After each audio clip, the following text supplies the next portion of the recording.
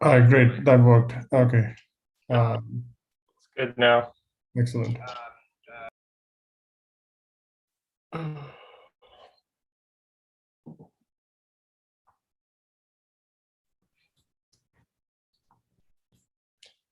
Hello.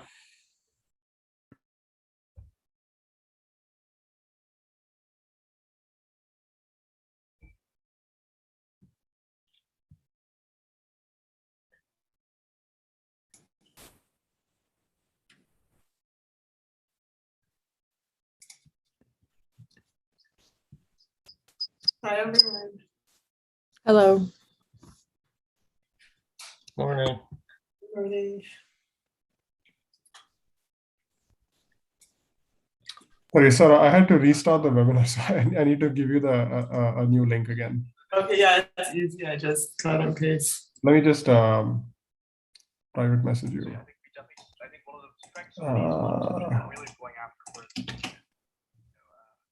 Let me just check that it actually works. Hold on.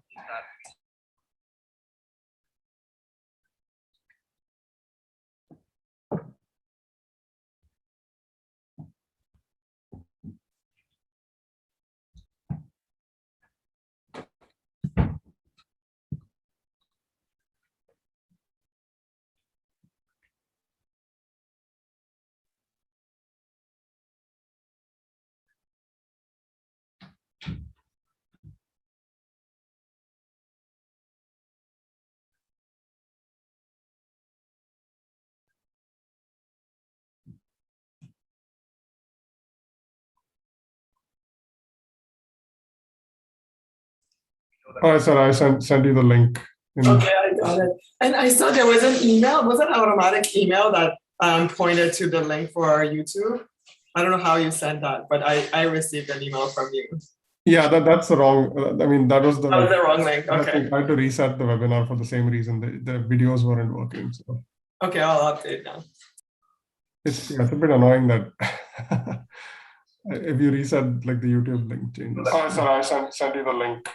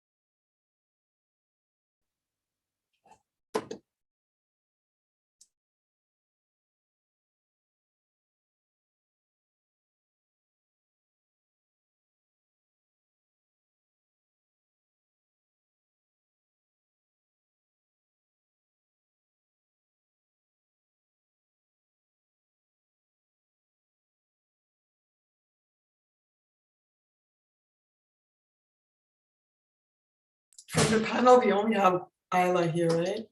Maybe you should send an email reminder for people to join. We'll carry the weight.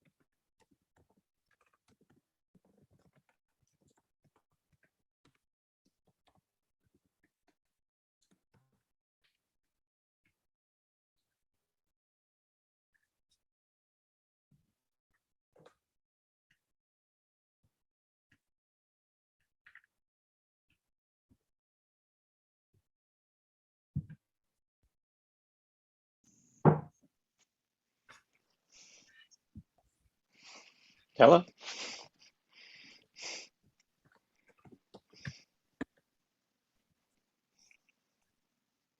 Hey, there's everybody. Hi, David. Hi.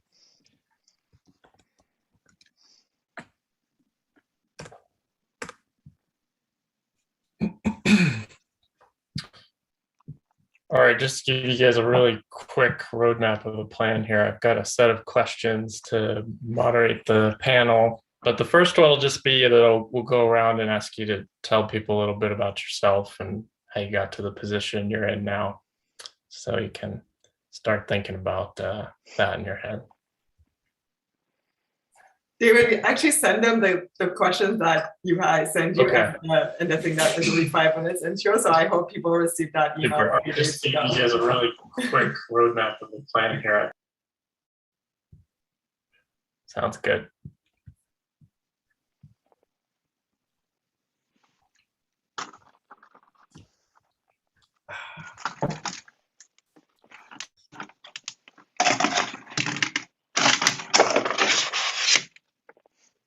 Yeah, thanks for sending those questions in advance. That was helpful.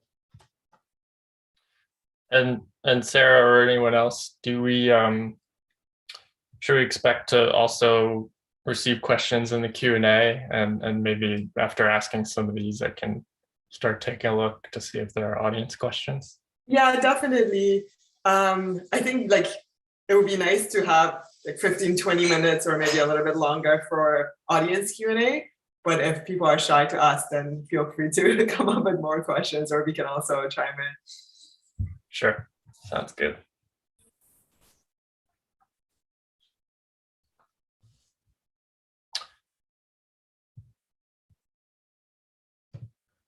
Then probably in support of getting through more questions, maybe we'll do 2 or 3 answers per question, and if somebody has a burning thing they want to say, just jump in, please. But otherwise, I'll try to move on to the next questions.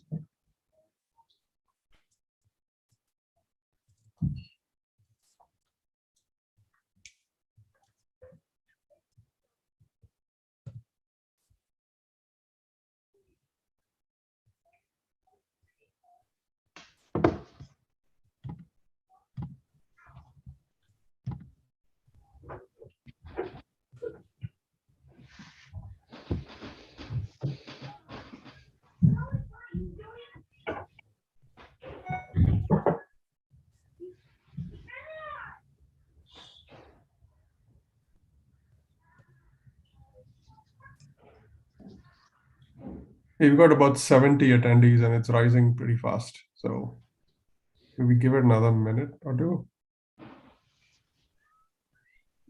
Do we have all the panelists now? I think we do. Yeah. Great.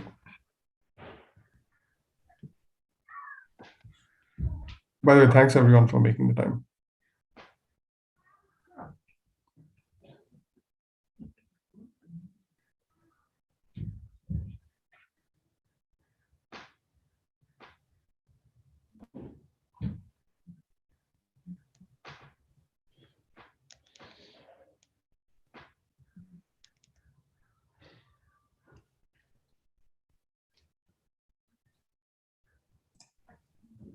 Sarah, do you want to make any introduction, or should we just?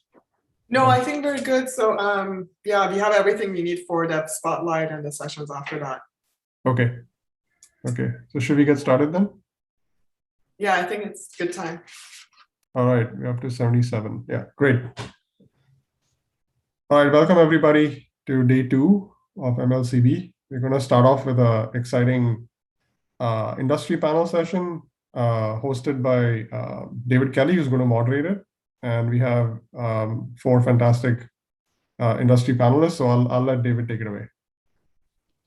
Yeah, welcome everyone. Thanks so much for joining us. So I would say the goal of this session is to give audience members who may have some familiarity with industry and particularly computational biology research and industry a better view into the perspectives that myself and other panelists have gained throughout our careers. So to really kick things off here, why don't we go around and allow everyone the opportunity to introduce themselves and say a little bit specifically about how you landed in the current industry research position that you're in. We'll start off with Ayla. Thanks, David. Hello, everybody. Good morning. My name is Ayla Ergun, and I am a Senior Director of Computational Biology at Fulcrum Therapeutics. We're a clinical stage biopharmaceutical company focused on identifying medicines for patients living with genetically defined diseases. And I want to thank you for inviting me to this panel. I've been attending MLCB for several years, and it's really nice to see this panel to foster this relationship between academic and industry research. Yeah, I can tell you a little bit about my career path and what has led me to Fulcrum and where I started. My scientific journey started as a PhD student. I received my PhD in biomedical engineering and focused on gene regulatory network inference, primarily in the immune system, in immune cells, using gene expression data. And my focus was really in T regulatory cells and understanding the transcription factors that led to lineage commitment in T regulatory cells. So very basic science in healthy cells. That was followed by a short postdoc looking at epigenetic regulation and how epigenetics plays role in gene expression.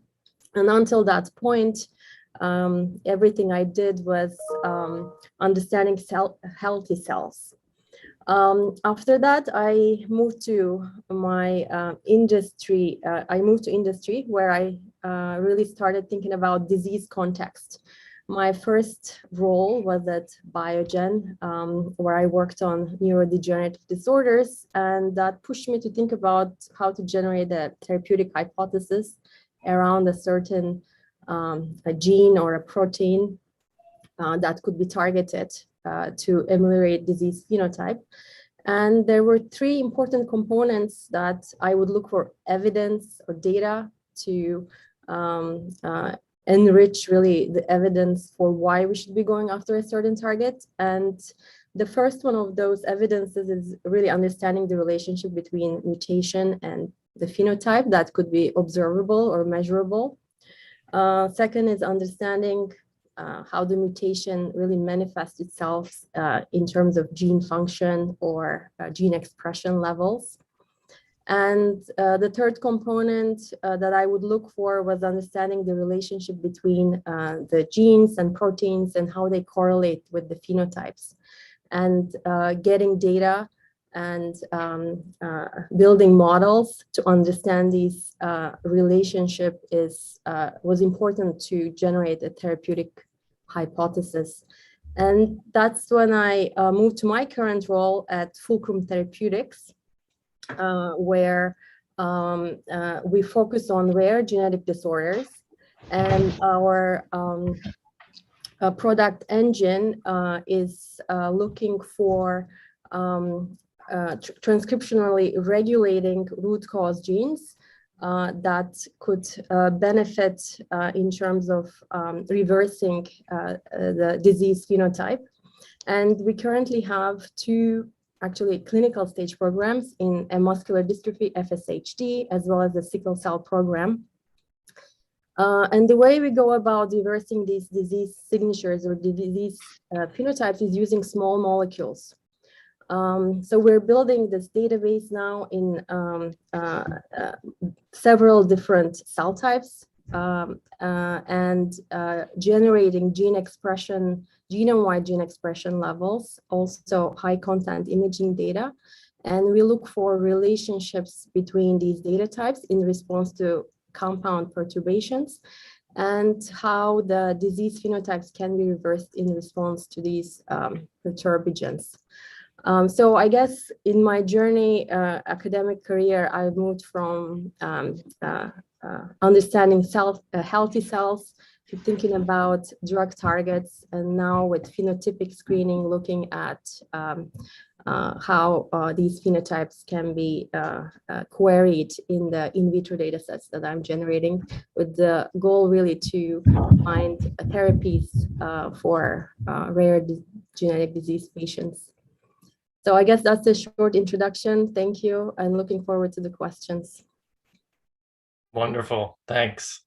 All right, how about Burton? You take the question next. Okay, thanks. Thanks, David, and thanks to the organizers for the invite to do this. My name is Burton Earnshaw, and I'm a machine learning fellow at Recursion. Recursion is a clinical stage drug discovery company bringing together lab automation and data generation, computation, modern machine learning, biology and chemistry to industrialize the whole process and try to turn this really into a much cleaner path from hypothesis to the clinic. I've been with Recursion for about 4.5 years. Recursion's a fairly new company. It's been around for about 8. And I'm in the headquarters at Salt Lake City, Utah. I'm not literally in the headquarters, although this is a picture of it behind me. We recently opened up offices in Toronto and Montreal as we've grown lately. My background is in applied math. I did a PhD in mathematical biology at the University of Utah. There's quite a bit of feedback somewhere from somebody. At the University of Utah, there's quite a developed program in mathematical biology. So it was applied math. It was really like I was doing biophysics in like protein trafficking and neurons, and did a postdoc there at Utah and then Michigan State. But at some point in that journey, decided that I'd rather be in industry. Partly that had to do with the fact that I finished my degree and was doing postdocs around the time of the a financial crisis, and lots of jobs were disappearing around that time. And anyways, found myself actually being part of the founding team of a startup, which led to another startup, and where we were applying machine learning, not to biology at that time, but to other kinds of like business processes. We got acquired and joined a company where we were doing research and development for healthcare generally. This was like payer and provider side of healthcare, so the insurers and the hospitals and things like that, and really a lot of interesting kind of projects. Most of that was for United Health Group. That company actually got acquired by United Health Group eventually.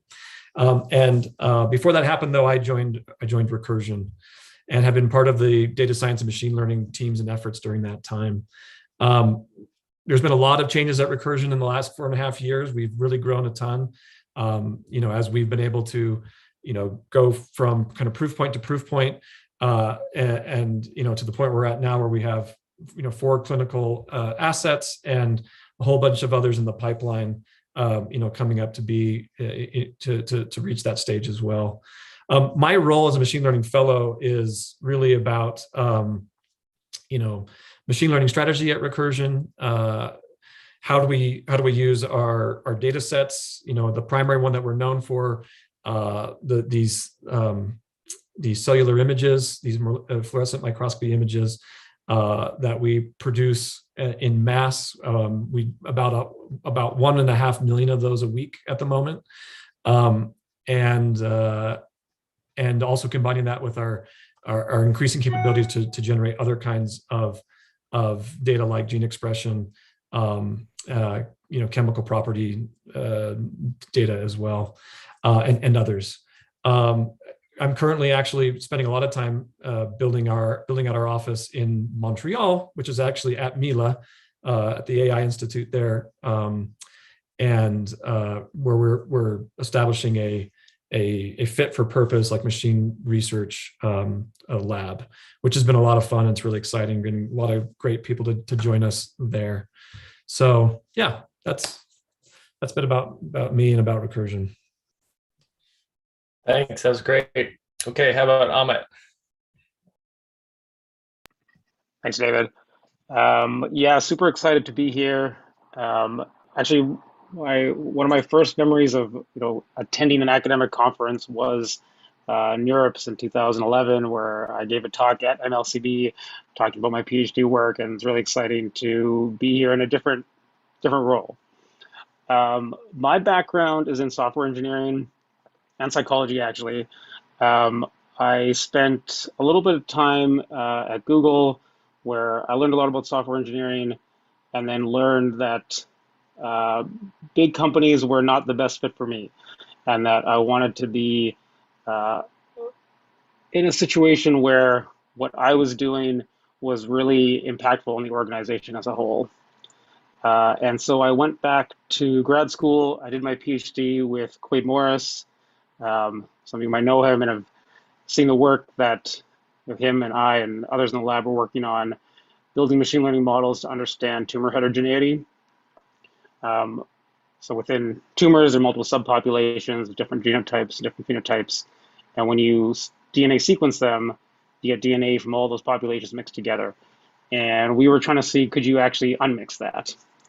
And that was like really cool work, and really showed the power and potential of using machine learning applied to data sets that literally didn't exist 5 years ago. This was kind of the first large collection of whole genome sequencing of tumors and normal samples.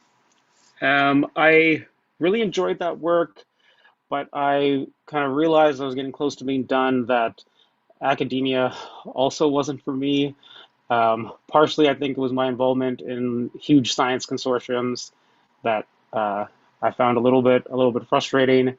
And luckily, at the same time, Brendan, who founded Deep Genomics, he had raised money to start the company and was also on my committee. And I met with him, met with the team, thought it was really exciting, and I've been at Deep Genomics ever since. It's been almost 6 years now, and I've taken on a variety of different roles. I did a lot of data science work. I got my first exposure to building deep learning models for RNA biology, trying to model splicing. And as the company has grown from I think it was about 8 people when I started, to the 99 it is today, I've taken on more and more managerial leadership type responsibilities. Right now, I head the predictive systems group, which is a multidisciplinary group that combines machine learning, computational biology, and experimental biology, where we're not just trying to build machine learning models on data that's available. We also want to generate a lot of our own data that's best suited to the models we're building. And having all of that in one group, we found super beneficial. To summarize what Deep Genomics is doing, we build machine learning models of RNA biology, and we use them for kind of 2 major tasks. One is predicting the effects of genetic variants on RNA biology, and we use that to identify the root causes and targets in both monogenic and genetically complex disease. And then we use very similar models to predict how oligonucleotide therapies interact with those same processes. And so to predict the oligonucleotides that we want to increase expression, decrease expression, or change the splicing isoform.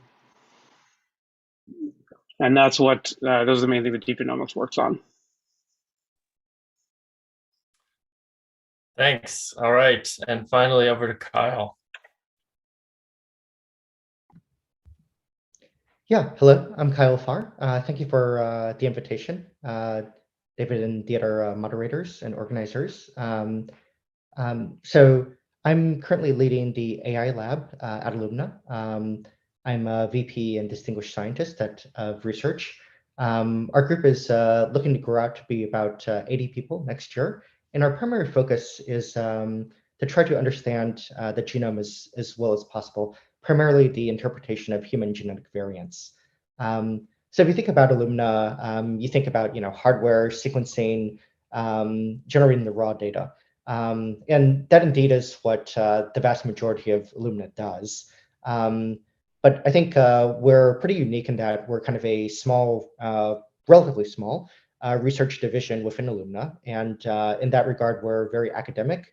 We're very focused on publication because we believe that anything that we publish that makes the genome more valuable and more interpretable is ultimately going to lead to greater benefits, as well as more people want to do sequencing.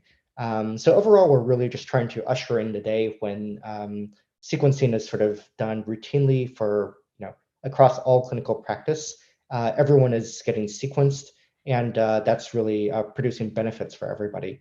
If you think about sort of the root of genome sequencing to today, we've really gone from, 10, 20 years ago, the idea of sequencing the genome and the costs were tremendous, to now I think the cost of a human whole genome is really just a few $100s. So really the cost of a whole genome sequencing for a patient is really not materially different from a X-ray or a doctor's visit. So the primary reason why people are not getting genome sequenced right now is the difficulty of interpretation. So that's primarily what we're focused on. So a couple papers that we've published recently have been the Primate AI and Splice AI papers. So these have been looking at interpreting which variants are pathogenic within the protein coding genome, as well as within non-coding sequence with variants that affect cryptic splicing. We're also very interested in developing algorithms to identify other pathogenic variants that are operating through different biological mechanisms, through promoters, enhancers, UTRs, basically all of these different areas. And overall, our group is about 1/3 deep learning, about 1/3 computational biology and statistical genetics, and about 1/3 experimental. So doing things like CRISPR saturation immunogenesis to create millions of variants and read them out with sequencing. So I think one unique advantage of working at a place like Illumina is that we essentially have unlimited sequencing. So this means that we can generate essentially unlimited training data to solve any problem that we can apply machine learning towards. So that's been, I think, very exciting to use sequencing to try to create the training data to understand the results of large-scale sequencing of patients and large cohorts and biobanks. Just a little bit about my background and how I ended up here. My original training was computer science. My parents convinced me to apply to medical school, so that's kind of how I got detoured from otherwise a very standard ML AI career. So I ended up doing a MD PhD. My medical training is in pediatrics and rare disease genetics. And I came to Illumina about 6 years ago to start the AI lab. And yeah, we've been working on that ever since. Yeah, if people are interested in getting in touch or learning more, please just drop me a message on LinkedIn. Awesome. All right. We have a nice range of companies of different sizes and missions. So next I want to get into trying to help audience members better understand how does the research we do within the walls of these companies differ from what they might be more familiar with in academia. Burton, since your company puts a lot of energy into engaging academia, maybe you could start us off on this one. Sure, love to, thanks. So, in general, I don't think the research process is any different.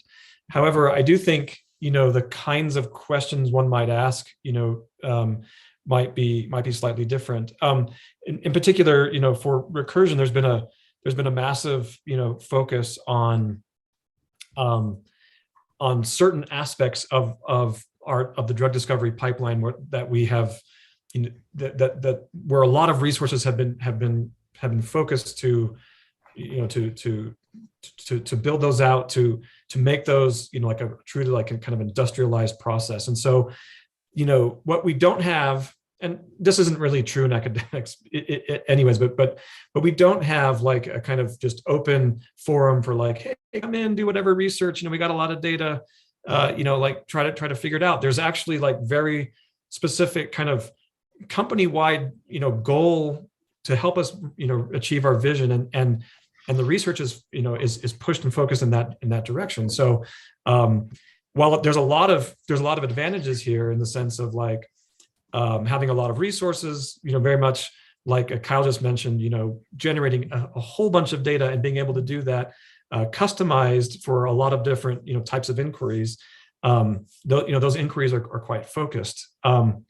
And the objective is on delivery, right? Delivery of something that will take, the company in our case to the next, mile, to the next milestone, to the next objective that we're trying to achieve. And this can be a little bit jarring for, I think, like certain kinds of researchers, because it's like, hey, I just want to hey, my background's in this. I just want to keep working on this. And I know that there are some industry environments where this is a lot more the case. So I'm giving just a perspective in this way that the place like Recursion, a startup that while we have raised a lot of money, is still thinks very carefully about how those resources are deployed. The focus of that research, the focus of the the groups, how they like the kinds of things that they work on is all carefully orchestrated so that we are achieving objectives that we believe will further our mission as a whole. And so that kind of like being part of a large team that shares similar objectives and is working in different ways to achieve the objective as a whole, I think can be quite different from academics. And I think is a lot of fun, has a lot of of its own benefits, but can be can feel quite different from academics in that way. That's great perspective. Ahmet, since deep genomics kind of grew out of an academic group that has published a lot of the research that I imagine is now being used by the company, how do you see the difference between the sort of ongoing research within the company compared to that initial work? Yeah, I think that there's like a few key differences that I've seen from what it's like being an academic versus to being in industry. One is what Burton was talking about, the kind of overriding objective of like you have specific things the company wants to accomplish. And there's like a lot of latitude within like how to do that. But the general direction and vision is something you have to operate, I guess, within.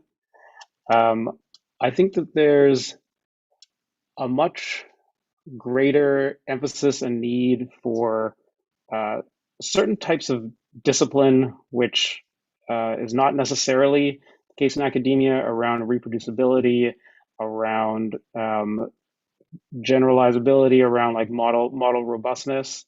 And I think that's been something for me having to learn, and I think a common thing you see with people coming from academia to working in deep genomics. And then finally is the like truly collaborative nature of working in academia, in industry. Where in academia, there's often like your project, and there's, maybe there's space for a few first authors, but there's like kind of one first author. And that sort of individual work is of course very valuable, but one of the advantages you have in industry is that you don't have to do it all by yourself. You don't need to also generate the data set, also do all the software engineering, also move it to the cloud. You can leverage other people on the team who are very good and experienced at that, and let you focus on what you're good at and what your kind of unique strengths are. And so that real collaborative working environment is one of the big differences, and I think one of the most exciting parts about doing things in industry, that by working together with other people, you can accomplish a whole lot more than you can working working by ourselves. That's great. Yeah, those answers really, I think, captured my experience as well. So let's go on. Ayla, what would you say are the biggest obstacles in the research field for your company, and what might you encourage some of the researchers in the audience to work on to help with that? Yeah, that's a really good question. I think one of the challenges, and we're a drug discovery company, is thinking about sort of the data sets and the model that we use preclinically, and what evidences, again, we need to be able to translate our findings to when we test these drugs in humans.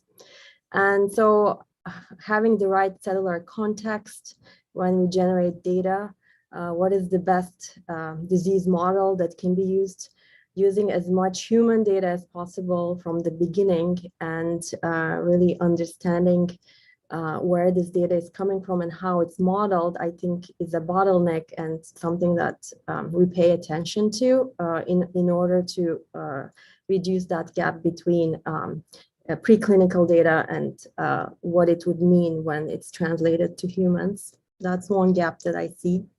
And the second one is something that was just mentioned. In an industry setting, I think a lot of times coming from academia, everybody has very individual projects and defined projects, and maybe the goal is to publish. And in an industry setting, it's teamwork. There is a company goal, and many teams are working towards that common goal. There is big emphasis on timelines, and it's really teamwork that needs to happen. And I find it a little bit challenging, and I think this pushes computational biologists to learn how to communicate better their findings, computational findings that need to be tested by the biology lab or taken on by the clinical team.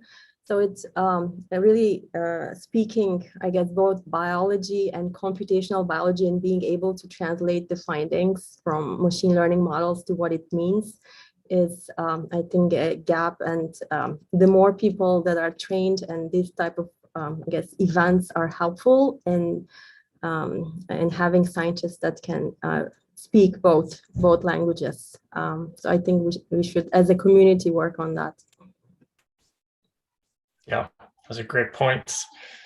All right, Kyle, what do you see as the big obstacles in front of your group and Illumina as a whole?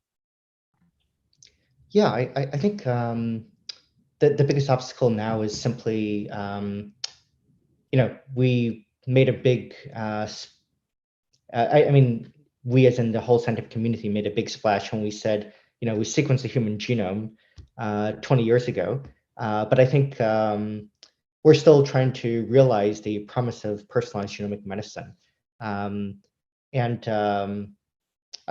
think that, we've begun to make steps towards that in doing things like interpreting variation and with things like polygenic risk scores. But ultimately, to be able to take a genome and being able to, make predictive clinical, observations or insights for any individual person is still very challenging. I think variants of unknown significance remain one of the biggest problems. We know right now that typically when you order diagnostic sequencing clinically, there's a pretty high chance that all you're going to be coming back with is getting stuck with variants of unknown significance. So those are, I think, really the biggest barriers towards realizing the dream of personalized genomic medicine. And I think, yeah, but I think also that we have the tools now that are beginning to be developed, both in deep learning as well as in statistical genetics, to analyze these large exome and genome data sets. And I think, as these data sets grow from the current, hundreds of thousands scales of the UK Biobank to tens of millions, I think we'll finally be powered to find the answers. Great. I'm going to add a little answer in here too, which is that my company Calico is interested in better understanding aging. And when you look at basically any sort of phenotype you can measure, molecular, high level, there's some change with age. And so it's really difficult to tease apart what's causing some of the deleterious things that you experience versus just correlated with the overall process. So one thing I would be interested to see in conferences like MLCB over the next few years is borrowing and developing some of these causal machine learning models that have become a little more prevalent in the main conferences like NeurIPS and iClear and ICML, and working with data like longitudinal profiling in various ways. I think that would help. That would help us greatly to better understand what are the points where we could actually intervene and redirect your aging process towards a healthier end. Okay, continuing on. So, in my experience in academia, there was a huge emphasis on writing papers and, being able to go on and show the work that you've created to move on to the next stage of your career.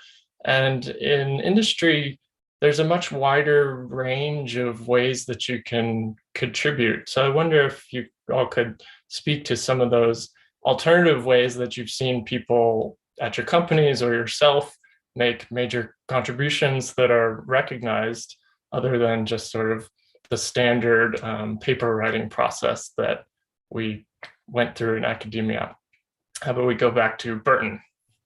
Sure. Yeah, thanks. Let me just double down on what you just said about these causal models. I mean, I think this is one of the biggest challenges in biology just generally, right? Is that we are all looking for causal models. We're trying to do this like massive inverse problem in a very, very complex system. Physics got it easy. Those systems ended up being very simple. And maybe it turns out to be that way, but we're in that very, it's interesting to think about it, but we're in these really this interesting kind of scientific stage where we're trying to lay the same kinds of foundations in terms of the causality of the observations we're making, but in a just a very like highly complex heterogeneous system. And like I see that as one of the biggest just challenges generally, probably for all people on this panel and academics and across industry.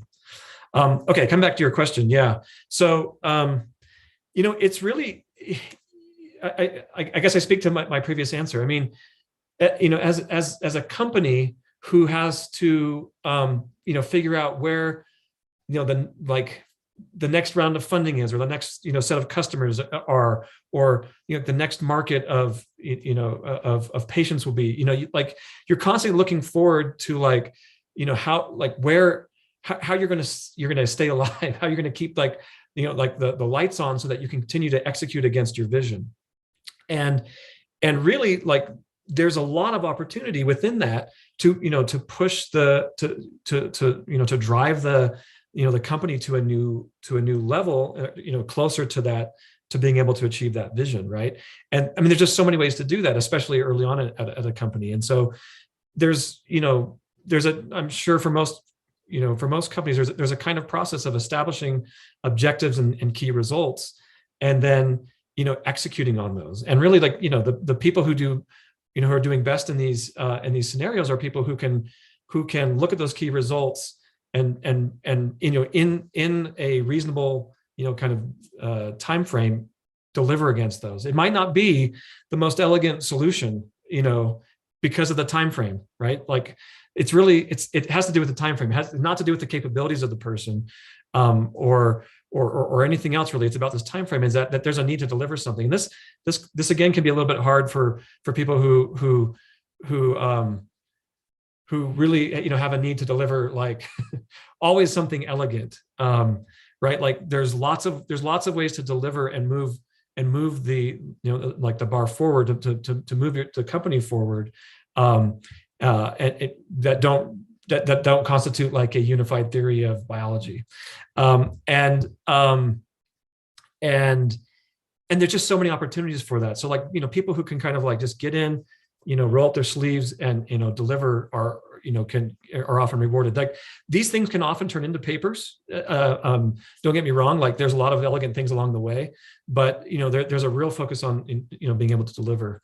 I will say that like Recursion's mostly been in this mode for its existence until more recently, where we've we've matured a lot. We've been able to raise significant amounts of money and allow us to to not be completely focused on that, and to be able to take a longer term perspective on some of this research. Like for instance, I mentioned this office that we're building in Montreal at Mila, right? Like the people who are there now have objectives that are on far longer timescales to allow them to have a little more of like an academic process to be able to publish more and that kind of thing. And I think we want to have both, but depending on the stage of the company, like that might not be maybe I'll say a luxury that you can have, because you need to get to certain proof points faster. So there's just tons of these objectives that can come many times within the year, usually like on an annual basis, being able to evaluate these things and just delivering on those, whatever those internal objectives end up being. Great. Ayla, what's your perspective on that at the various companies you've worked at? Yeah, so I guess I worked in a bigger company, Biogen, and right now I'm working at a smaller company, Fulcrum. So in a startup environment, there is definitely a lot of room to roll up your sleeves and do things that you may not have been trained on. If we get into a disease area that you need to build expertise, you need to reach out, find data sets, find KOLs, learn about it, something that you may not have worked on. So it's very fluid and it changes frequently. And I guess you need to really like working in a fast-paced environment, because decisions are made much quicker, and we need to move on if it doesn't work, you move on quickly. In a bigger company, I was at Biogen previously. The projects are longer term, more well-defined. I was part of larger consortia with multiple institutions. And I think that's, at least in my experience, the research there, while it was really disease focused, and I learned about how to think about drug targets, I would say it was more similar to academia in that way. We had a lot of resources and big data, access to big data sets. So you are, I guess, focused on what you were trained to do, and there is less of this opportunity to do a lot of different things. Whereas in a startup environment, I think, I mean, if you're interested, you could work with business development if you want to, with biology, or like many different parts of the organization. Great. Yeah, at Calco, in my experience, good machine learning depends as much on good data being brought in and cleaned and pre-processed and denoised and organized in a fashion that enables lots of people to interact with it. So one thing I've seen is that the people who are willing to do that sort of work, I mean, everyone around you appreciates it, and your manager knows about it, and it's not something you can necessarily write a paper about, but it's if you like doing that sort of thing, if you like kind of meticulously working through data sets and making them useful to yourself and everyone around you, then that can be really valued. Okay. Next, I want to try to give the audience a feel for, what do you think industry research is better positioned to contribute to the field? And I'm going to send this one over to Ahmet again, given that some of the work at Deep Genomics was performed in academic labs. Now it's happening in an industry setting. In what ways do you think that research has been accelerated by the industry setting? Great. It's a great question, David. And I think one that has been touched on a little bit is the ability to really bring a lot of resources to bear on a problem, where often in academia, you, maybe a few other students or something like that working on a problem, and you're, you need to do a lot of it yourself. But when you're in industry, like I said earlier, you don't have to do it all yourself. You don't have to be, cleaning your own data sets, doing all the software engineering, and building the machine learning model, and understanding how that relates to the higher level objectives that you're trying to accomplish. With when you're in industry, you can specialize in one of those, or specialize in one of those for each project that you work on. So definitely the resources is a huge difference. I think another thing that is really different is your ability to generate a lot of your own data. And this is like partially related to resources, but at least in my experience when I was in academia, the machine learning people didn't choose the data set we were working with. It was generated by a consortium, and they maybe had different things they were thinking about when they were planning the data set and generating the data. But in industry, you often have the ability to generate the data set that you want, that is in the context that you want, that answers the questions, or provides information about the questions that you're interested in. And so those two things are really a big difference from at least my experience in academia. Excellent. Kyle, how do you think your research program has benefited from the environment at Illumina relative to, say, working at a university lab? Yeah, I think we'd echo probably a lot of those same points as you just brought up. I think certainly at Illumina, we have the ability to generate whatever sequencing data sets are needed to train deep learning. So that's incredibly helpful, since ultimately the quality of your deep learning models is very dependent on the quality and the amount of data that you have. I think that also being able to work within industry also opens up many new perspectives or ways of attacking the problem that you probably wouldn't think of in academia. An example might be like, for example, with our primate AI work, we're very interested in trying to understand which protein coding mutations are pathogenic versus benign. And what we showed is that you can actually do population sequencing of non-human primates to identify the tolerated mutations in other sort of parallel species that are very similar to us. Because given that they're very similar to us, if a variant is benign in that species, it'll also be benign in human. So based on that, for example, we went and sequenced about 1,000 monkeys from 240 species. So these are the kinds of things that you would probably never undertake in academia. There's no way you would ever get a grant to do so in academia.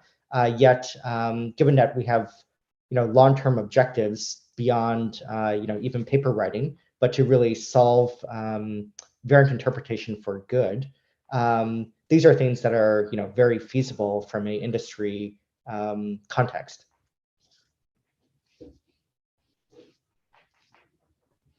Great. So I'm starting to peek at the Q&A. If anyone in the audience has questions, or take a look at the ones there and upvote them, and I'll sort of pick off the top. So I'm going to pick the top one here and kind of merge it with one I had written down. So some of the audience members are interested in, effectively, when you're recruiting and hiring into your companies, what sorts of traits are you looking for? Do you prefer people with more of a CS background or more of a biological background? And then I'll add on to this, are there any more sort of subtle traits that you try to see through people's CVs or extract from their interviews that you might be willing to share? And since I don't have a good feel for which of you might be most engaged with recruiting and interviewing, I'm going to open this one up and let anyone jump in. Yeah, I'll be happy to take that. I guess maybe, I don't know if it's subtle or not, but at least not easily readable from the CV. I forget who came up with this term, but humble, hungry, and smart. And I think that really is almost the most important thing compared to any specific training or background, where we hire people who have either like strong machine learning or strong computational biology experience, and then working with others in the team where they can either learn more about biology or learn more about machine learning. And so for the the question there, the written one was, which one do you prefer? And the answer is both. There's not one that we prefer over the other. And based on my experience, people with both types of backgrounds or even slightly different backgrounds can have huge impact as long as they meet those humble, hungry, and smart.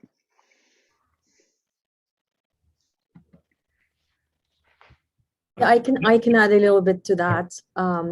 In addition to, I think, the technical skills in machine learning, computer science, I think the other component that we look for, having worked with the data sets that we're familiar with and need expertise in, the other components, 50% of the rest of what we look for is the candidates' really cultural fit and personality and willingness to work in a team environment.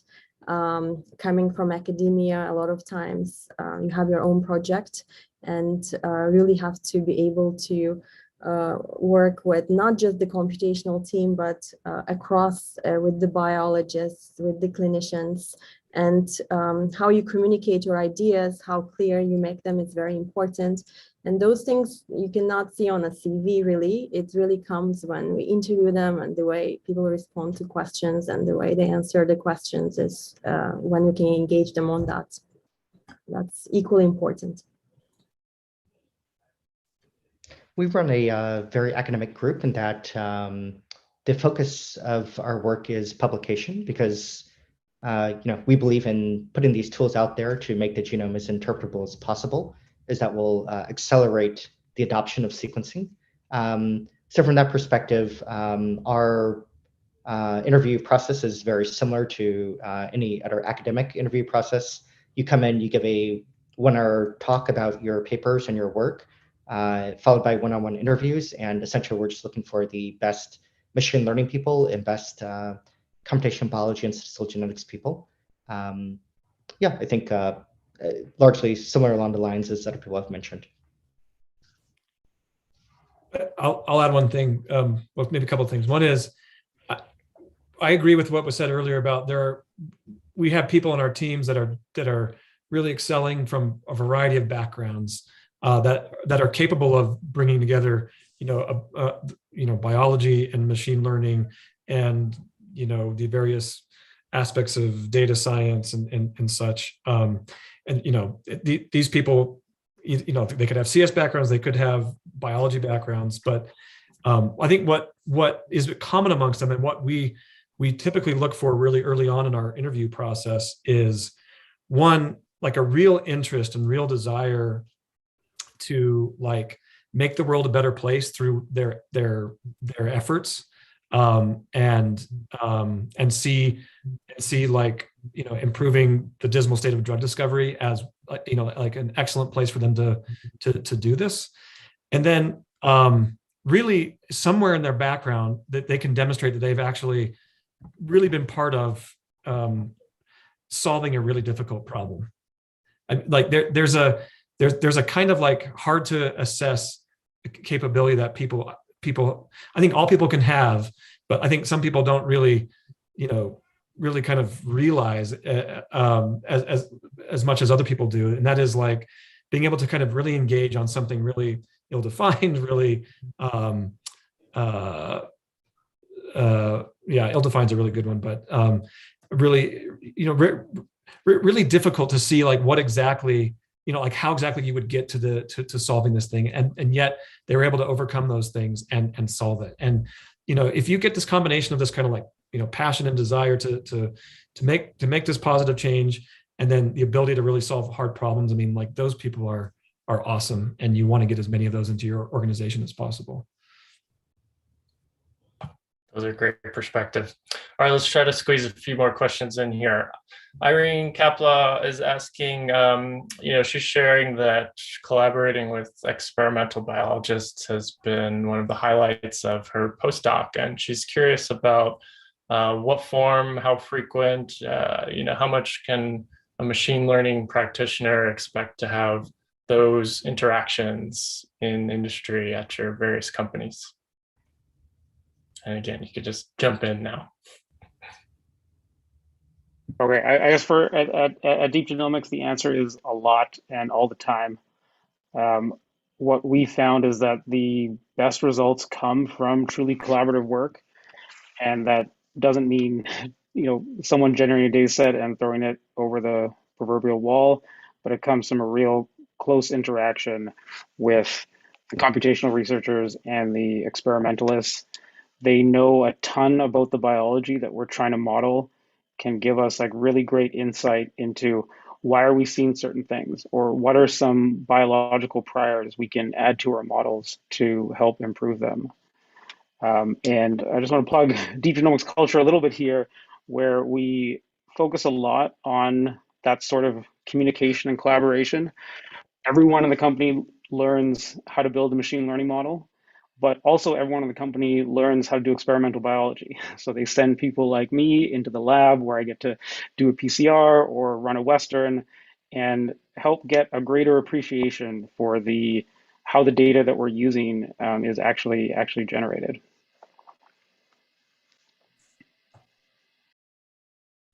I think that's awesome. We have a similar type of culture at Recursion. We actually have 5 values. One of the values is we are one Recursion, and it really tries to capture a lot of these aspects of like we work cross-functionally on company-wide objectives that were not siloed by function, but really are cross-functional. In fact, one of the exciting things just in terms of our development is that we've always had this as a value, but it's become more and more the case over time, until like these days it's like really hard to find anybody doing anything that's just like solely functional. Everything is very cross-functional, and the kinds of people we're bringing in, one of the very first questions they ask, it's like they come in as a machine learning scientist, one of the very first questions they're asking is like, when do I get to meet the experimental biologist? Like what, who do I get to like talk with about, like my ideas and stuff. And like, we're trying to facilitate that in so many different ways. I think is really critical to the success of any kind of endeavor, any kind of like, really like ambitious biological, research or effort really has to bring all these disciplines together, and really create environments and processes to allow people to work together and not be bogged down by anything that would prevent that. Yeah, I want to second that also here at Fulcrum. I mean, computational biology is involved in the experimental design of these larger, more controlled data sets.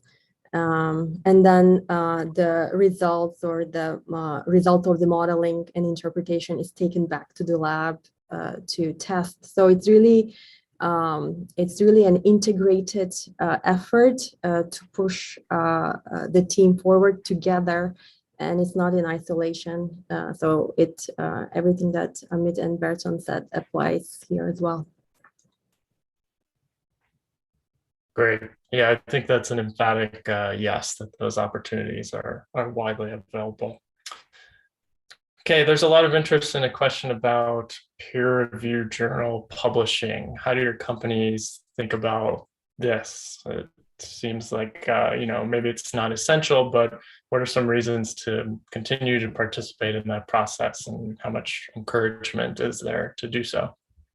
Yeah, I think, Illumina is in a bit of a unique position where we are responsible for most of the sequencing that takes place, especially clinical human genome sequencing. So from that perspective, we are largely primarily publication focused, and the goal is to create tools like SpliceAI and PrimateAI that will make the genome more interpretable and lead to more sequencing. So ultimately the goal is that 5 years from now, Illumina is not known just for being the main hardware company, but also providing the best solutions for interpreting what's coming off our sequencers, since it's clear that the interpretation is actually more difficult than the sequencing itself. As far as like, encouraging these publications, I think not only is it really important for the company, but I think it's also really important for the individual as well. Because, ultimately thinking about your career 5-10 years from now, if you're looking to change jobs, become director of bioinformatics at a startup, it's very difficult for an external employer to understand what you did at that company if you don't have publications or some kind of, standalone evidence that third parties can access. So I think, that's another reason why I think we really focus on opportunities, both for the company and also for individual development. I'll just chime in real quick on this one too, and just say Recursion actually hasn't done a lot of publishing up to this point. It hasn't been a focus, despite the really good points that I think Kyle just made. And I think one of the really exciting, directions that Recursion is going now is wanting to publish a whole bunch more in peer reviewed. And I think you'll see over the next couple of years, like a lot of, a lot of publications, both just solely Recursion, but also in, collaboration with academic teams and other like KOLs and such, where, you'll be able to see a lot more of like what we've done up to this point. So it is important. Just to Recursion, it just hasn't been a focus yet. It didn't fit kind of like the trajectory of the company at the time. But these things change over time, and this was, I think you'll see a change here from Recursion going forward that I'm particularly very excited about. Great. All right. Well, we are about at the end of the hour, so I want to take a final opportunity here to thank all the panelists for sharing their experiences working in industry. I think this was a really interesting discussion, and hopefully the audience is able to walk away with a broader understanding of what it would be like, and I'll encourage them to reach out to me, and I expect many of the other panelists would be happy to be contacted by anyone with follow-up questions, especially if they're interested in a job. Thanks, Dave. I was just going to say that, yes, we are hiring. So feel free to reach out to me if you're looking for your next step. Probably everybody is hiring these days. Okay, awesome. Thanks, David, for moderating the session. Thanks again to the panelists for your help, and that was really informative. I certainly learned a lot. So next up, we basically have our spotlight session. So here we're going to have a set of 21 really short 3-minute talks by some of the posters. And so we'd like to ask you guys to keep your questions for the poster session afterwards. So just as a quick reminder, our poster session will be on gather.town. And so when you log into the platform in the middle of the map, you'll basically see like a poster list. And so that's where you can figure out where some of the posters or some of the spotlights are in the room. And so, yeah, feel free to go there after the spotlight session. And so to start us off, we'll have Hannah Jo from Stanford give us a quick spotlight on reverse complement equivariance in deep learning. Hi, I'm Hannah, and I'm excited to present joint work with my colleagues Avanti and Anshul on a better understanding of reverse complement equivariance for deep learning models in regulatory genomics. In this work, we are concerned with models that predict regulatory activity given DNA sequenced as input. Our labels come from experiments that measure signals of regulatory activity, such as ChIP-seq or DNA-seq. The inputs to our models are DNA sequences, and the outputs predict the experimental signal measured at those input sequences. There are many types of output prediction tasks, and in this work, we will be concerned with binary models, which predict the presence or absence of a signal peak over the input sequence, and profile prediction models, which predict the shape of the signal along the input sequence. Our models will be convolutional neural networks, or CNNs, which tend to give state-of-the-art results at these types of prediction tasks. The layers in the CNN learn patterns called motifs that transcription factors like to bind to. For example, the sequence shown here contains a match to the GATA motif. Because double-stranded DNA has complementary base pairing, we should expect that the model will give analogous output even if the reverse complement sequence is supplied as an input. This is called equivariance. Unfortunately, standard CNNs don't always learn this equivariance. Although the model may have learned to detect the GATA motif in the forward orientation, it may not recognize it in the reverse complement orientation. This difference between strands can be quite large, even when the training data set is augmented with the reverse complement sequence, as shown in this scatter plot from a previous paper. Two strategies have emerged in the literature to guarantee reverse complement symmetry. The first strategy feeds both the forward and reverse complement versions of the input sequence through the same model, and combines the prediction to form the output. These are called conjoined or Siamese architectures. Note that the merging of output across forward and reverse complement strands can be performed either during model training or after the model has been trained, which we call a post-hoc conjoined model. Another strategy is reverse complement parameter sharing, or RCPS, where the weights of every convolutional filter are paired with those of a new reverse complement filter, such that each filter recognizes the reverse complement of what its partner filter recognizes. RCPS has been used in multiple papers. However, so far, they have not been systematically benchmarked against conjoined models. In this work, we extend RC architectures to signal profile prediction and perform systematic benchmarks on binary and signal profile prediction tasks. We find that post-hoc conjoined models consistently do as well or better than models that were conjoined during training, and we provide a mathematical intuition for why. We also find that while RCPS models sometimes achieve the best performance, the performance is inconsistent across tasks, and we explain why we think this is due to optimization difficulties.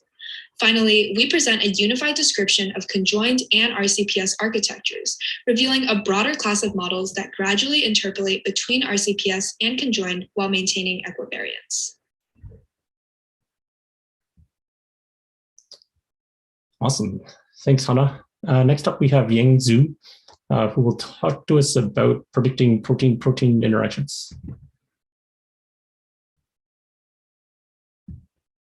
Hello, everybody. It's my pleasure to present our work, multimodal pre-training model for sequence-based prediction of protein-protein interaction on MLCB.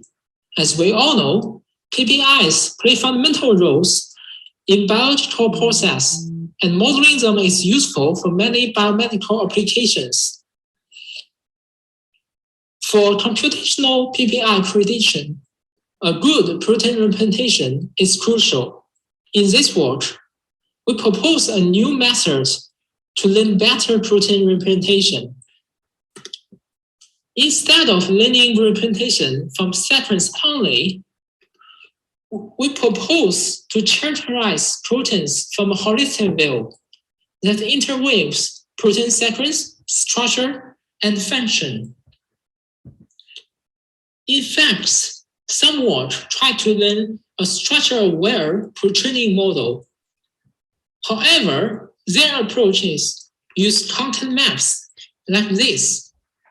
We argue that content maps only learns local and coarse structure information. Therefore, they miss the important information for PPI prediction, such as folding patterns and side chains. On top of these motivations, we propose a transformer-based single-stream multimodal model called S2F, which learns the joint representation from protein sequence, structure, and function. Notably, instead of using content maps as prior works, we propose to extract structure information from the point clouds of heavy atoms using topology complex, which can encode folding patterns and side chains better. Furthermore, we propose variants of PIPR-like networks for specific PPI tasks to verify our proposed S2F pre-training protein embeddings. These tasks include cross-species PPI, antibody-antigen interaction, and mutation-driven affinity change prediction tasks. We achieve all the best performance on all of these tasks comparing to existing protein pre-training embeddings. Thanks for your attention. Welcome to Apoorva for more details.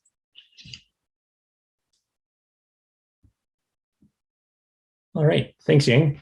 Next up, we have Jakub Bartolisoch, who will talk to us about predicting real-time pathogenicity.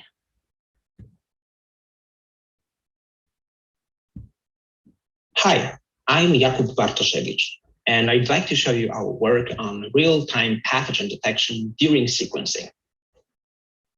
Novel biological threats are an issue of high concern, now probably more than ever. And the problem is that targeted diagnostic assays are not available at first when you're dealing with something new. To find the unexpected, you need an open view perspective, and the state-of-the-art for that is genome sequencing followed by computational analysis. This can be sped up drastically if we analyze the results in real time, as the reads are being produced by the sequencer. The problem is that traditional methods of finding pathogens rely on lists of known pathogen and non-pathogen genomes that you match your reads to. If you don't find a clear match, you don't know what's in your sample. So we can try to predict if those reads originate from pathogens directly from those sequences without a need to match them to known genomes. To do this, we use a ResNet invariant to reverse complementarity and measure generalization to novel bacteria and viruses, that is, species or viruses unseen in training. We also use fragments of reads that we call subreads that explicitly model the sequencing process. It turns out to work pretty well for both bacteria and viruses, and especially for the viral data set, the ResNet is actually better even on those reads that we are able to map with the traditional approach. SARS-CoV-2 is not in the training data, and we can see that on a real sequencing run, we can have an 80-fold increase in recall after just 50 BP compared to the traditional approach. This holds also for nanopore data, where we see an 11-fold recall increase after just 250 BP, which corresponds to roughly half a second of sequencing time. To sum up, we offer predictions for novel agents, both viruses and bacteria, based on short Illumina or nanopore read fragments that can be generated as the sequencer is still running. This can be used for extra fast diagnostics, but possibly also for selective sequencing of pathogens over non-pathogens in the future, and hopefully also to screen synthetic oligonucleotides. If you'd like to know more and how it all plugs into other projects that we have regarding multiple pathogen classes, interpretability, and such, please come by to our poster. It's number 7. With this, I'd like to thank our funders and collaborators and friends, and you for your attention. Great, thanks, Jakub. Next up, we have Ali Shakjo, who will talk to us about multi-subject community detection in networks. Hello everyone, my name is Ali, and today I'll be talking about our method, multi-subject community detection in dynamic gene networks. Single-cell RNA sequence datasets across multiple individuals and multiple time points or conditions are becoming increasingly available. And these datasets enable the construction of personalized dynamic gene networks that vary across time. For example, the Java 2021 dataset contains iPS cells from multiple subjects differentiating toward the midbrain neural fate. And although there have been developments in the gene module discovery methods on networks constructed from single-cell RNA sequence data, and these efforts have mostly focused on static gene networks. For example, a baseline approach will be applying spectral clustering to each subject at each time step separately.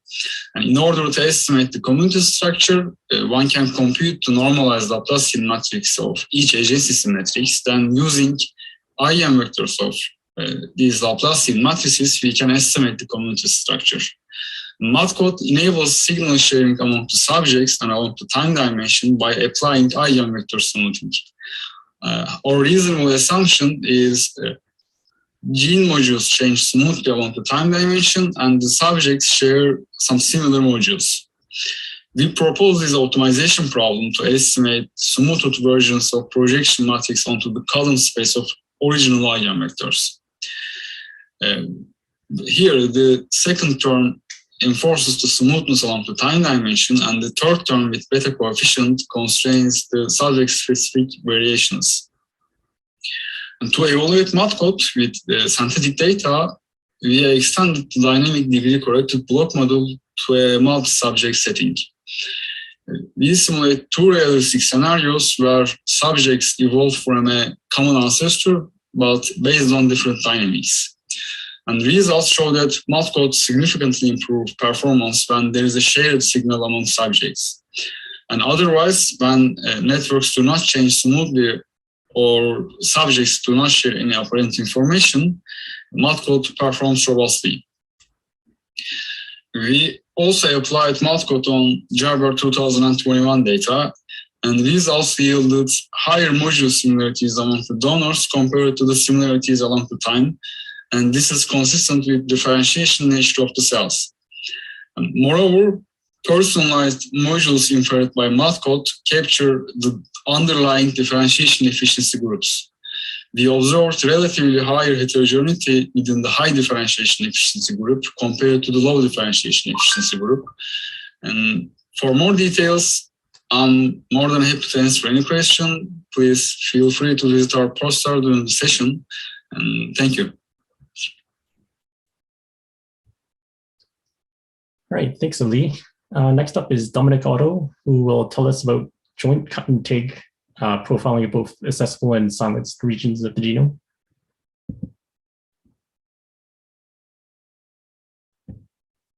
I'm presenting a project to cost efficiently measure multiple epigenetic marks within the same single cell.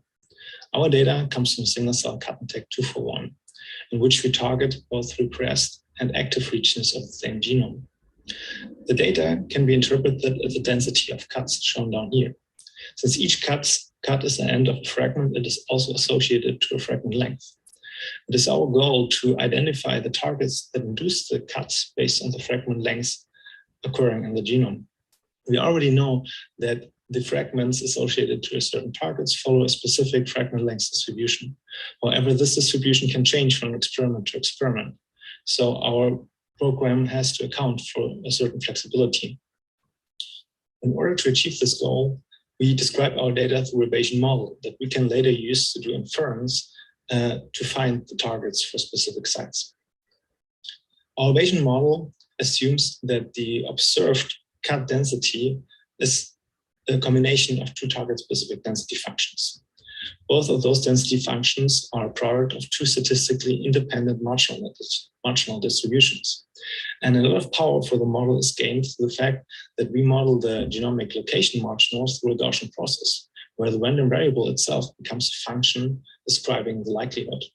We have to impose certain integral constraints in order to achieve this. However, through the covariance function of the Gaussian process, we can rather directly control how much of the proximity of a certain cut is used in order to inform its origin.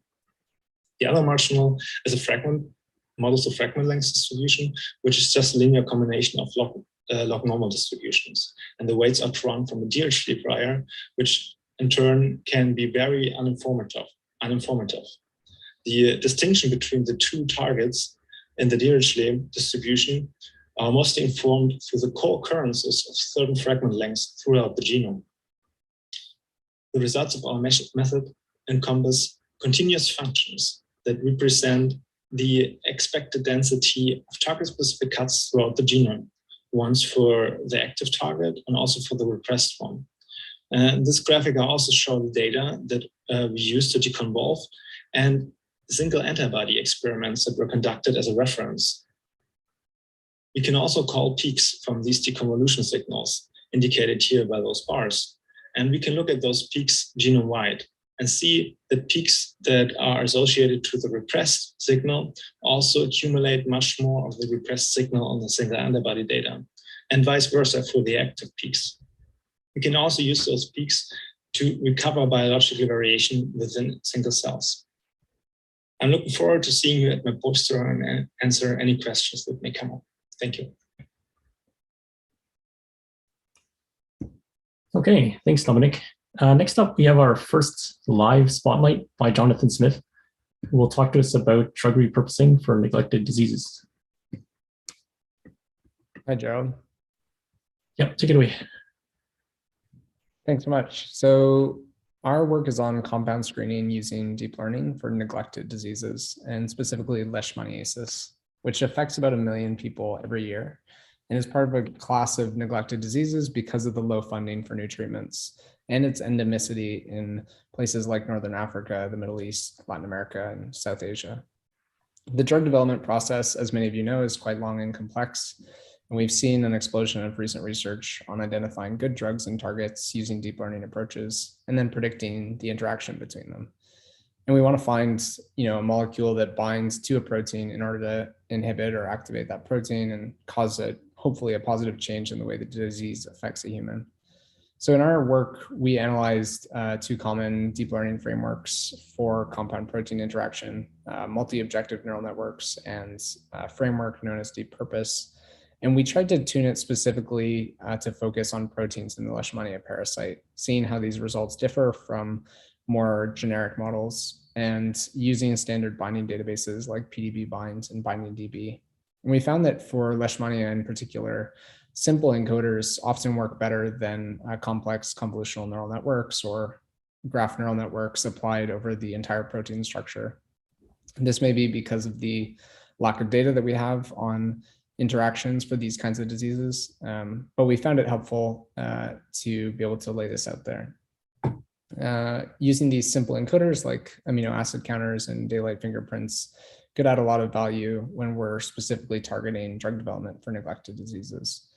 And we compare this with our pipeline for molecular docking simulations.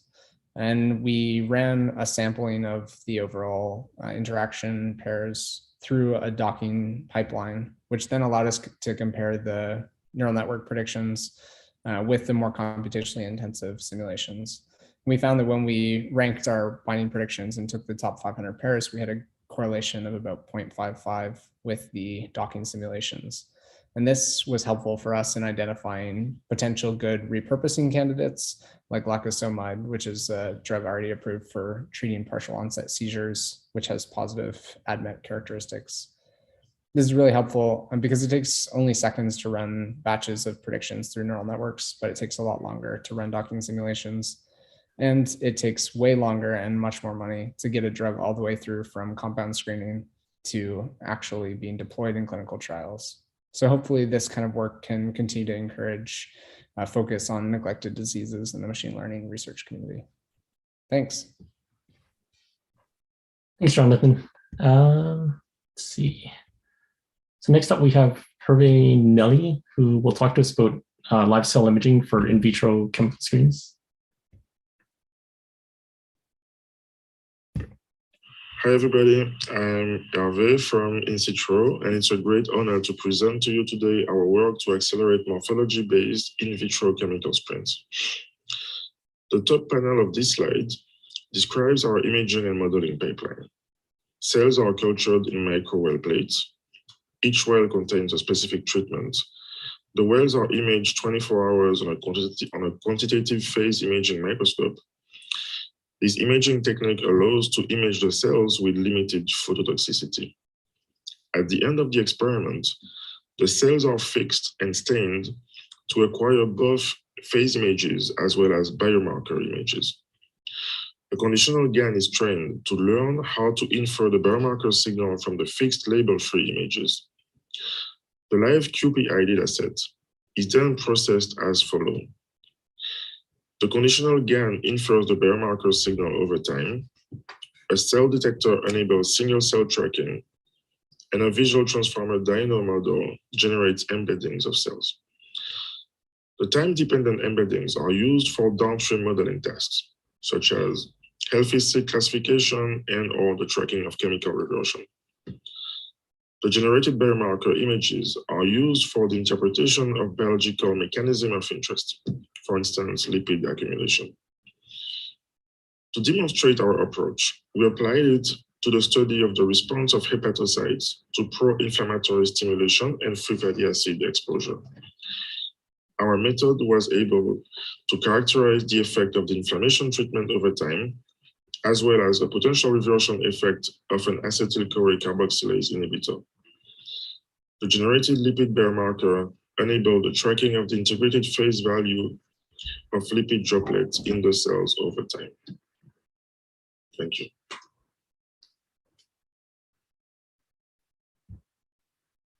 Great, thanks, Herve. Next up, we have Jacob Schreiber, who will talk to us about Yuzu for in silico saturated mutagenesis. Hi, everyone. It's always really awkward to go after someone who has a bunch of really cool videos in their presentation. But as Gerard said, I'm Jacob Schreiber. I'm a postdoc working with Anshul Kandaje at Stanford. Over the past few months, we've been working on a method named Yuzu that uses compressed sensing to speed up in silico saturation mutagenesis, which is a feature attribution method. The two key ideas behind Yuzu are that convolution operations have a limited receptor field, and that ISM involves comprehensively adding single mutations to a reference sequence one at a time. Together, these ideas mean that the effect that each mutation can have on the internal model representations is limited to the receptor field of the model at each layer. You can't go outside the receptor field. Put another way, this means that the difference between the representations you get from each of the mutant sequences and from the reference sequence is sparse. This is very convenient because compressed sensing deals with the recovery of a sparse vector for a much smaller number of dense measurements that are random projections of the sparse measurement. Basically, in our setting, what we do is that we deal with the differences between the mutated sequences and the reference sequence. You can see here up on the top left that we start off with just the difference at the location of the mutation. We then multiply that with the sensing matrix from compressed sensing. We compress these sequences that are different at just one position into a much smaller number of dense probes that each contain some contribution of the differences from all sequences. You can see that kind of little colorful thing on the left-hand side. Because the convolution operation itself is linear, we can run this much smaller number of probes through and then exactly decode what the layer output would have been if we had run all of the sequences through. We've seen that doing things this way can make realistic convolution operations individually over 200 times faster. So around a year ago, Sarag Nair presented at this conference an approach called fast ISM that had a similar goal. That procedure was essentially just recalculating the internal representations within the receptor field of each one of the layers. However, the bookkeeping associated with keeping track of the receptor field for each mutation meant that in practice, fast ISM was much slower than naive ISM on small batch sizes. This was somewhat inconvenient for us at the time because we wanted to use ISM in the interactive setting. We wanted to be able to run a Jupyter notebook, investigate individual sequences while we generated hypotheses about what was going on and while we were debugging models. So we found that by replacing fast ISM's bookkeeping with the matrix multipliers involved in constructing and decoding probes according to compressed sensing, we were able to achieve the same speedups as fast ISM did in the large batch setting, but on the individual sequence setting in order to really speed things up. So I thought this idea was really cool. I had a ton of fun implementing it, and I'm sure that you can tell that this work is going to be groundbreaking and revolutionary, totally changing the field. So if you want to hear more about how that works, you should come by my poster later. Thanks, Jacob. I was totally blown away.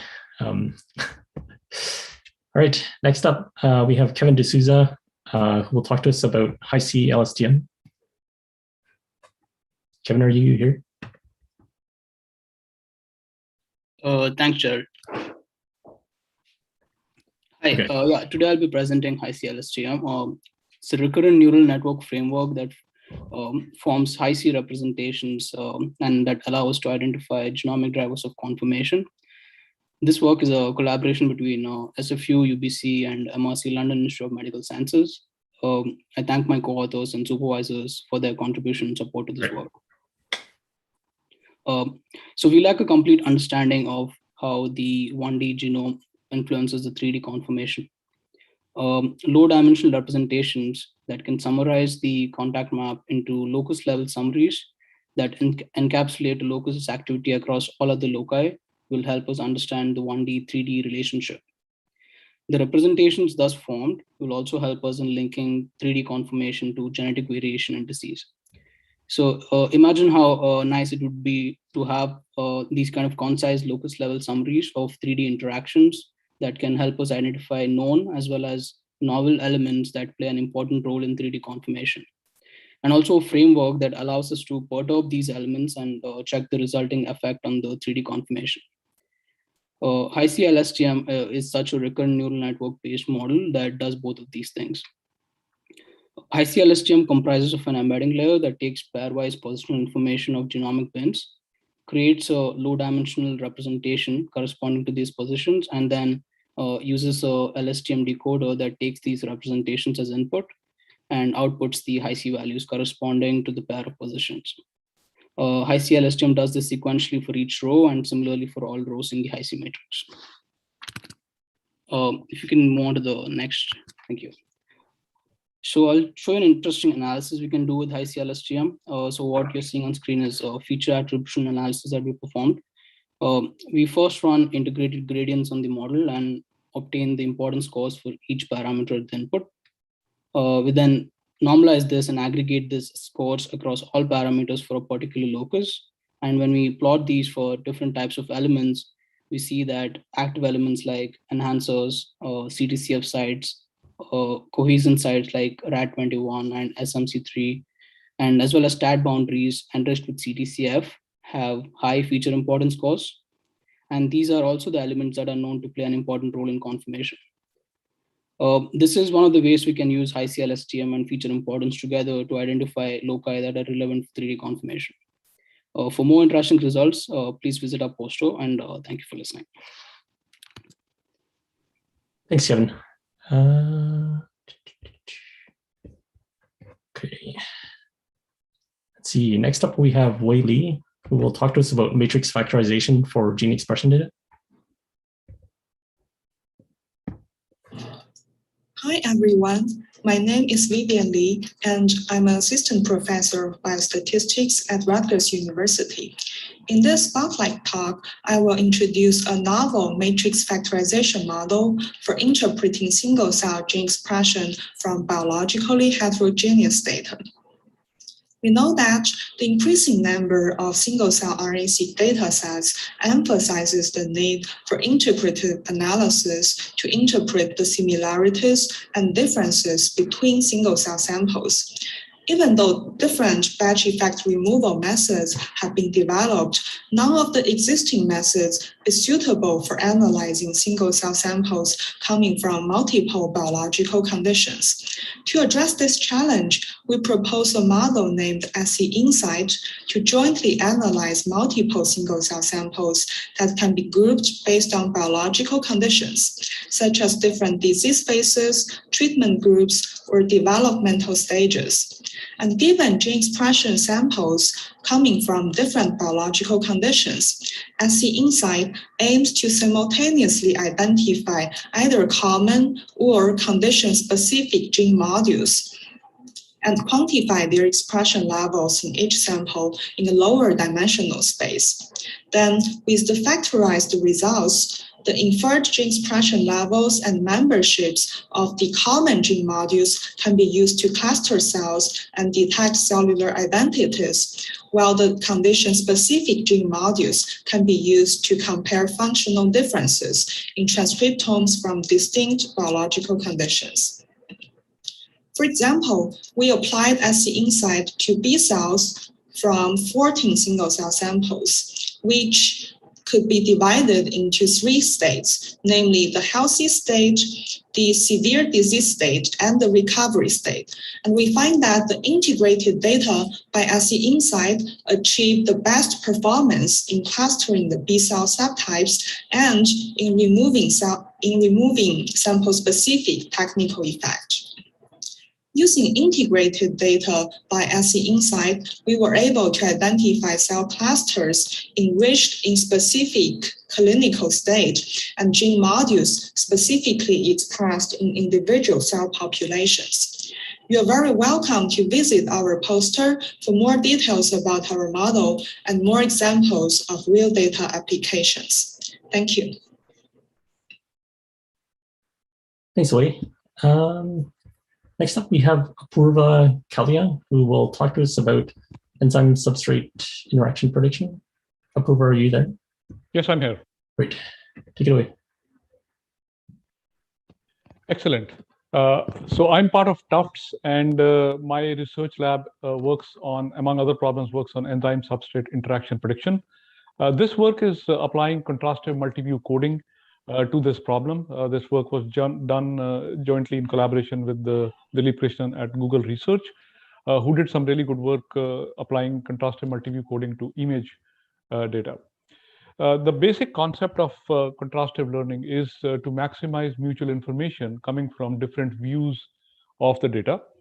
And we applied this to enzyme substrate reactions. In the motivation box, you see one example of an enzyme substrate reaction involving a polyphosphate going to an oligopolyphosphate under the action of the enzyme class endopolyphosphatase. If we look at this kind of a reaction, there are multiple views that we can create out of this reaction data. You know, there could be one view which is just compound pairs. For example, the polyphosphate and the oligopolyphosphate, because they're connected through this reaction. The second could be a substrate enzyme and a product enzyme pair. In this case, the polyphosphate and the endopolyphosphatase, and the oligopolyphosphate and the endopolyphosphatase pair. And the third could be that these enzymes, what is listed here as the endopolyphosphatase enzyme, is actually a class of enzyme belonging to the enzyme commission number 36110. And there's actually a whole bunch of organisms from which similar enzymes or enzymes belonging to the same class may come. So all the FASTA sequences from all different organisms could be a third view, because they all have something in common, because they all catalyze the same reaction. So once you take this data and you divide this into these multiple views, now you can apply contrastive learning, as is shown in the figure below in the contrastive learning box, where you can take congruent views, try to learn something mutual within those congruent views, and place them in latent space away from the incongruent view. That's how the cost function is defined. That is what the cost function really does. And once you've done that, then you've learned something which is meaningful for that reaction. And what we observed is that when you apply that to the problem of enzyme substrate interaction prediction, you get a pretty significant jump in performance. And for more details, please come to our poster sessions, where we'll share some exciting results on this. Thanks, Apoorva. Let's see. Next up, we have Reza, who will talk to us about multi-omic and chromatin interaction-based models of single cells. Reza, are you there? Yes. Awesome. Hi, everyone. My name is Reza. I'm a postdoc in Memorial Sloan Kettering Cancer Center, working with Dr. Tristan and Leslie. So today I'm going to present our work in progress, SC-graph rate modeling gene regulation in single cells using multi-omics and chromatin interactions. So this is an extension of our previous work, GraphReg.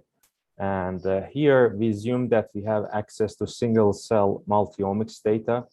And the idea is to formulate this formulate a model to predict gene expression from single cell attack plus 3D DNA conformation data. And the ultimate goal is to learn cell type specific, single cell specific gene regulation rules and transcription factors. So we have two versions. In the first version, we use single cell attack data to predict the gene expression data. And we also use the 3D information data coming from Hi-C or Hi-Chip.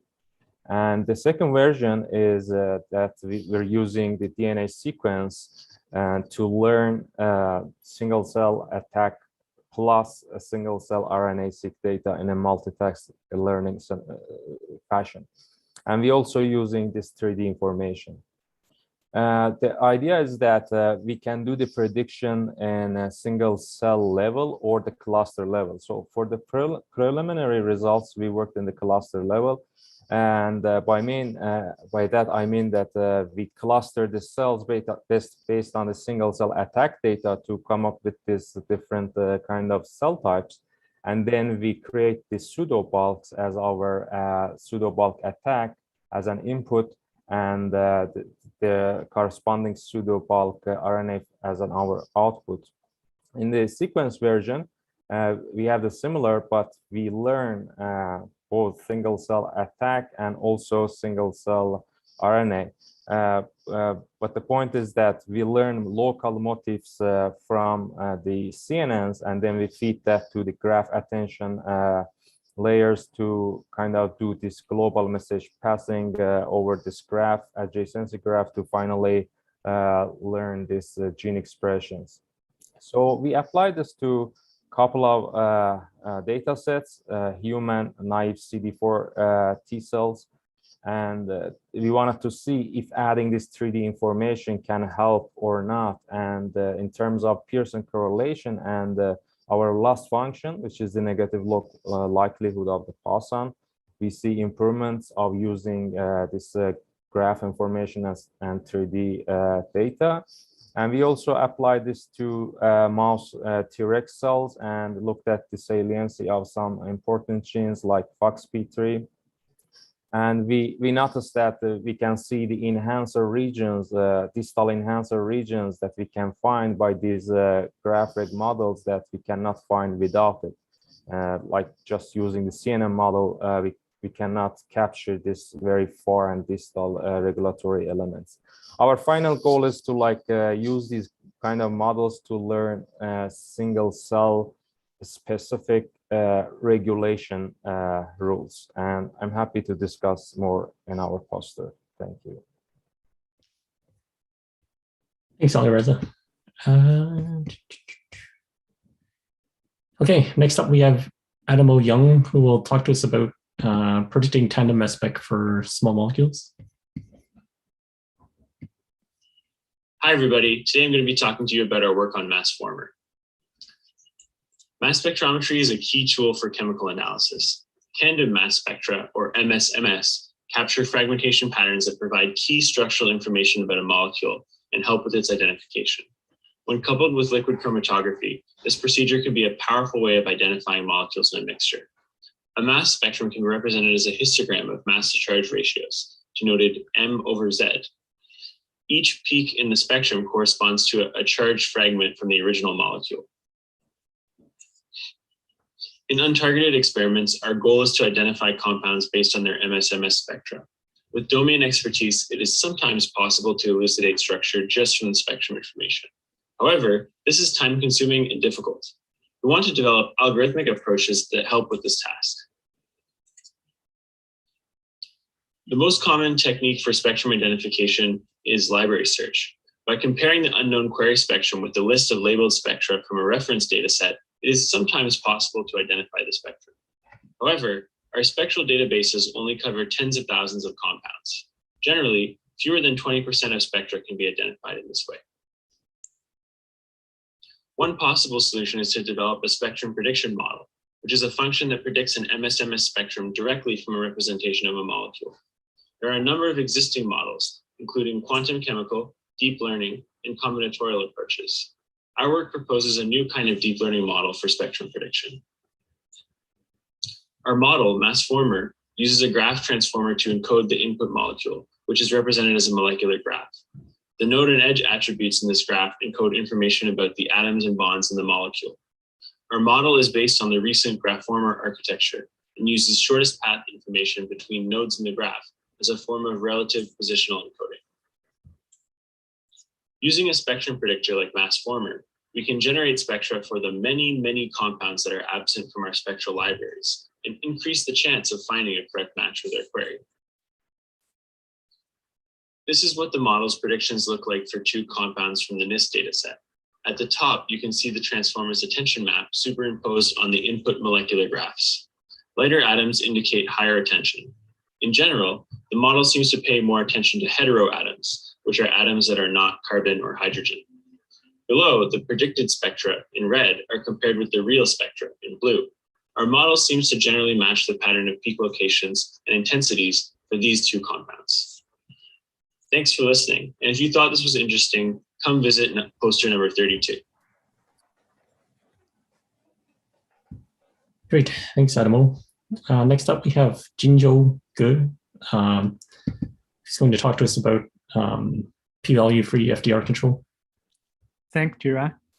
I'm Jinjo from UCLA, and I would like to introduce our Clipper, which is a general statistical framework for p-value-free FDR control in large-scale feature screening. The common goal of high-throughput data analysis is to contrast two conditions to screening interesting features, for example, genes whose values are higher or different under one condition compared to another condition. The false discovery rate, or FDR, is most widely used criterion to ensure the reliability of screened features.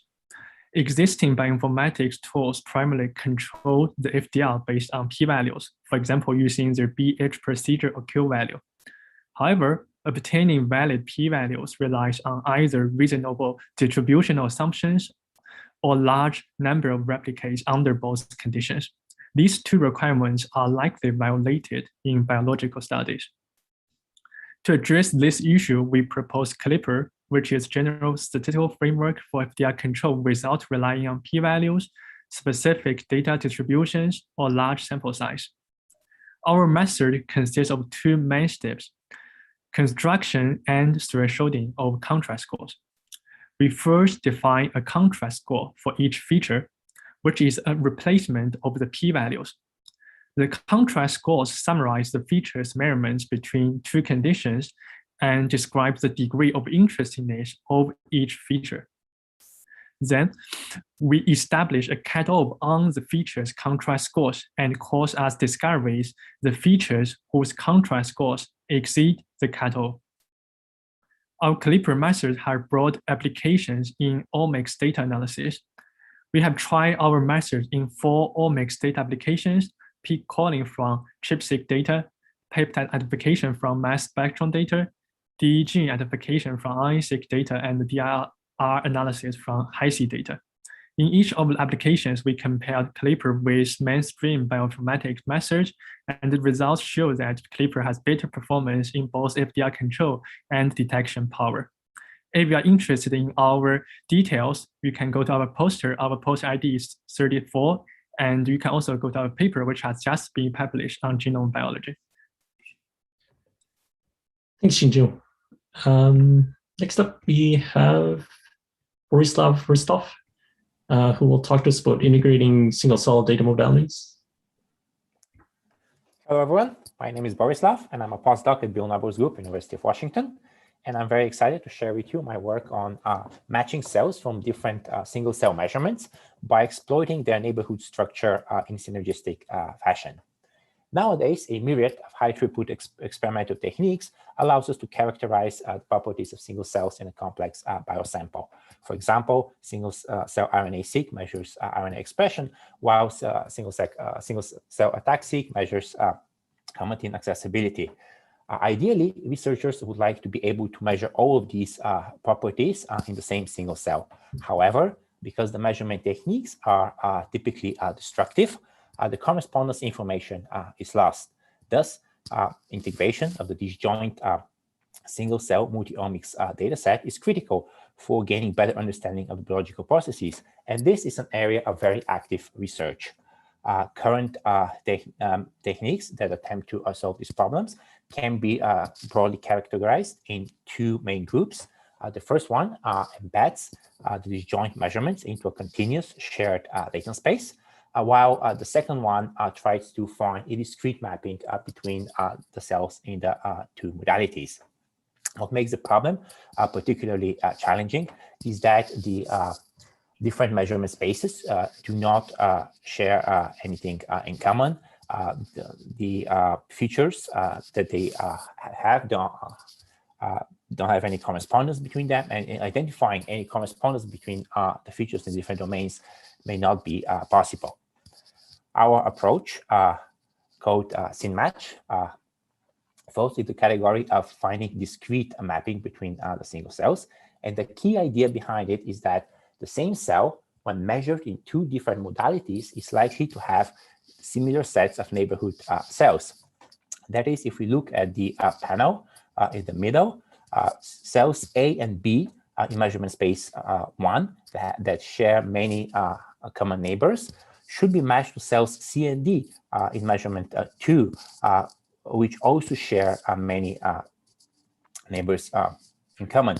And they should not be matched to cells E and F that do not have neighbors in common. So our algorithm first computes a diffusion-based similarity in each measurement space, which captures better both the local and the global topology. And then it considers all possible pairs of edges mapping between the cells in different modalities. We formulate the problem as an optimization subject to the constraint the edges form by biparity matching.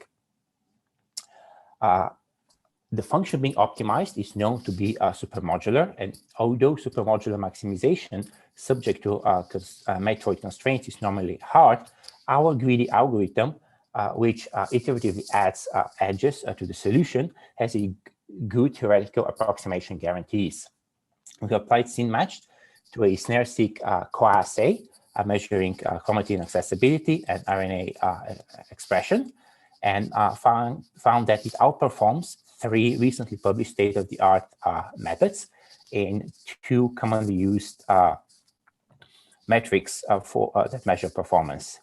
One of the challenges for our approach is that it operates, as I said, on every pair of cells, and thus it scales with the square of the cells, needing a lot of memory.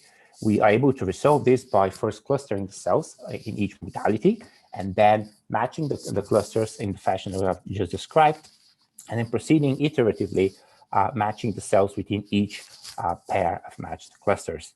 So please, thank you, and stop by my poster. Thanks, Borislav. Let's see. So next up is Ching Shu on enzyme activity prediction.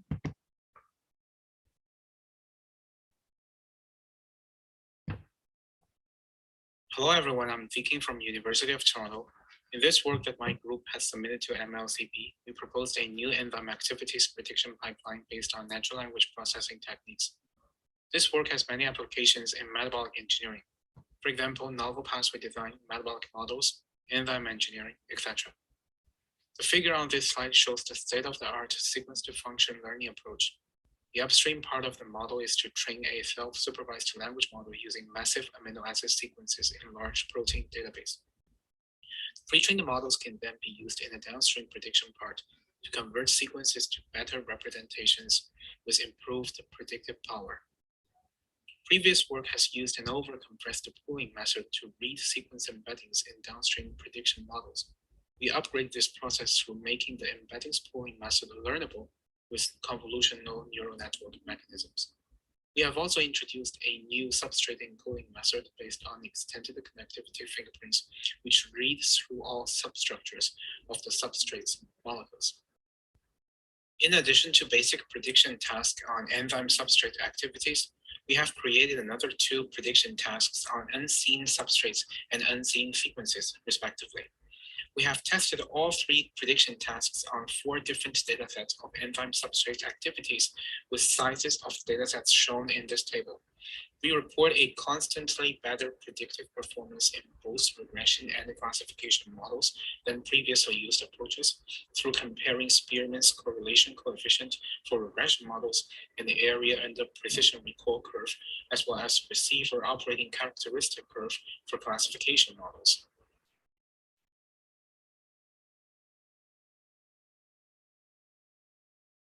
I guess that's it. Thanks, Zichi. Next up, we have Zichi Chang, who will talk to us about integrating single-cell data modalities. Hello, I am Zichi from Georgia Institute of Technology.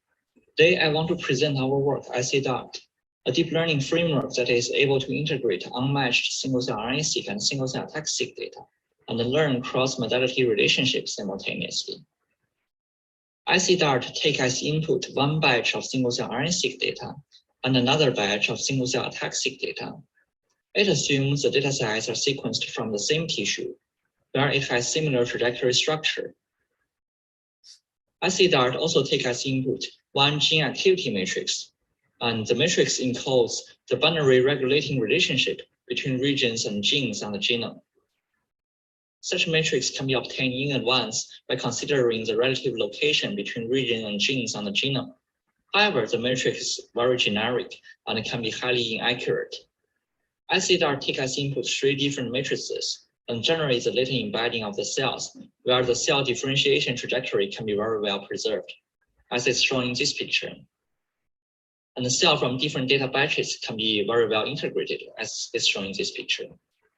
In addition, ICDART is able to learn a nonlinear gene activity function. Such function is dataset specific and can be used to predict the gene expression of a cell given its chromatin accessibility data. The neural network architecture of ICDART is shown in this picture, where the gene activity function module can be used to encode the nonlinear gene activity function. The projection module projects the high-dimensional data into the low-dimensional space. We test ICDART on real datasets. Here we show the result of ICDART on a snare-seq dataset. The dataset has a linear trajectory structure, and the latent embedding of the ICDART can be visualized in this picture. From this picture, we can see that ICDART are very well preserved the linear trajectory structure. In addition, we test the neighborhood overlap score of ICDART along with 2 other baseline methods, including Surette and Unicom. The higher the score is, it means the better the integration is achieved. From this picture, we can see that the ICDART consistently achieve a higher score compared to Unicom and Surette. In addition, we test ICDART on simulated datasets. We generate multiple simulated datasets, and we test how well the latent embedding of ICDART is able to preserve the trajectory structure using lineage separation score. And we also test how well the latent embedding is able to preserve the pseudo time using Kendall-Tau score. In addition, we test how well the gene activity module is able to predict single-cell RNA-seq from single-cell toxic data using mean square error score. We plot the score of ICDART along with baseline methods. The box plots shows that ICDART achieves a higher score compared to the baseline methods. We can find out more with the bioarchive preprint and the GitHub link. Thank you. Thanks, Zichi. Next up, we have Chiani Sun, who will tell us about SC Design 2 for simulating expression data. Chiani, are you there? Yeah, I'm here. Oh, awesome. Good morning, everyone. My name is Tianyi, and I'm from the Department of Statistics from UCLA. Today, I will introduce our project, SC Design 2, which is a transparent simulator that generates high-fidelity single-cell gene expression count data with gene correlations captured. Our simulator has some features. So first of all, we model the gene expression count values directly. And secondly, our simulator is capable of capturing gene correlations via a statistical technique called copula. And this is also our main innovation for this project. And thirdly, our simulator can generate data with varying cell numbers and sequencing depths. And so this feature is useful for make our simulator useful for the experimental design of single-cell RNA-seq experiments, and also benchmarking various computational analysis methods. So on the bottom left corner, I've shown an example to demonstrate the performance of the simulation of our method. So we have a t-SNE visualization where we mix real data and simulated data together. So the simulated data is colored in red and real data is colored in black. And we can see that our ICDN2 simulated data has the best mixing with the test data compared to the other methods in the two-dimensional t-SNE space. And on the right of this slide, I'm showing an example of how to use ICDN2 to benchmark computational methods and the design experiments. So in this example, we've simulated data with different sequencing depths.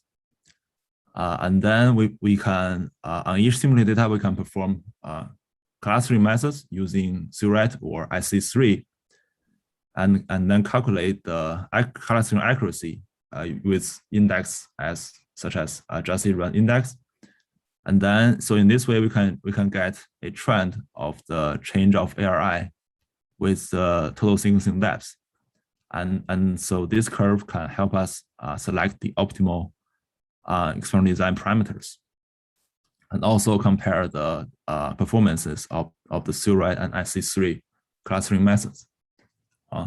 To know about more details of our simulator and more results, please come to the poster session. Thank you. Thanks, Chiani. Next up, we have Gazeen Kaur, who will tell us about inferring genome architecture from high-seq data.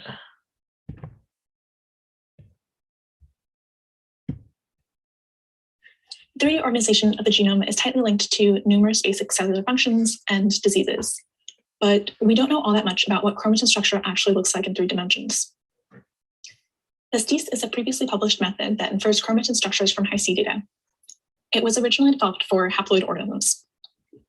Here, contact counts between 2 loci are drawn from a Poisson distribution, which contains an empirically based transfer function that relates distances to counts. This function raises distances d to the parameter alpha, and alpha is jointly optimized alongside the structure. We recently extended this method to diploid genomes, thereby making PASTIS the only method capable of inferring consensus chromatin structures from their standard unphased diploid high-seq data. In diploid data, each observed contact count between a given pair of loci corresponds to 4 different distances, requiring us to modify the loss function. As you might expect, disentangling the structures of these homologous chromosomes makes for a difficult problem. Having succeeded with diploid inference, our goal now is to improve the accuracy of structures inferred with the PASTIS model, especially in situations where inference is difficult, such as with diploid data. We do this by a technique called multi-scale optimization, an optimization strategy that solves a large optimization problem by building upon solutions to smaller versions of the problem. When applied to chromatin structural inference, multi-scale optimization often involves using a low-resolution contact count matrix to infer a coarse grain structure, which will be linearly interpolated and used to initialize the next round of inference at higher resolution. Subsequent rounds of inference further increase resolution until you've reached the desired level of detail. But for our specific application, we have to grapple with PASTIS's counts to distance transfer function. We can use this transfer function to specify the relationship between high-resolution counts and distances, lowercase c and d, by raising distances to some value alpha, and similarly, low-resolution counts and distances, uppercase c and d, by raising distances to some value alpha prime. But the relationship between these 2 equations isn't straightforward, and for multi-scale optimization to work, it needs to be elucidated. So our goal was to formulate counts in terms of low-res distances using high-res alpha. To achieve this, we start by applying our PASTIS Poisson model specifically to the high-res counts and distances. Next, we assume that high-res distances to the alpha are drawn from a gamma distribution centered on the low-res distance to the alpha, with a variance describing how close the high-res beads are to their low-res counterpart, scaled by a new parameter epsilon. Combining these 2 equations allows us to model high-res counts as a negative binomial distribution of low-res distances to the alpha and epsilon. So far, we've only evaluated multi-scale optimization with quick simulations of haploid and diploid chromosomes, but these results look great. And in particular, accurately adapting that counts to distance transfer function across resolutions did indeed end up being beneficial.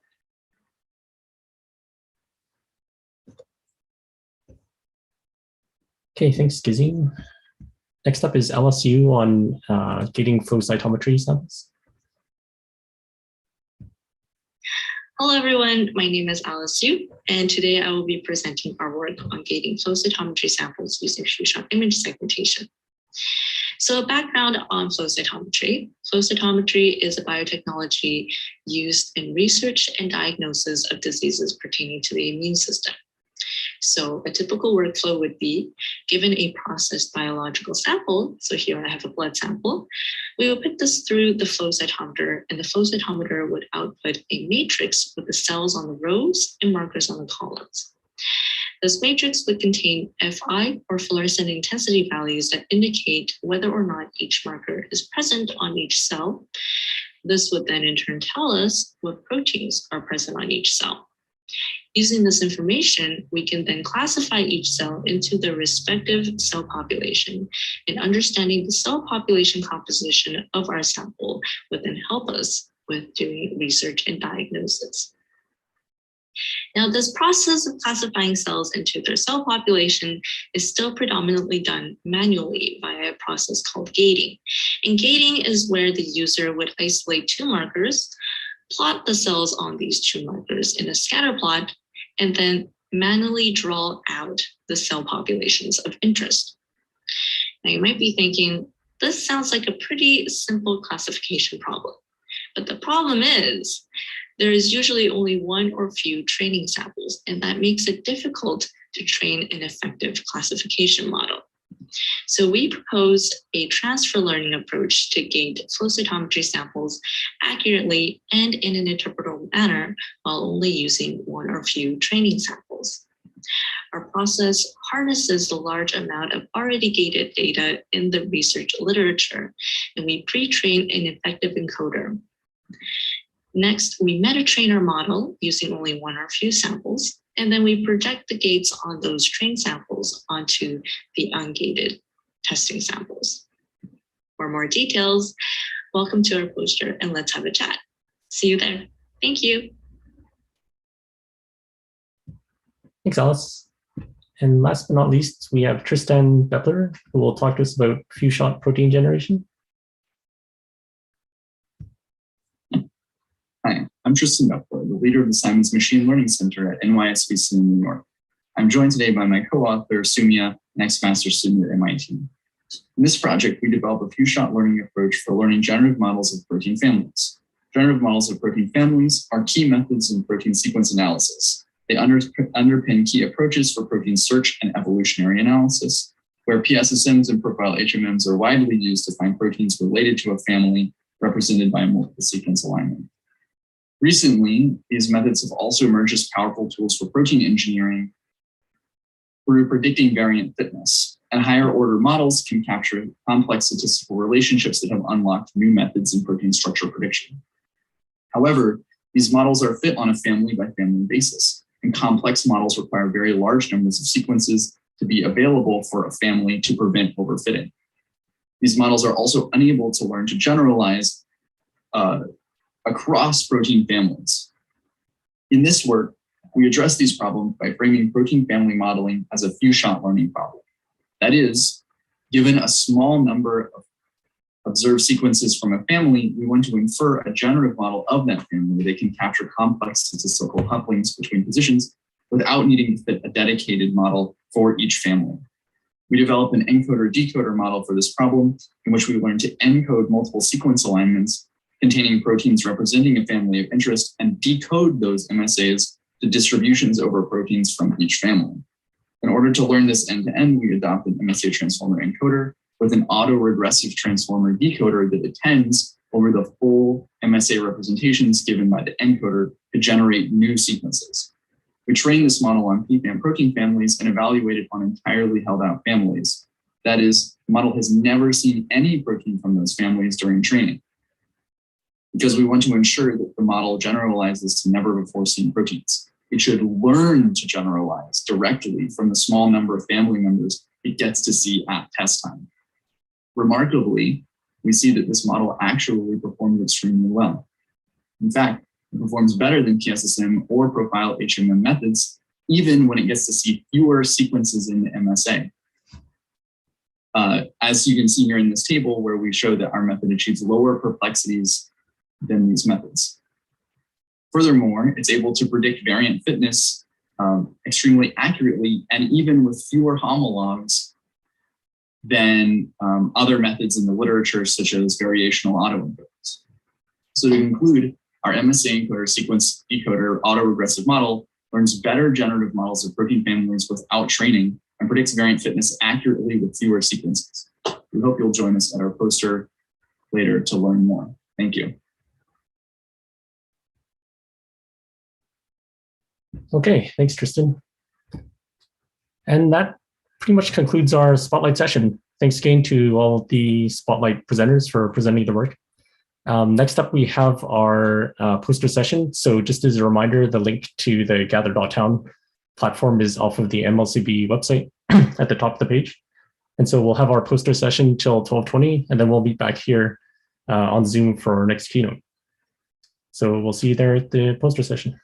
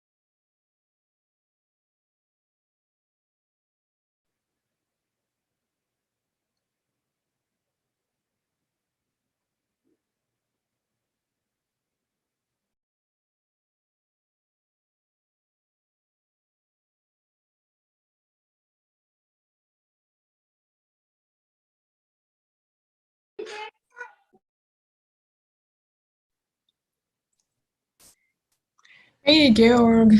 Hi, Georg. You're the next speaker. Let's see.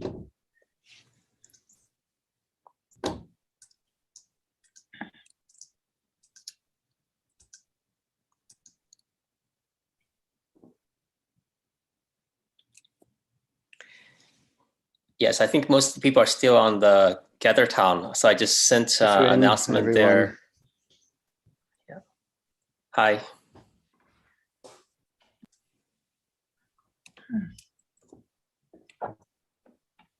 It's a similar talk as the keynote. Georg, the CMB. Sorry, I had my sound off. Sorry. You know, James and Georg, you two were the keynote speakers. The previous. Yes. Okay. CMB. Yes.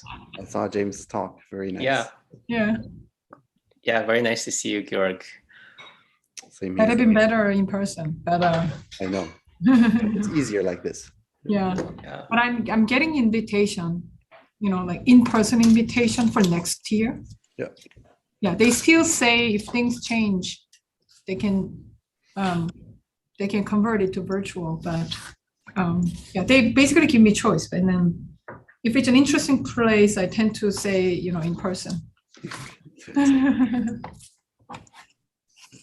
I mean, it's nice to not travel for Yeah, but it's like as presentations, close. but Yeah, as close as like Stanford. Then. right, that's Yeah. true. Yeah, I was there last week. And yeah, it was Oh, really very nice. David and I met in person. Yes. Yeah, really seriously, James. I mean, I think it can be, you know, there are, you know, a couple of projects we can work together. Yeah. Yeah. I think what we discussed last week was Yun Chen was the postdoc. I think that sounds great. Yeah. Yeah. We'll schedule a follow-up meeting with your student as well. Yeah. Oh, sorry, Ian, right? Yes. Yeah. He told me about it. I think it can be really interesting.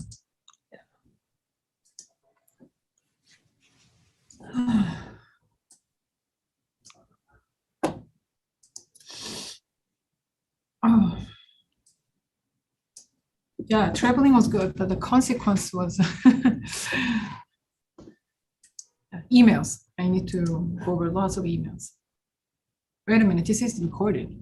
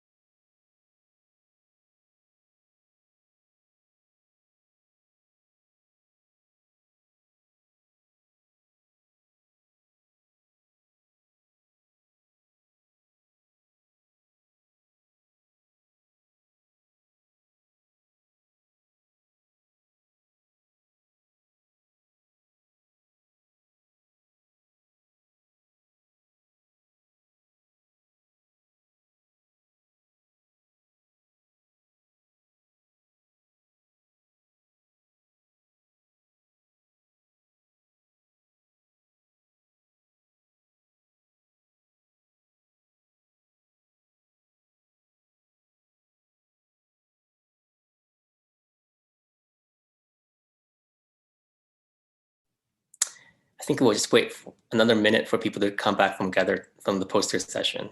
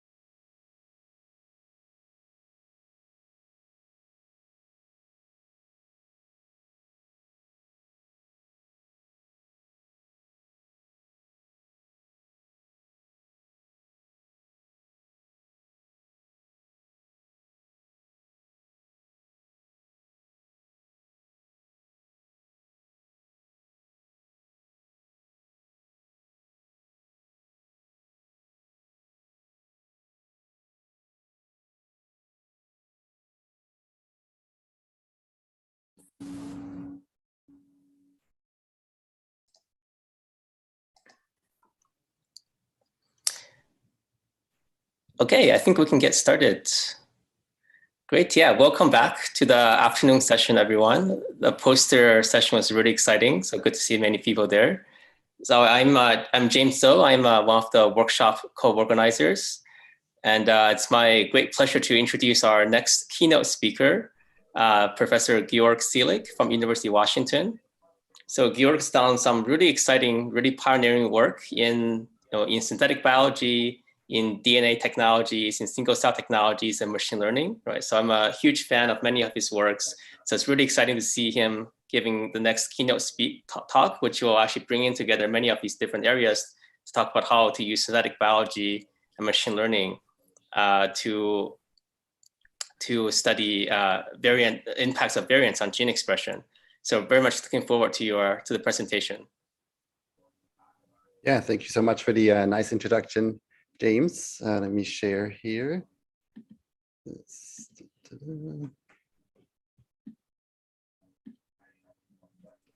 Good.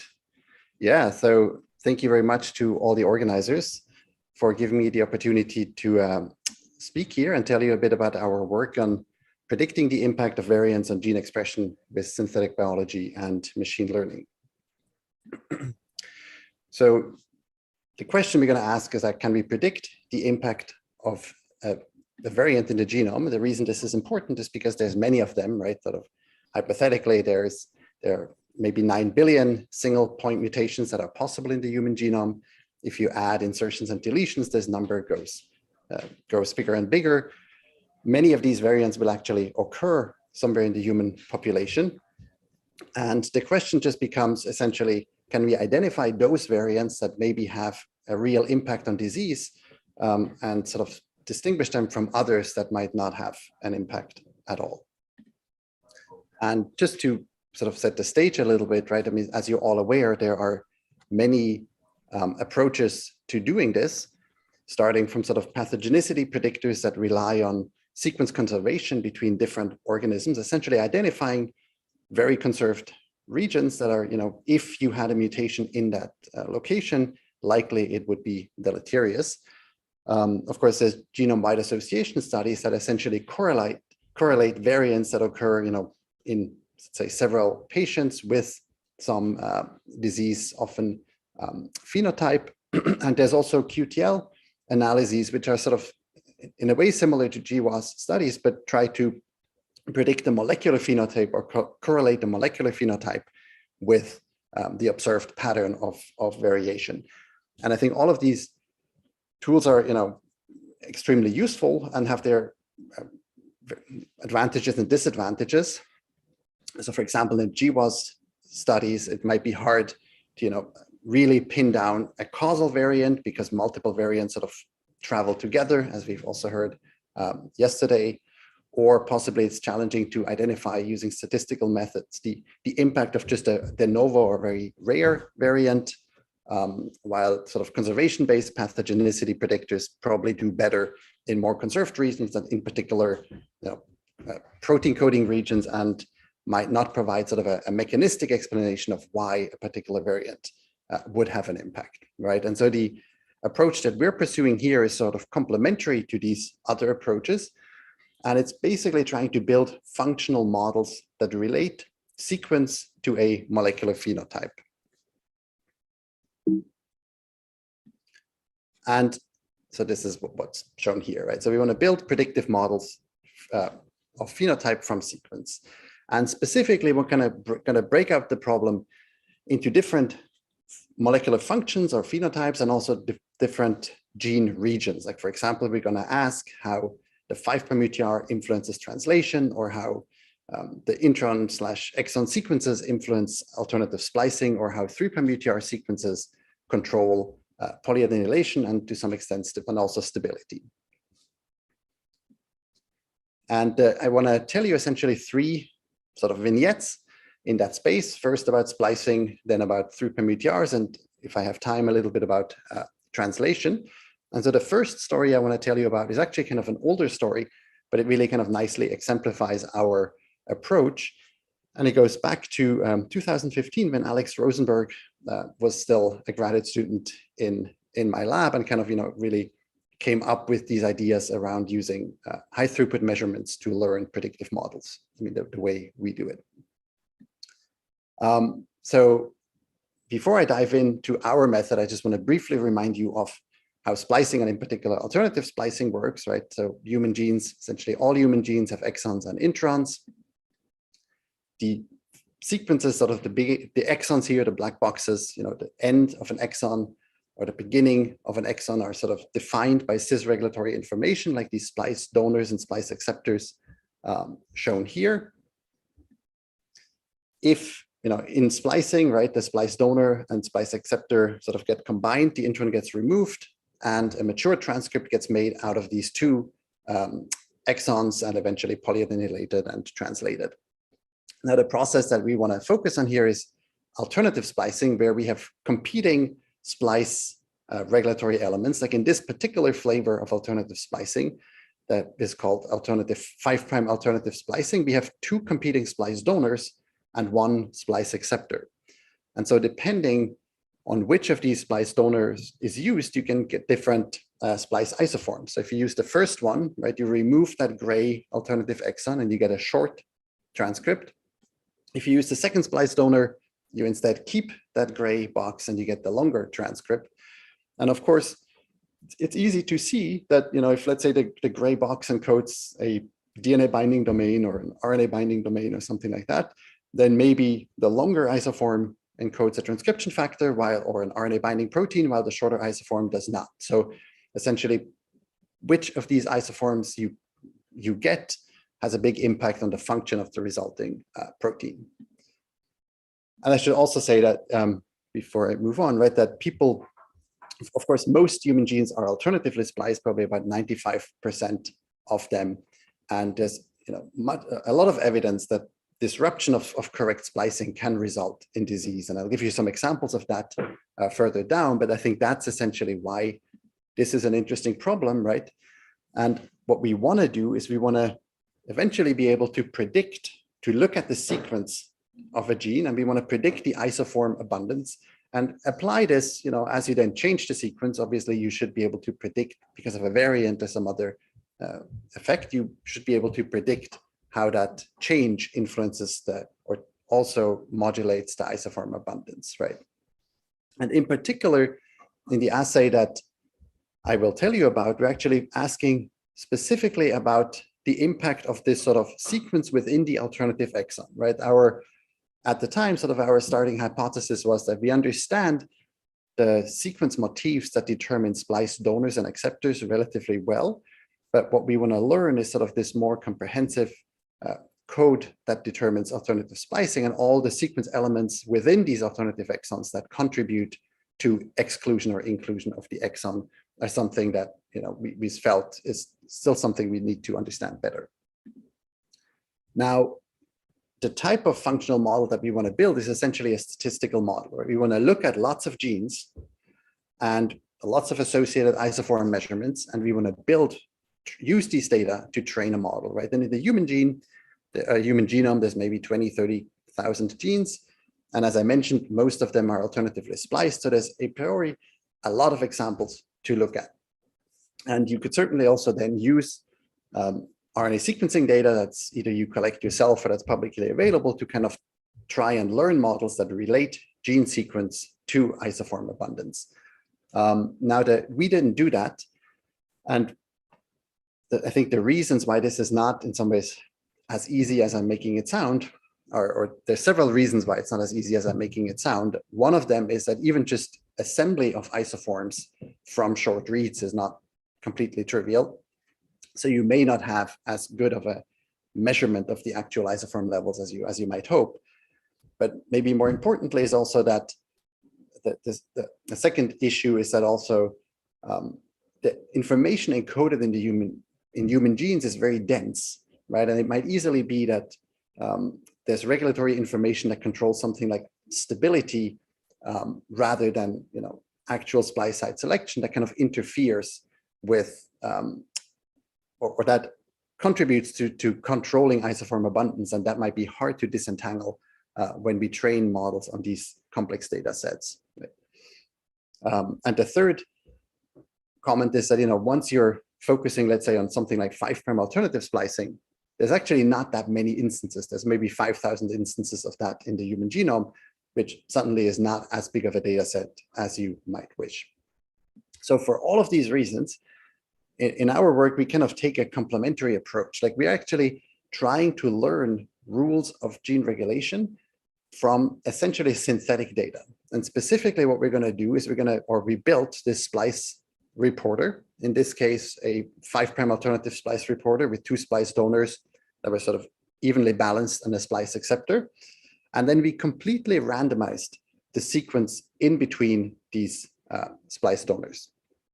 And making random sequences or working with random sequences is very nice, because essentially with a single, if you're an experimentalist, with a single cloning step, you can create a very large library. You just take one pool of synthetic oligonucleotides, you stick it into your cloning vector, and you end up with a very large library with a large degree of variation. Right? So in this initial experiment, we constructed about 270,000 examples of different vectors, right?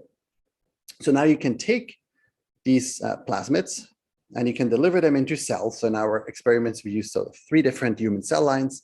You can let the cells make RNA for a while and then essentially lyse them, collect the RNA, and just use RNA sequencing to count how often you see, the short and the long isoform associated with each one of your 270,000 input plasmids, right? So you end up essentially getting a table that looks something like this, where in one column you have all the different sequences, like the size of the random region actually in this experiment was 25 nucleotides.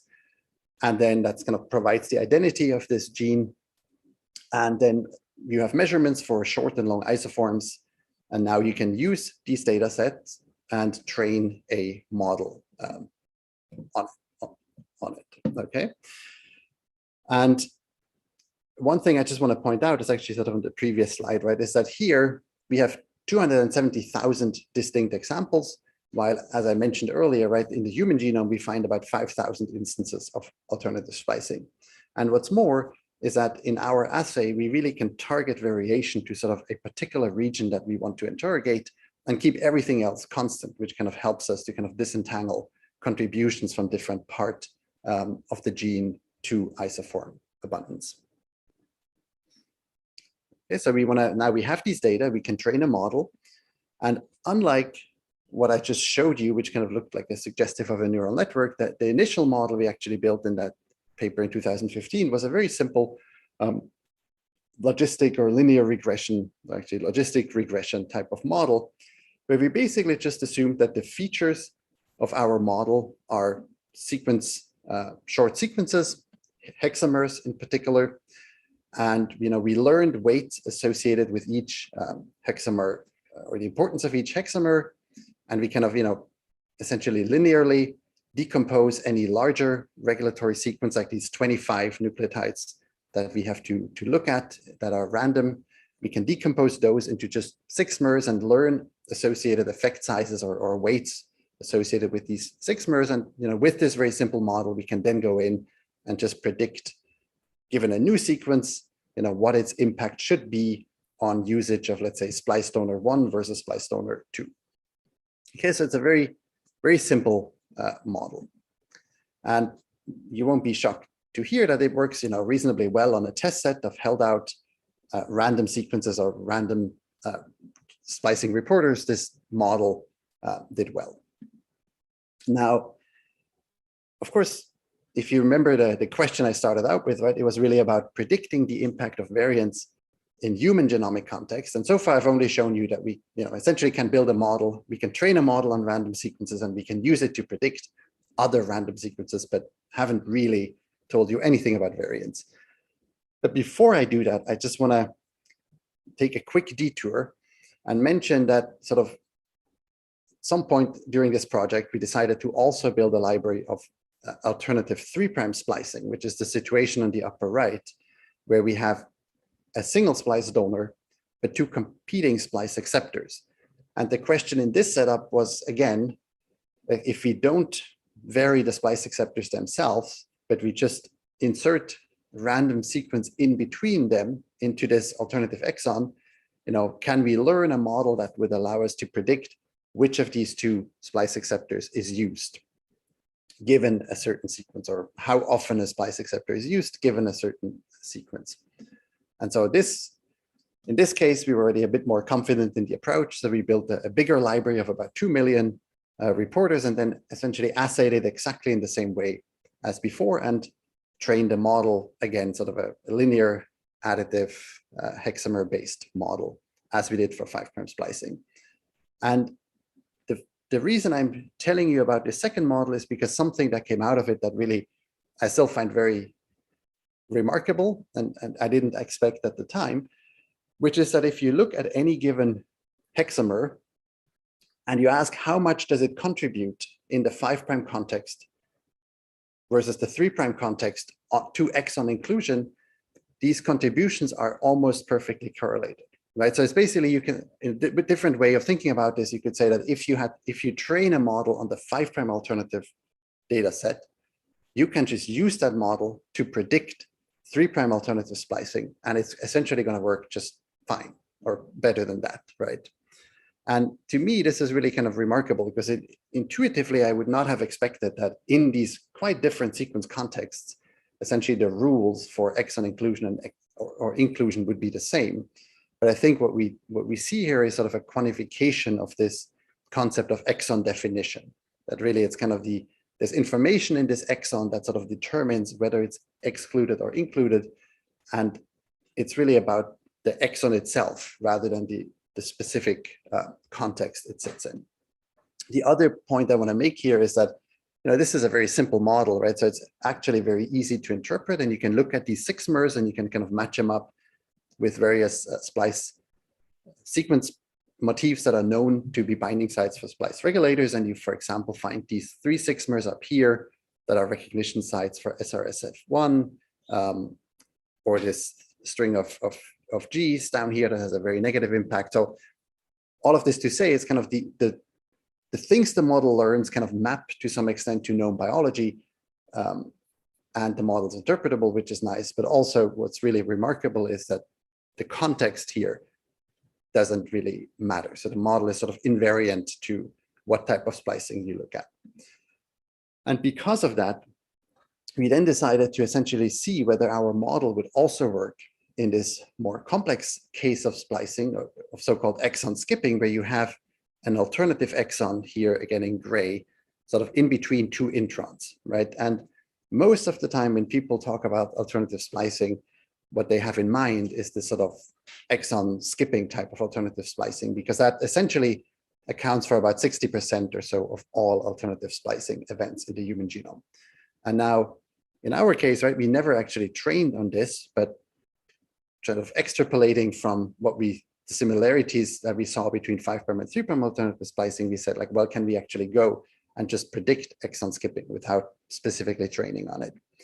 And what's more, we don't just want to predict exon skipping, because in the end, if you have a particular exon in mind, you really could just go and ask, look at the data, transcriptomic data, and see how efficiently it spliced. But what we do want to predict is how a particular variant within a skipped exon would influence exon inclusion or exclusion, right?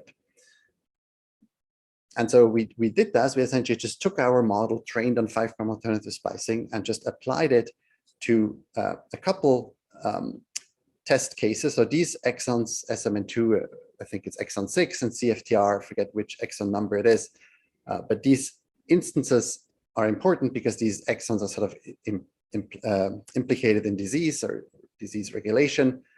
And as you can see, the model that was trained on these 5' alternative splice events actually does a very good job at quantitatively predicting the degree to which a variant controls or changes inclusion of either one of these exons.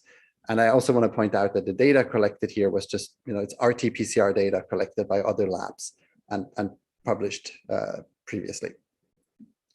But to kind of go a little further in this, right, a few years after our paper came out, Sri Kajuri's group did a very nice experiment where they essentially tested experimentally in a mini gene setup. They tested 28,000 variants from the exact consortium that occur within about 2.2 thousand or 2,200 short human exons, and they just built a reporter assay where they measured all of these variants. The data is kind of shown here at the bottom, and you can see that many variants don't do much, but then both within introns and exons, you see a lot of variants that have a high impact on splicing. And if you just, and they also then went in and just tested a bunch of different splice predictors that were available at the time, and found that this HAL, the hexamer additive linear model that I told you about, actually does a very good job, relatively speaking, at predicting the impact of these variants. Right? Better than models trained on splicing in the human genome, and also better at sort of more generic pathogenicity predictors based on conservation. And before I finish this section on splicing, I just also want to mention that since then, actually, there's a new tool available for splice prediction, and this is from Julian Gagner's group. It's called MMSplice. And what's cool about this tool is that it's essentially trained on the same reporter assay data that we use for HAL. So it's our data that it's trained on, but it also is trained on additional information about the splice donor and splice acceptor sequences.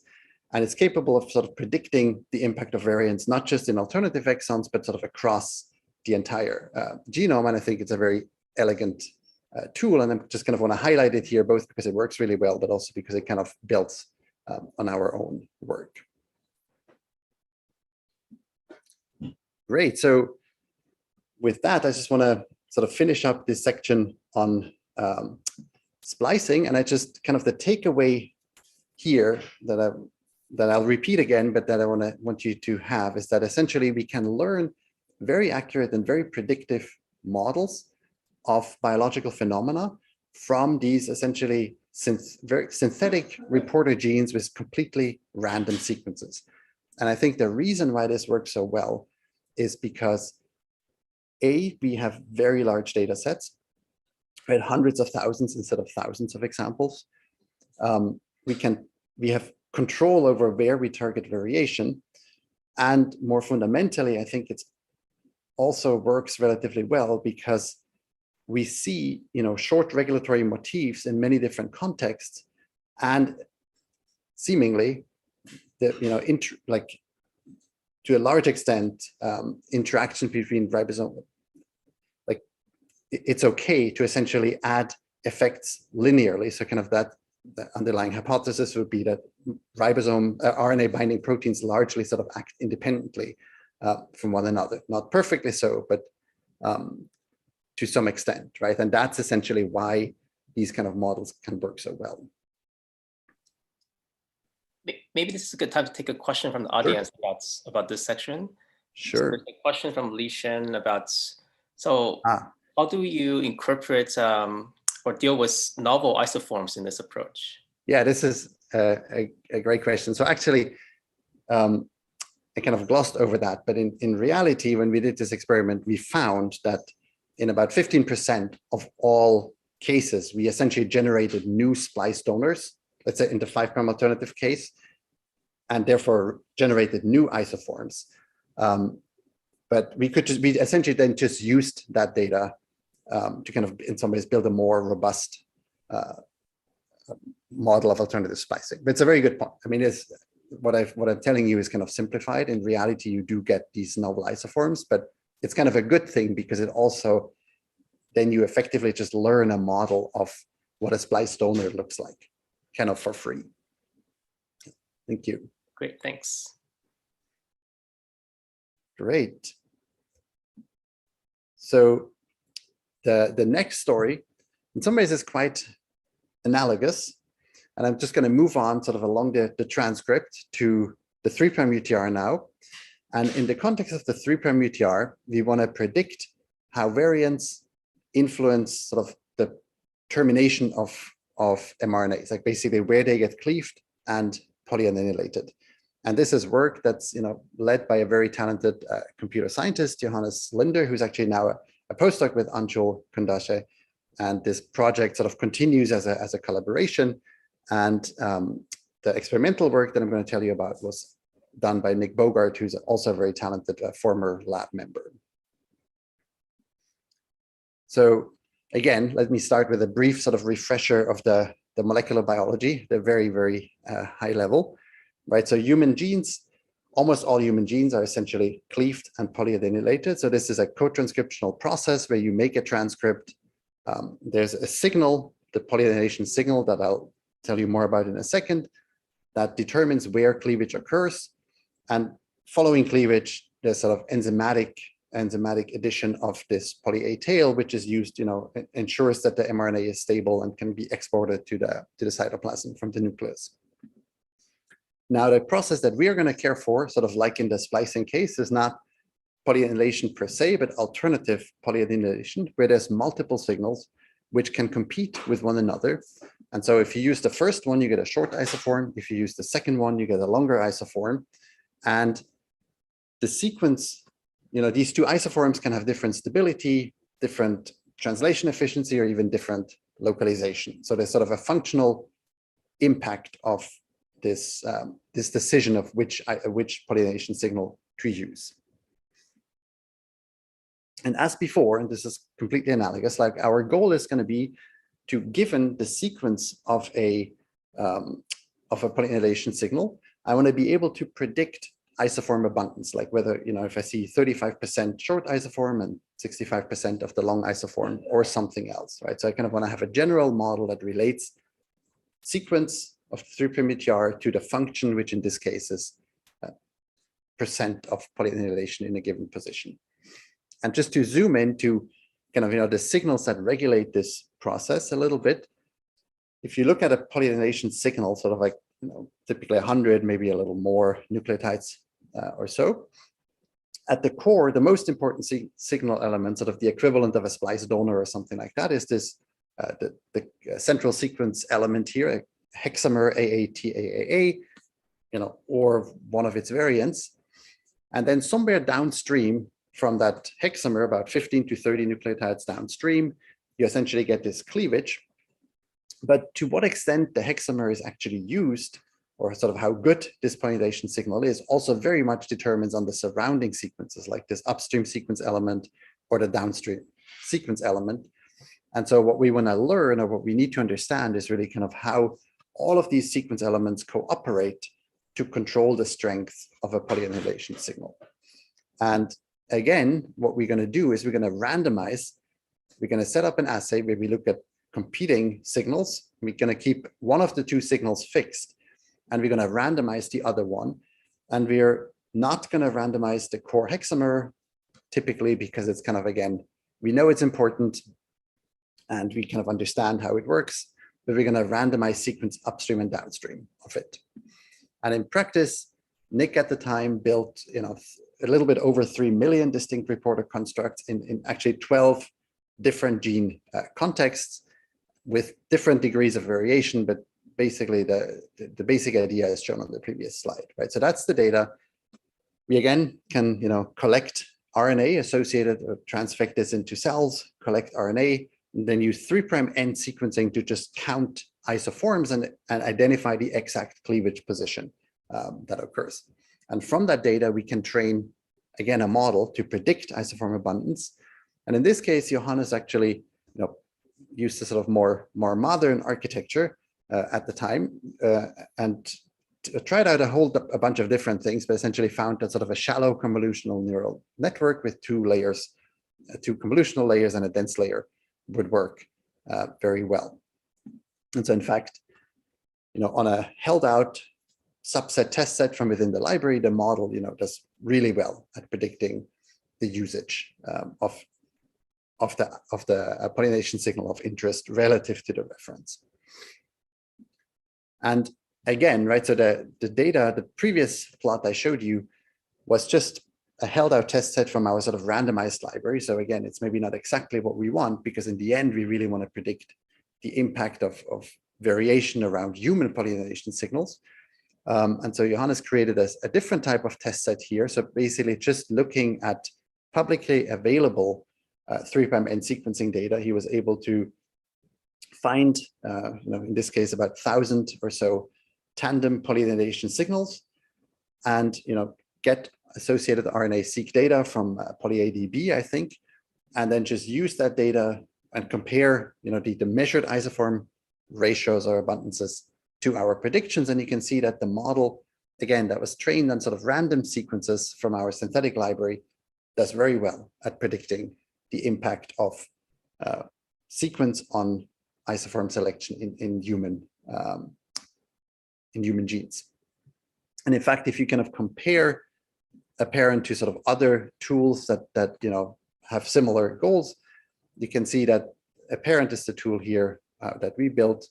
Essentially, it does better at this task of predicting isoform abundance on all three of these distinct data sets. So each of these blue, red, and green data sets correspond to sort of one polynidation database. And so they're not all identical. So we tested on all of them, and you can see that our model does well across all of them.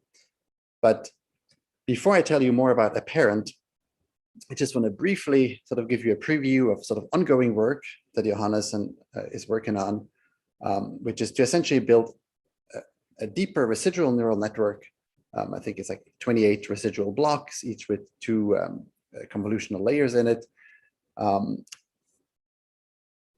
just to see whether sort of an improved architecture would actually improve performance. And in fact, this is the case. And this Apparent 2 model that Johannes is currently working on really does even better than the Apparent model that I just introduced. And this is unpublished, but I just kind of wanted to give you a preview, because I think it's remarkable that just in some ways using different architectures, we can get so much more performance out of that same data set. But jumping back to the older version of Apparent, right? Again, a question that's kind of interesting is trying to just understand why the model works and somehow interpret it to the extent that we can, right? So this is the Apparent architecture. And what we can do is we essentially, can look at the individual filters in the first layer and kind of find subsequences with maximal filter activation using activation maximization, essentially. And then we can take these logos that we generate from our filters, and we can compare them to databases of logos that are associated with RNA binding proteins of various kinds, as you see these references below. And what you see is that filter motifs that the model finds to have a high importance align generally very well with motifs that have been described as binding sites for proteins that are important in the polynidation process. So what's nice here is that this kind of model really seems to kind of learn something that has a biological meaning. And what's more, if you kind of correlate, if you sort of ask, relative to the core hexamer, which is this little black dot here, where does a particular filter actually, where does it matter? Where does it fire? You kind of get these position dependencies. And these position dependencies, again, kind of align well with what we know in a more qualitative way from prior biology experiments. And of course, you can also go to the next layer, one layer up, and kind of do the same kind of visualization.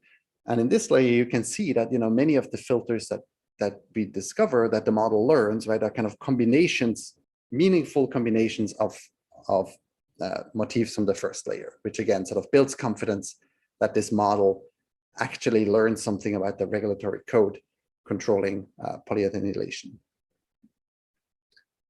And this is, I just want to briefly throw that up. So this problem of sort of interpreting sequence-based models has really interested Johannes and other students in the lab, like Alyssa Loeffler. And they wrote a really nice paper that's currently on bioRxiv, kind of building new improved methods for interpreting sequence-based neural networks. I just want to briefly highlight that here for those of you who are interested in this kind of problem. But I want to go back to the problem I posed originally, which is, can we interpret the impact of variance on pollination site selection? using this model, and I want to show you a couple examples. So the first example here is a polyethylation signal in the or D single polyethylation signal in the prothrombin gene. And the black dots here basically are just computational saturation mutagenesis of the signal. So basically computing the impact of every possible variance given our model of a polyethylation signal. The dots you see on the right here, these are variants that actually occur in NOMAD, which is sort of a large database of human variation, mostly for normal variation. I think the light blue dots are rare variants, the dark blue dots are common variants, both of them very close to having no impact. And then the orange dot here is really interesting because this is a variant that's been implicated in thrombophilia, essentially, and is known to act by essentially upregulating the usage of this site, and as a result, kind of increasing the amount of RNA that's generated and then eventually translated. So what that variant does, it kind of results in higher levels of the protein product, which I think is some sort of clotting factor. Okay, and so it's really nice that the model essentially, identifies this particular variant as being the most impactful among the ones that are observed. So it actually occurs at about 1.1 or 0.2% frequency in the population. And it's also interesting to see that there are clearly other variants out here in the possible variants, right, that have not been at least observed in this NOMAD consortium that could have a higher impact, and that if we saw them, right, we would now basically be able to suggest that these are variants that need following up on. Like a different example, sort of different visualization. This is a polyethylation signal in TP53. And again, we kind of perform computational saturation mutagenesis, right? This little heat map just indicates, every, like, it's ordered by base. And so it indicates like the impact. The color code kind of tells you blue makes usage lower, red makes means usage is higher. And it tells you sort of the impact of every possible mutation in this position, right? For this signal, or for this gene, there's actually 3 variants that are annotated in ClinVar. This variant here, the red one, is annotated as pathogenic. And it does essentially just disrupt this core hexamers. It's not super interesting, but it's very clear that it's negative and pathogenic. I think the green one is benign. And, again, the model says not much is happening. The blue one, I think, is unknown significance. And, at least based on this model prediction, you would say, that makes sense. It makes sense to reclassify that as benign, or at least we can say that it does not disrupt polyethylation. I also want to say that just to kind of validate these predictions, we essentially performed experimental saturation mutagenesis and just measured in a reporter assay the impact of every possible variant, and like predictions and model agree quite well. And then just to summarize this a little bit, we actually did this experimental measurement for 12,000 different variants, like 1,000 ClinVar variants that occur close to polyethylation signals, and then about 10,000 or 11,000 variants that we obtained by saturation mutagenesis of particularly interesting genes. And then we also performed computational saturation mutagenesis for predictions for these same data sets. And again, what you're supposed to take away here is that the model predicts these observations very well, with blue dots predicted downregulation, red dots predicted upregulation, and you would want them to see separated, the red dots above the line and the blue dots below the line, which is largely what we see here. So again, I think this model works really well. And in more recent work, actually, Johannes kind of generalized this to perform computational saturation mutagenesis of every human polyethylation signal, which creating this like large data set of, I think, 44 million predictions or something like that. And I really think this is kind of a powerful approach for identifying those variants that really could have an impact on changing mRNA stability and protein, mRNA levels and eventually protein production. Great. Good. So there's another question This is how would you extend this line of work to predict cell type specific alternative splicing polyannihilation? It's an excellent question. I'll get back to it a little later, if that's okay. But I think that is really a crucial question. So the last story, which I'm going to go very quick through, is relating 5'-UTRs to translation. So again, it's kind of known that the 5'-UTR sequence to a large extent controls ribosome loading and therefore translation. And we kind of wanted to know, Paul and Ban, two former talented people in the lab, wanted to kind of know whether we can learn to predict the relationship between 5'-UTR sequence and translation. And the reason I'm telling you this is not so much because of the modeling, even though this is MLCB, but just because I think the experiment is kind of interesting, right? Because in the previous two cases, the phenotype that we were, molecular phenotype that we were interested in is isoform abundance. And isoform abundance you can simply get by sequencing directly, right? All you have to do is just use sequencing to count RNA. That's very good. But here, we're actually asking about translation. We want to know how much the sequence of the 5'-UTR influences translation, and you cannot sequence, proteins at the same high throughput directly. And so somehow we kind of have to come up with an assay, or we had to come up with an assay that allows us to convert this problem of measuring protein levels to a problem that we could solve by sequencing. And the work was really inspired by a previous paper by Flor and Doudna. And just briefly explain the workflow, right? What we did here is that we generated, again, like random 5'-UTRs, plasmid library. Unlike before, we in vitro transcribed the RNA. So we just made RNA and then delivered the RNA into cells instead of the DNA, because we want to separate transcription from translation effects. Then we let the RNAs, be translated so they get occupied by ribosomes here. And then we lyse the cells and we perform centrifugation in a sucrose gradient to essentially separate, transcripts that are occupied by one ribosomes from those that are occupied by 2 and 3, etc. And we collect these individual fractions and then sequence them. Okay, and when we do this, we essentially see, there's one fraction that's associated with transcripts that are occupied with one ribosome. Then there's another one with 2 ribosomes and 3. And in our sequencing process, we essentially just count how often do I see a particular 5'-UTR sequence in each of these fractions. And from that, I can kind of get this profile, right? And I can calculate something like the mean of this distribution, which is the mean ribosome load, like the average number of ribosomes that I see on transcripts that have that given 5'-UTR.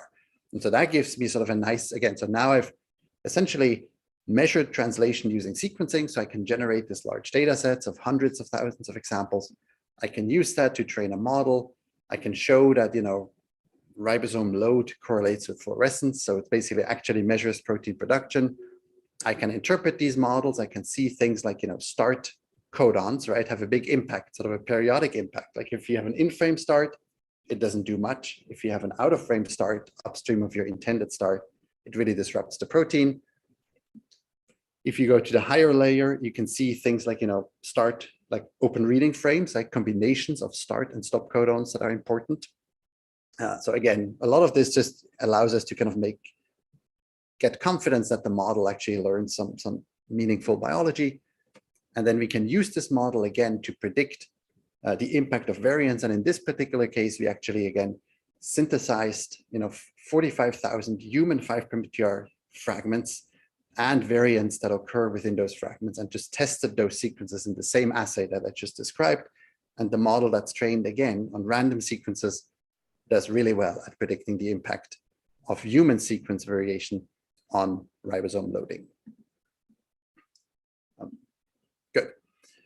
So now I've kind of told you sort of these 3 stories on how we can use synthetic biology to essentially build predictive models of biological processes and then apply these models to predict the impact of variants. So let me just quickly check the questions here. So there's a question, how well does mean ribosome load correlate with translation efficiency as measured by RiboSeq?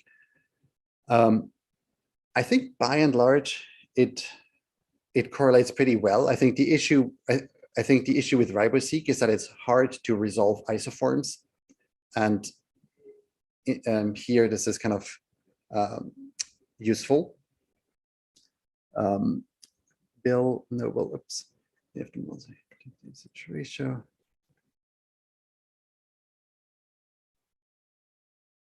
Yeah, so okay, Bill says in any of the models where you predict the usage ratio, there must be a choice you make when generating the data that affects how accurately you estimate that ratio based on sequencing depth. Do you have a sense for how accurate your models are relative to the upper bound, where you carry out the same sequencing experiment twice and get two independent measurements of the ratio? So we have done that. I'm not totally sure. Let me start. First observation, yes, it's certainly true that in some ways, the deeper you sequence your library, the better your predictions are going to be. In fact, what we often do for our test set is we just hold out those genes or example genes that are the most deeply covered, because that just helps us to get rid of the contribution of measurement noise. We have done on occasion kind of repeated these experiments, and by and large get pretty similar results. I mean, it certainly helps to just sequence very deeply. And the nice thing here is that unlike in cases where you have to kind of assemble isoforms from many short reads, our sequencing setup, sequencing reads can be set up such that that a single read is very informative about which of the two isoforms you actually see. And so I think it's pretty robust given a certain sequencing depth, it's a pretty robust measurement. I'm not sure if I answered that, but I hope so. Yeah, okay, cool. So then the next thing I want to address is actually coming back to this question I was asking, what about cell type specificity? And so I just want to say that it kind of depends on context. So for 5' UTR based translation regulation, we've done this experiment in a few different cell types, including T cells, which is a primary cell type. And we find that our measurements are very correlated across cell types. And it could just be that this is kind of a boring kind of regulation, because the main regulatory motif is just, open reading frames and start codons and things like that. So in this case, I mean, for us, it's good because it basically says, this generalizes a model trained in, hex cells will generalize quite well. And there's also nice data by Stephen Floor's lab where they kind of do a similar assay across different cell types, and also kind of find that there's very limited regulation, very limited changes with 5' UTR mediated translation regulation between cell types. But I guess the same is, not necessarily true if you look at alternative splicing or something like that.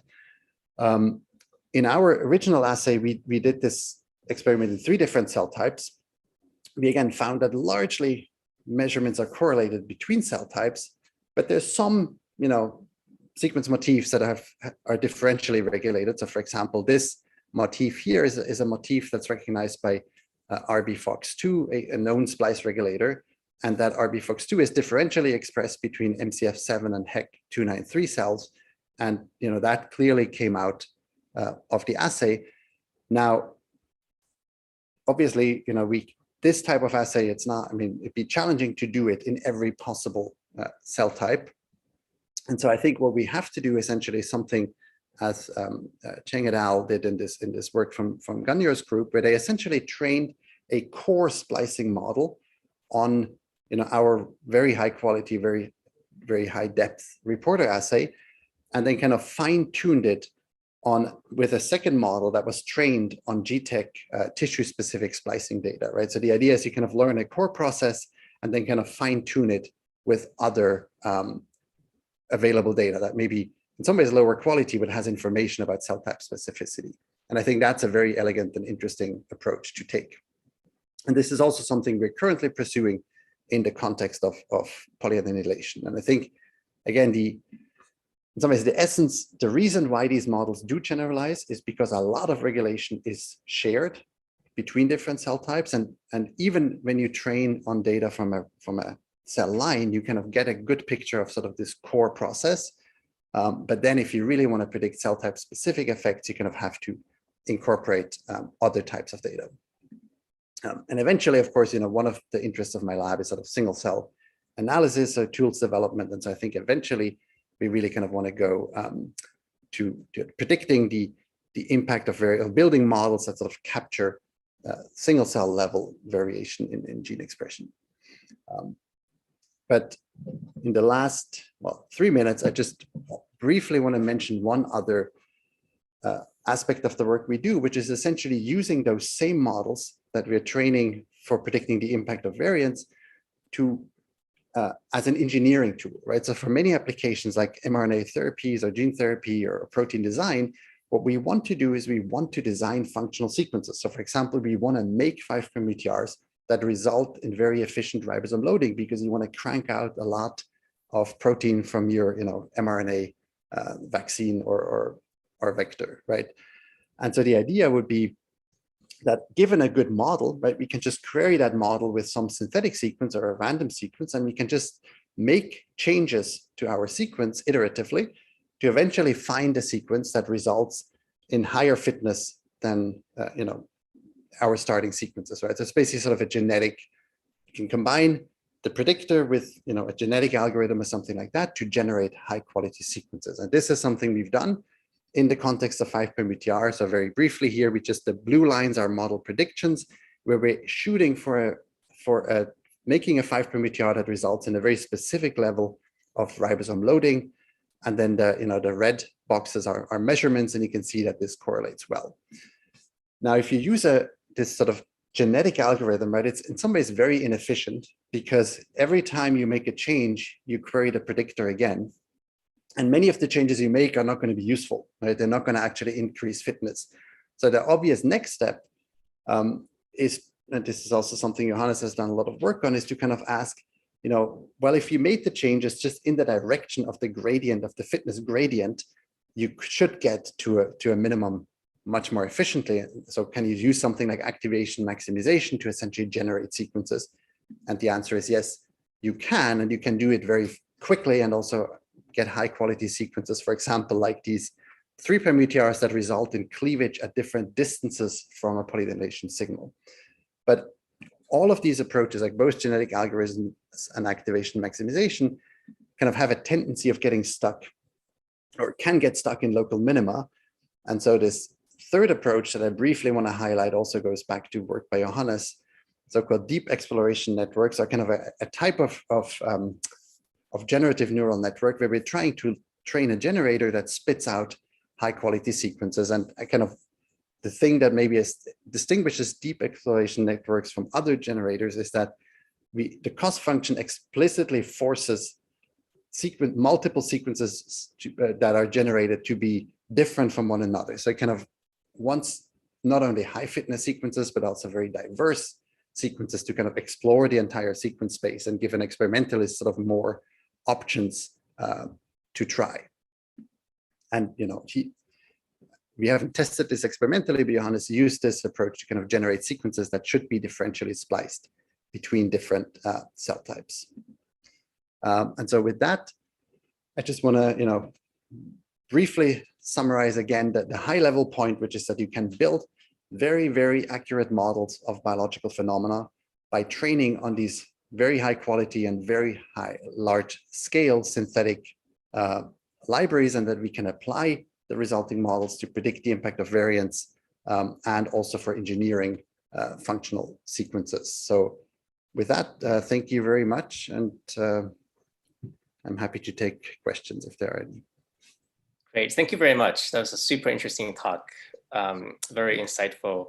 So we already had a bunch of good questions. There's one more question from the audience about if you've explored other kinds of architectures like RNNs or transformers. Yeah, great question. So we're playing around with that, certainly in the context of 5' UTR mediated regulation of translation, because if you actually look at, if you look at polynylation signals, right, they're sort of like defined length. But if you look at the 5' UTRs, they're arbitrary length, and anywhere in that 5'UTR, there could be a signal element that, maybe it's a start codon or something like that, that disrupts translation. So we really want to have models that kind of generalize beyond a fixed length input sequence. And so we've, Sebastian, actually, who's shown here, current postdoc in the lab, is really interested in sort of applying RNN and transformer architectures to that problem, and is getting good results out of them. Okay, that's interesting. So another question is, could you say a little bit about sort of interesting surprises, right, where the models that you trained on the random sequences, the predictions actually deviated quite far from what happened on the humans, and if there's some interesting biologies that you learned from that? Yeah, there's several interesting instances. So in particular, in the context of 5'UTR mediated translation, so we found there's another paper that came out of, I think, Maria Barna's lab not so long ago, where they also sort of took a different approach to us to engineer or to try to identify 5'UTRs that result in very high translation efficiency. And some of the variants they looked at, the UTRs they looked at, have a lot of secondary structure. Intentionally, they're viral mRNAs, and our model did terribly at predicting them. And I think that's because, secondary structure is not, like, a high degree of secondary structure is not something that you can get from a random library, because it essentially requires that you see, 10 nucleotides and then the 10 nucleotides that are complementary, and that's just very rare, right? So I think there's certain things that we are missing to some extent in a purely random library.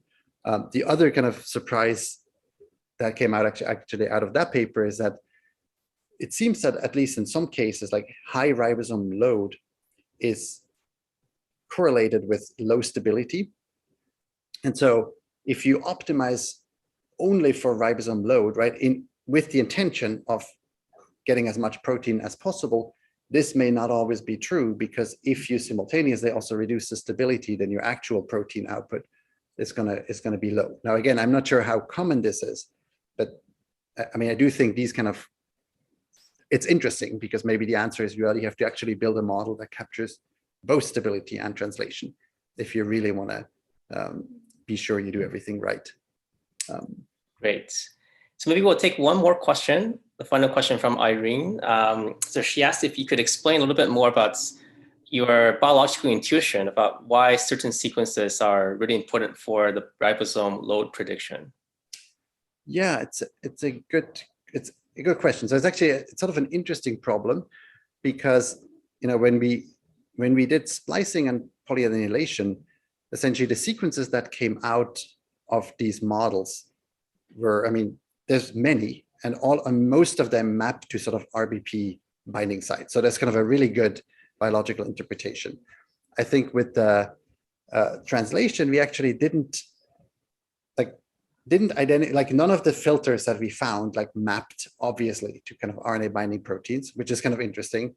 And somehow, and there's actually, if you look at the literature, there really isn't much reported about RBPs controlling translation in that way. And so the sequences that came up over and over again are sort of different variations of starts and upstream open reading frames. And structure matters a little bit too, but it's sort of, in some ways, it's actually quite, it's quite simple. It's just that quantitatively predicting, why a particular start or a particular Kozak or context is strong or weak is still not trivial. But in terms of the actual regulation, I think a lot of it is open reading frames, which I guess that's how it is. Great. Well, thank you very much again for the really exciting talk. It's really interesting to see this combination of technologies and methods and also biological insights. So thanks again. Great. Well, thank you very much for having me. Great. So now we'll move on to the next set of oral presentations. So the next speaker will be David Hostelero from McGill University. And David will be telling us about how to incorporate bipartite graphs in drug response predictions.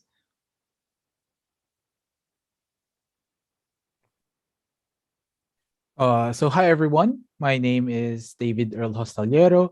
I am a PhD student in McGill University and Mila, and today I will be presenting to you our recent work, which is looking at the big picture, incorporating bipartite graphs in drug response prediction. This is in collaboration with my lab mate, Jessica Lee, and my advisor, Professor Amin Ahmad. So cancer is one of the deadliest diseases worldwide, and one of the reasons for that is because cancer is known to be complex. And even though we already know that cancer is complex, the traditional way of prescribing cancer medicine is through a handful of criteria, and it does not always ensure positive results for the patient. And so our vision is to increase the survival rate of the patients through precision medicine. And this gave birth to the problem of drug response prediction, which is given by this equation. So given the molecular omics profile of your sample, let's say your tumor or the cell line, and given the drug, how would the subject, the tumor or the cell line, respond to the drug? Will it completely die? Will it still grow? Will it be stable? And prediction of preclinical drug responses is actually a good step towards individualized medicine, precisely because there is more data available for in vitro responses. And then currently, there are many methods that are being developed to adapt preclinical models to clinical data. So in this paper, we are focusing on the preclinical drug response prediction. Now, in drug response prediction, we have seen a lot of paradigms, and one of them is the single model per drug, which is basically you have to train a single model for each of the drug that you want to train for, and you could already see the inefficiency of this paradigm. So there are other two paradigms, which is the multitask and the paired prediction model. In the multitask model, we have something like in the paired prediction model, we have only a single model, but this model have multiple outputs, and each of the outputs in this model correspond to a single drug that you want to predict for. Now, in the paired prediction model, it is quite different because your input has two components. The first component would be the molecular profile or the omics profile of your of the subject or your cell line, and the second component will be the features from your drug. Now, what is nice about these two other paradigms is that they implicitly learn drug similarities during the training, and this plays to our advantage because in machine learning we have this thing called pattern logic, where it basically says that samples that are similar to each other will probably have similar labels. And so in our case, if we fix a drug, similar cell lines or CCLs will probably have similar responses. And at the same time, if we fix the cell line and try to administer different drugs, for drugs that are similar, the probability of having similar effect is also high. Now, similar in terms of what? In the previous decade, there has been a lot of papers that have shown that molecular omics profile, especially the gene expression of the cancer cell line, is actually one of the best features that you could give your model in order to do drug response prediction. And in the recent years, a lot of people are focusing more on this paired prediction problem, and they are using properties of the drugs like the targets. And more recently, there has been a movement of people who are using the molecular structure using fingerprinting tools such as graph convolutional networks in order to do this paired prediction task. Now, are these enough? So we had a bigger question. What if we define the representation of the drug according to the properties of the cancer cell lines that are highly sensitive or resistant to the drug? So for example, here we have 6 cell lines and we have 6 drugs, and we know that group X of cell lines are sensitive to group A of drugs. Now, even if the drugs inside group A would have different molecular structures or other properties, it makes sense that in the latent embedding space, the embeddings of the drugs in group A are embedded together because we know that they have similar effects to the group X, similar for group B. Now, if we have the knowledge that group X is actually resistant to group B, then it also makes sense to make sure that the embeddings of the drugs in the group A are far away from the embeddings of the drugs in group B in the latent space. And so how do we do that? we hypothesized that we could actually propagate the information or the properties of the cancer cell lines to the drugs, and with the information that they are sensitive and resistant. And in the end, the goal is that drugs that are similar, that have similar effects to each other, to the same set of cell lines, would be embedded together, while drugs that have opposite or reverse effects to the same set of cell lines would be embedded far away from each other in the latent space.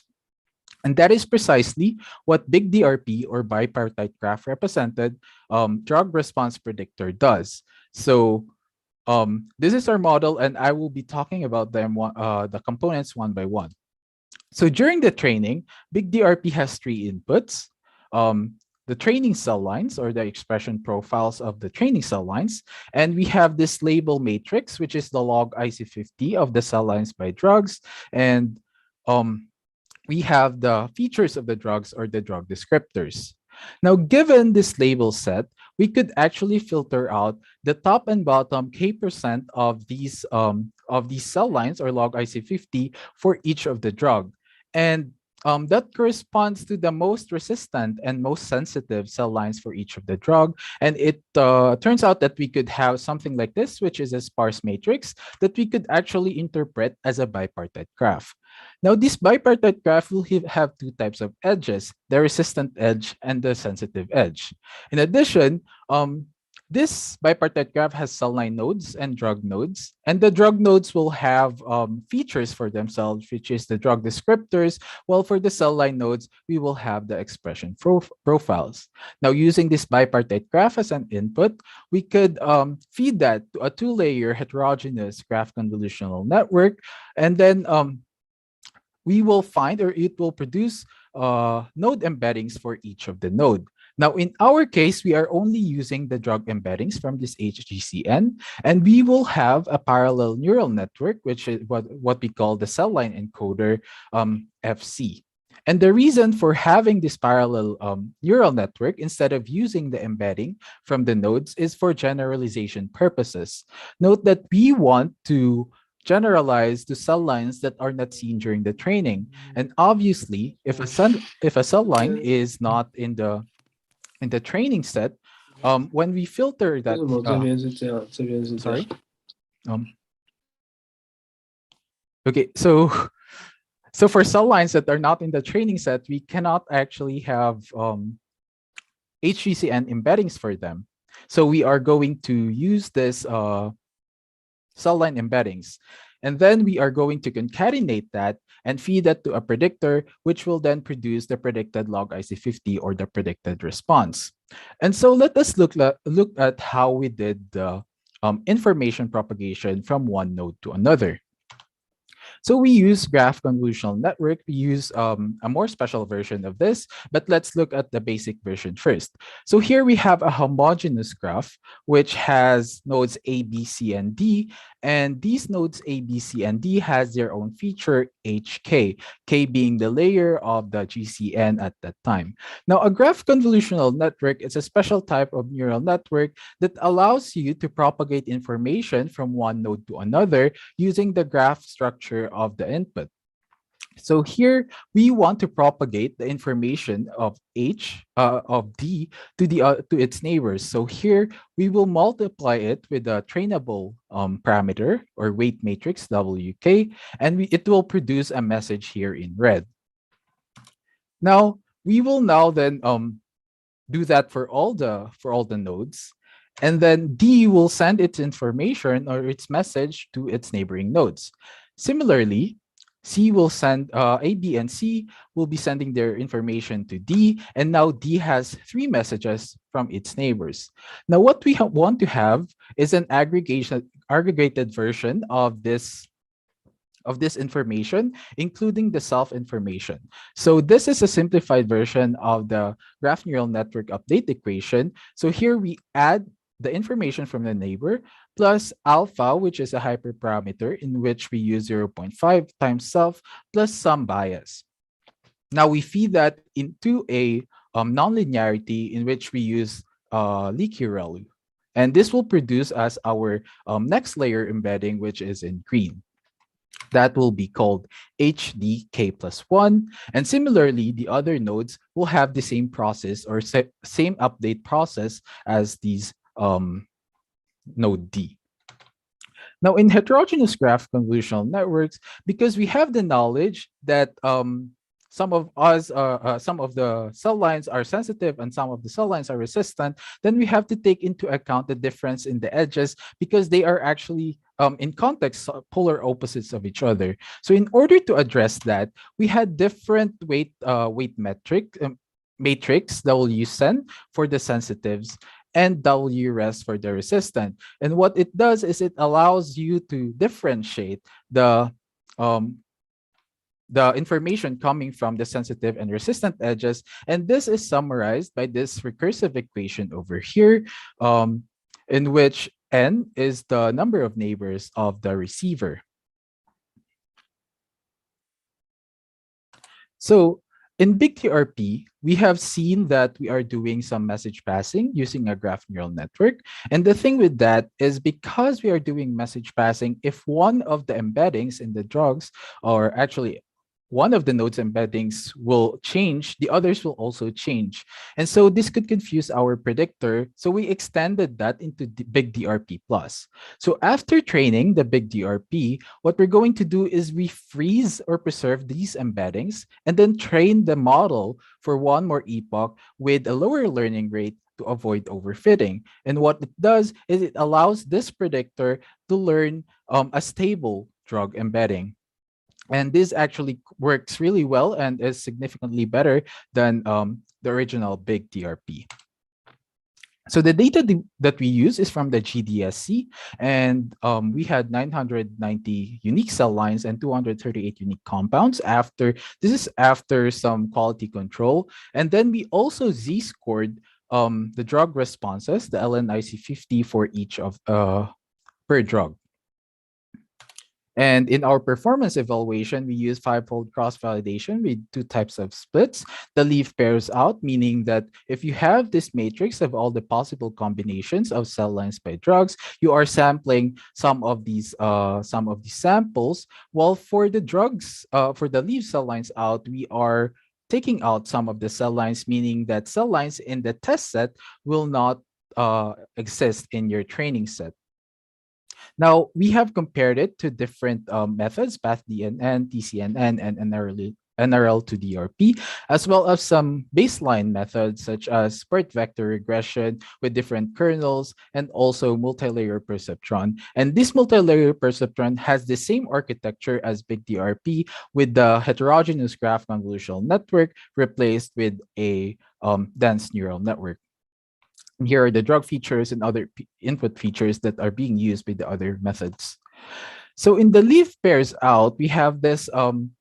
So we have these plots over here, and each of the dot is a drug, and the y-axis is the performance or the Spearman correlation coefficient of the Big DRP+, and in the x-axis is indicated in each of the plots. And in general, Big DRP+ and Big DRP actually perform really well compared to the other algorithms, and we actually tried to statistically quantify this, and the p-values are very significant. Similarly, for Big DRP+ and Big DRP, the p-values are also significant. It's less than 1 to the negative 20. Now, for the leaf cell lines out, the same trend happens for Big DRP+ and Big DRP has outperformed all the other methods that we compared to. And so finally, we were actually curious what our bipartite graph looks like, and this we used nested stochastic block model from GraphTool to visualize our network, and it turns out that it has 5 clusters for the drugs, and we were curious if any of these clusters were particularly improved compared to the baseline. The baseline being the multi-layer perceptron with the architecture similar to Big DRP. Now, it turns out this cluster tree has has been improved for around 10% in as the median. And we were curious, so we manually checked if any of these clusters have biological meaning. And apparently this C3 has 13 out of 20 protein kinase inhibitors. Now, this suggests that drugs with the same mechanism of actions may probably form some clusters. And this is something that we want to investigate in the future. Now, as a summary, we presented the drug response prediction method that incorporates bipartite graphs, and they are called Big DRP and Big DRP Plus, and they create drug representation through the propagation of information from cell lines and drugs using GCNs. And our model surpassed the baselines and other competing models in different data splitting scenario, and the bipartite graph could provide similarities beyond the molecular structure and properties of the drug. So this paper has been released in bioRxiv, and we have the code available in our GitHub repository. Thank you for listening. Great. Thank you very much, David, for the very nice presentation. So we have a question from William. The question is, if you could explain a bit more of how the sensitive and resistant weight matrices are learned? Yes. So the weight matrices are learned using backpropagation. So we have our loss function is just the mean squared error of the model. So during backpropagation, these weight matrices are learned. It is quite possible that the weight matrices of the sensitive and the resistant would be similar to each other, or maybe just inverse to each other, but we just let the neural network learn it for itself. Yeah. Okay. And the related question is, so what have you compared with not using the bipartite graph, but just using the quantitative gene by drug matrix before doing the filtering? I'm sorry, I don't quite understand the question. So it seems like you're generating the bipartite graph by filtering or thresholding the gene by drug IC50 matrix. So what if you use the quantitative matrix rather than the graph? We have not tried that. It's a great idea, but I'm quite not sure how to do that, to be honest. Yeah. Okay, great. So we'll take maybe one final question. The question is, have you considered maybe leaving out multiple drugs for validation? Oh, we actually did that.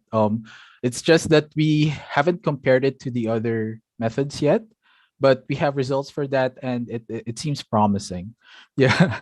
We just didn't present it over here because the comparisons are still not available as of the moment.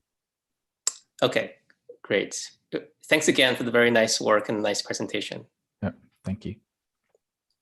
Okay, so we'll have the next oral presentation, which will be from Ayla Ergun from University of Washington. And Ayla will be telling us about deep learning approaches for inferring peptide coefficients. Thanks for joining us. Hello, everyone. I hope you can hear me clearly and see my slides in full size. Okay. Awesome. Okay, I'm Ayla Ergun. I'm a PhD student in the Nobel Lab at the University of Washington. And today I'm going to talk about inferring peptide coefficients from quantitative mass spectrometry data. So as you can tell from the title, this project is about proteomics. So proteomics, as most of you would know, is the study of proteins and their interactions in a cell.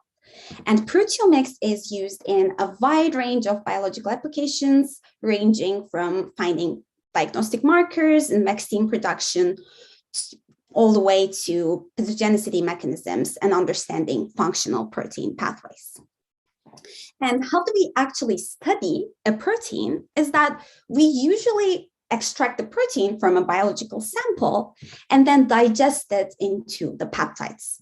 So peptides are smaller molecules that are easier to work with, and then we can pass them to an instrument called mass spectrometer. So a mass spectrometer is basically the fundamental instrument in a proteomics experiment, which can ionize these small molecules so that we can detect and quantify the peptides. So this might look a little complicated, but actually what the mass spectrometer can give us as an output is simply a peptide quantity matrix. So what I mean is that we have a set of peptides, and then we also have a set of runs, which you can think of as like multiple repeats of the experiment for a set of biological samples, say cancer samples. And then we have the quantity of each peptide in each run. And I already mentioned that these peptides are originally coming from a protein or multiple proteins. So we also have the protein labels for each peptide, which allows us to summarize these peptide level matrix into the protein level so that we have the intensity of each protein in each run. So basically, this blue matrix is like the protein expression matrix that can allow us to do all these interesting biological applications that I just mentioned. And in this project, we are focusing on this peptide quantity matrix and trying to solve some problems with it to make sure that we have more accurate protein level expression. Okay, so you're probably wondering what are the problems that we're trying to solve with this matrix. And it is that, let's look at a generic mass spectrometry experiment, which I won't go over all the details, but you can see that it's actually a very complicated experiment that involves lots of different stages. And the issue is that in different stages of this experiment, the properties of the peptide sequence affect the quantities that we get for the peptide. So there are various different characteristics of the proteins, like its propensity of the peptides, like their propensity for being cleaved, robustness of their traversal, efficiency of ionization, or uniformity of fragmentation. And all these factors might bias the final quantity that we get for a peptide. So that's why in this project, our goal is to use machine learning to quantify these peptide-specific properties so that we can adjust the observed peptide quantifications by removing these effects. So overall, our goal is to offer our approach as a preprocessor to eliminate peptide bias. So I hope that we're clear about what our model is trying to do. But now let's talk about the two fundamental assumptions of our model. So the first hypothesis we have is that peptide measurements can be decomposed. So again, here we have our matrix Q of peptide measurements, where we denote one cell as QIK, the observed abundance, the quantity of peptide I in run K. And our hypothesis simply states that this QIK can be decomposed into a peptide coefficient CI and an adjusted abundance of this peptide in this run, alpha IK. So CI is the quantification of these peptide biases that I just referred to, and alpha is the adjusted value that we want to output. And then based on this, we define our second assumption, which states that unique sibling peptides should have equal adjusted abundances within a single run. So what this means is actually very simple. So if unique sibling peptides are peptides that occur exactly once in the protein database and that co-occur on a given protein. So the idea is that the adjusted abundances for these sibling peptides I and J should be equal. And you would remember that we simply defined the adjusted value as the observed value divided by the coefficient. So the basic logic is this. So actually, if we have peptides I and J coming from the same protein, then actually the measurements, the quantities for them should be the same, right? But the issue is that these peptide biases is causing problems, so it is disrupting the final quantities that we get. So that's why our goal is to learn the CI and CJ coefficients so that we make the adjusted alpha values equal to one another.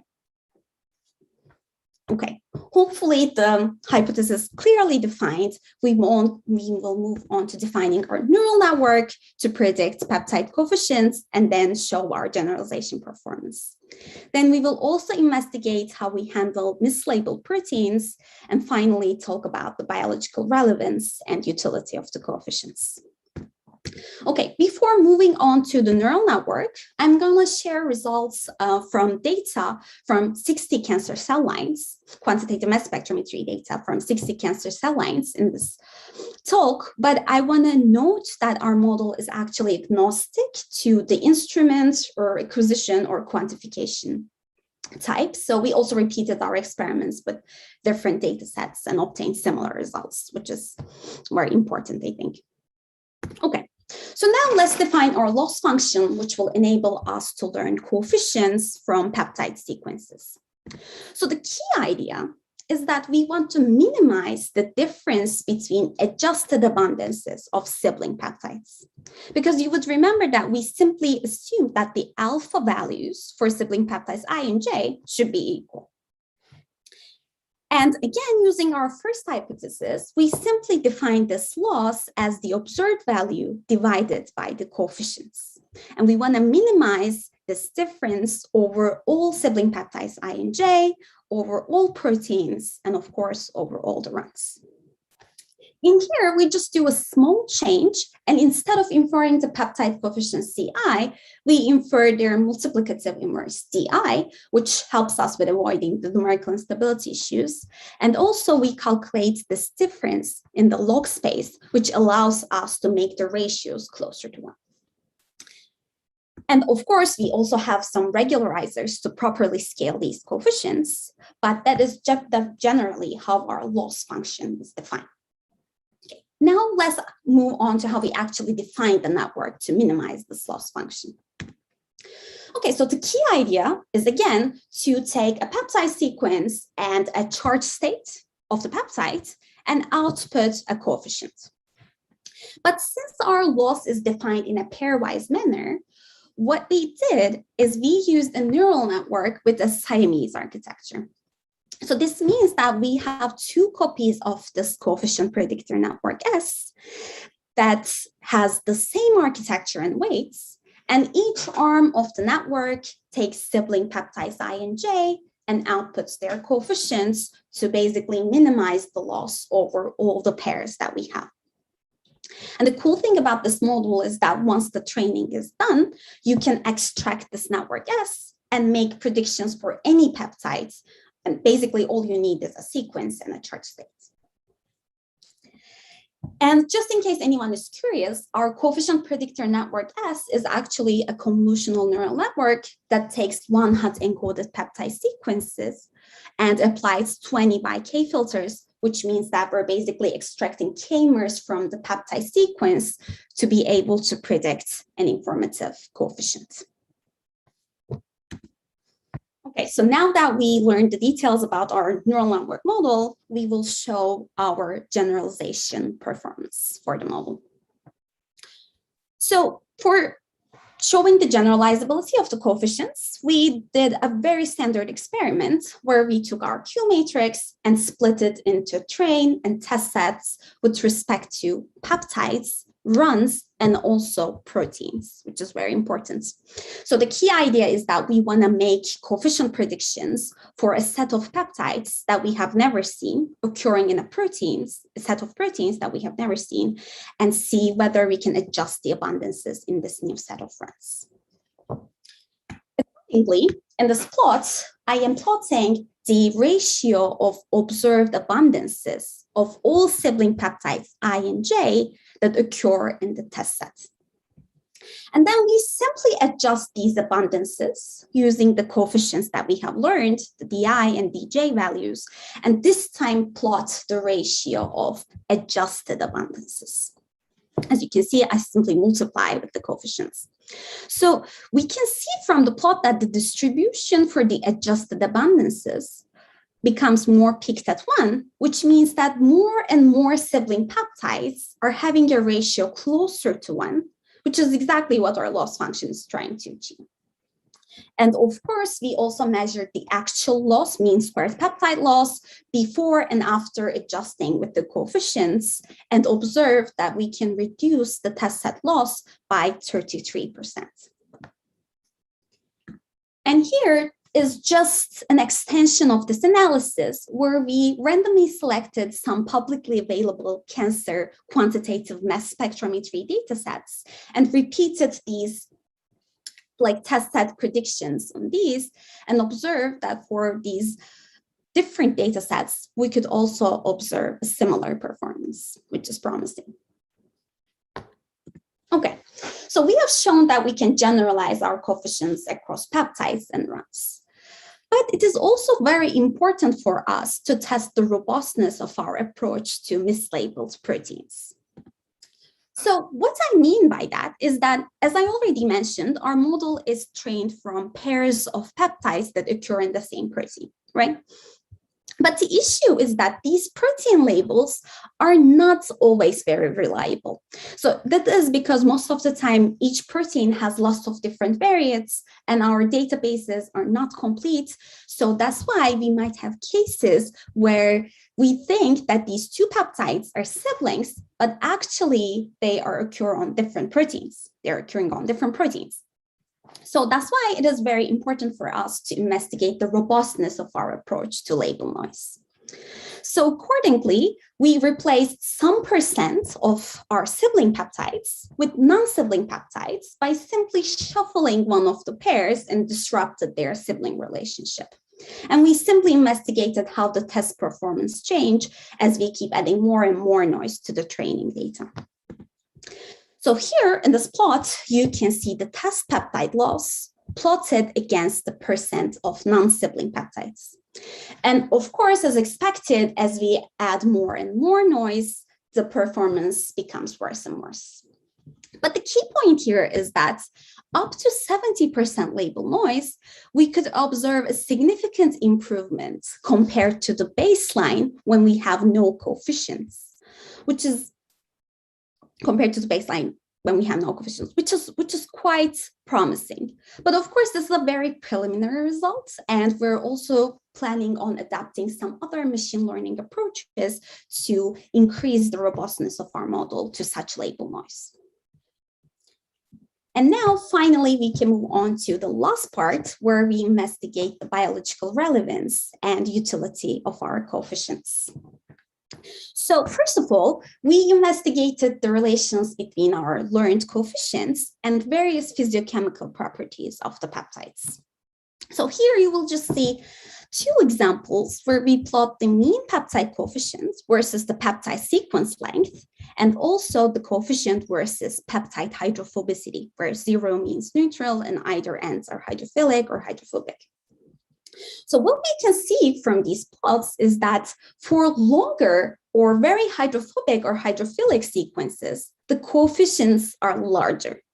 So this indicates that actually the measurement for these peptides might not be very reliable. So our coefficients can detect that and correct for that.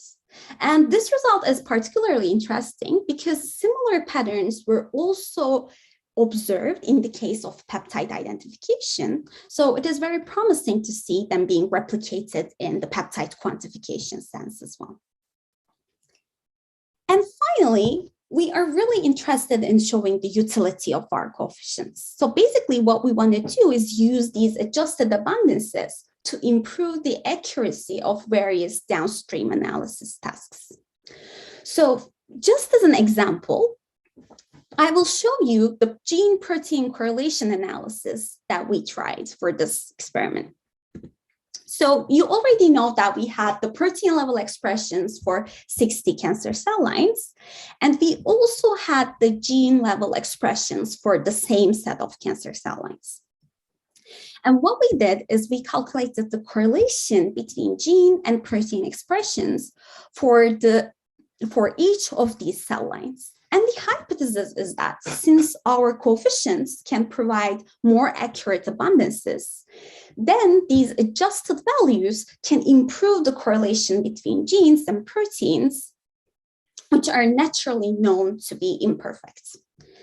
And indeed, we observed that that was the case. So in this plot, you can see the gene protein correlation coefficients for adjusted abundances versus the observed abundances. And as each dot is a cell line, we can see that for all the cell lines, our adjusted abundances can improve the correlation.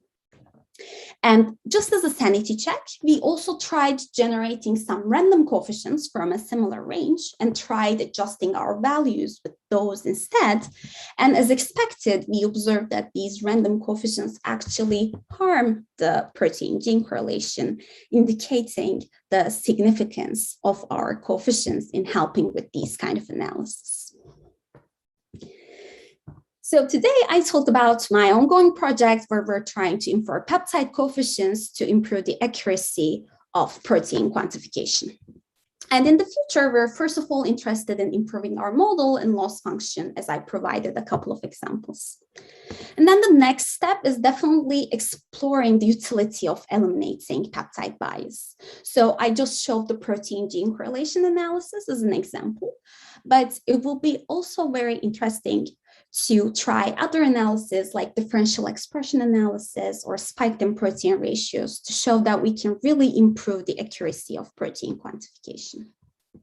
And finally, we are very, very interested in transferring our model across data sets. So we want to be able to train from multiple data sets and make predictions for a new unseen experiment.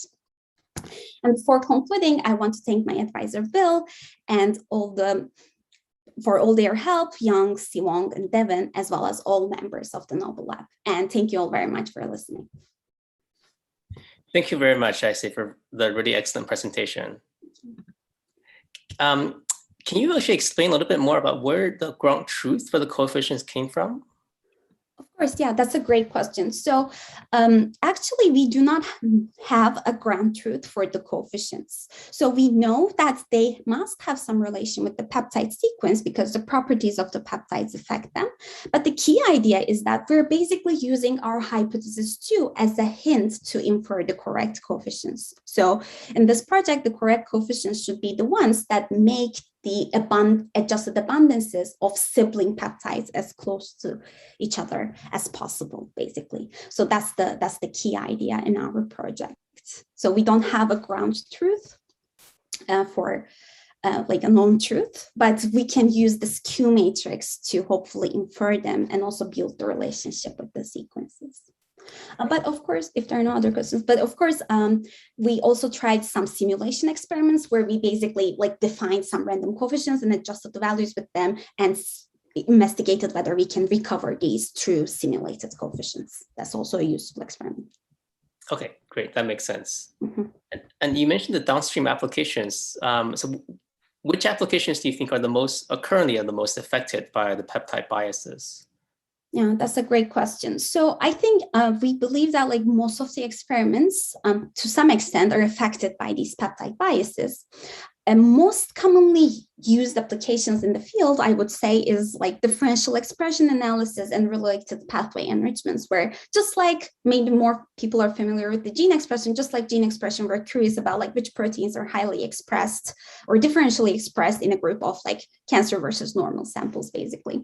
And then in all of these cases, the internal biases would affect the results. So that's why it's very important for us to do kind of like an extensive analysis to show that all these very commonly applied downstream analysis, we can show that our coefficients can do better.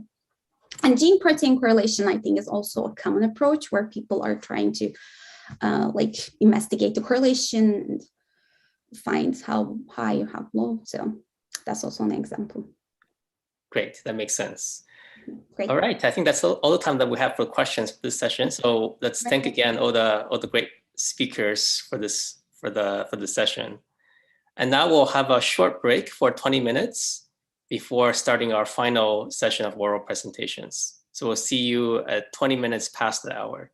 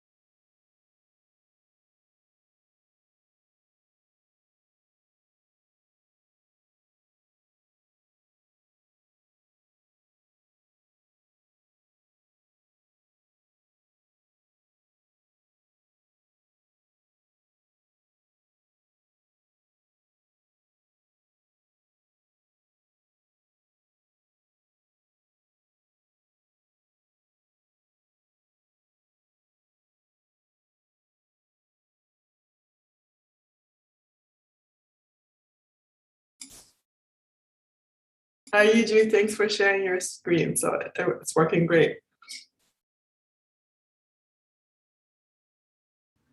Okay, thank We you. will start. Sorry, what did you say? Oh, I see. I was just wondering. I never tested, so. Oh yeah, it's a great idea. Yeah, but it seems to have. I think only 2 or 3 people tested it, but I think there was no glitches, so everyone's doing well. That's good.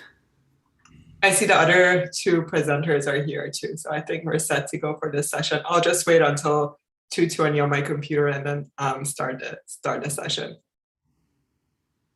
Sure. Yeah, sounds good.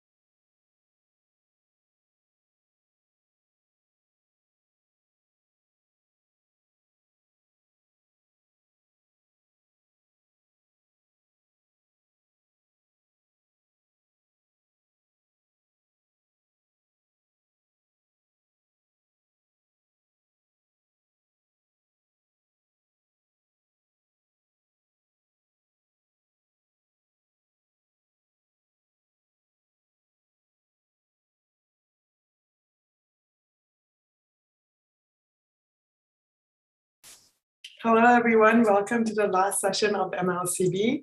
So thank you for sticking around because we have 3 really exciting talks in this session.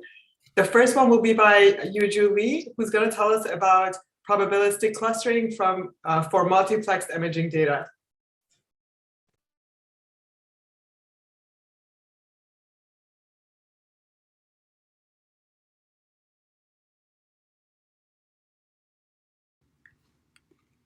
Can you see? We can see and hear you great. Okay, so let's just get started. Hi everyone, my name is Yuju Lee. I'm a PhD student at the University of Toronto, and today I'm going to present my work on a segmentation-aware probabilistic clustering model for highly multiplex image data. And this work is still a work in progress. This talk comprises of 3 sections. First, I will motivate the problem and that we want to address. Second, I'm going to discuss the model that we developed. Lastly, I will show some results. So in this project, we use INC data, and INC is a multiplex imaging method. It can measure protein expressions up to 40 markers simultaneously. And the figure here shows a general workflow. Note that the antibodies bind to each protein and are coupled to the metal tag.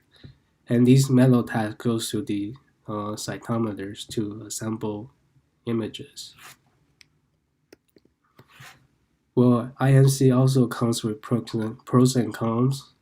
One big advantage is that it provides spatial information. Another is that it allows tissues to be fixed as a way of preserving tissues, unlike the single-cell RNA sequence data. However, these images have low resolutions and capture low spatial areas and do not classify cells automatically. And oftentimes, workflow requires segmenting cells. So what is a segmentation? A segmentation is a process of identifying where cells are in an image. And it uses known nuclear and cytoplasm, or sometimes membrane, markers to find cells. And it generates a mask that indicates where each cell is.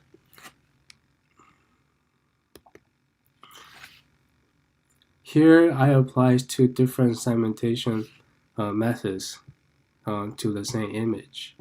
The red color masks indicate single cells. The one on the left appears missing cells compared to the right. But is the one on the right good enough? Here I said maybe not. How about this? When you look at these two arrows, you can clearly see that they are doublets. So what are doublets? A doublet is composed of two or more cells, but identified as a single cell by a segmentation algorithm.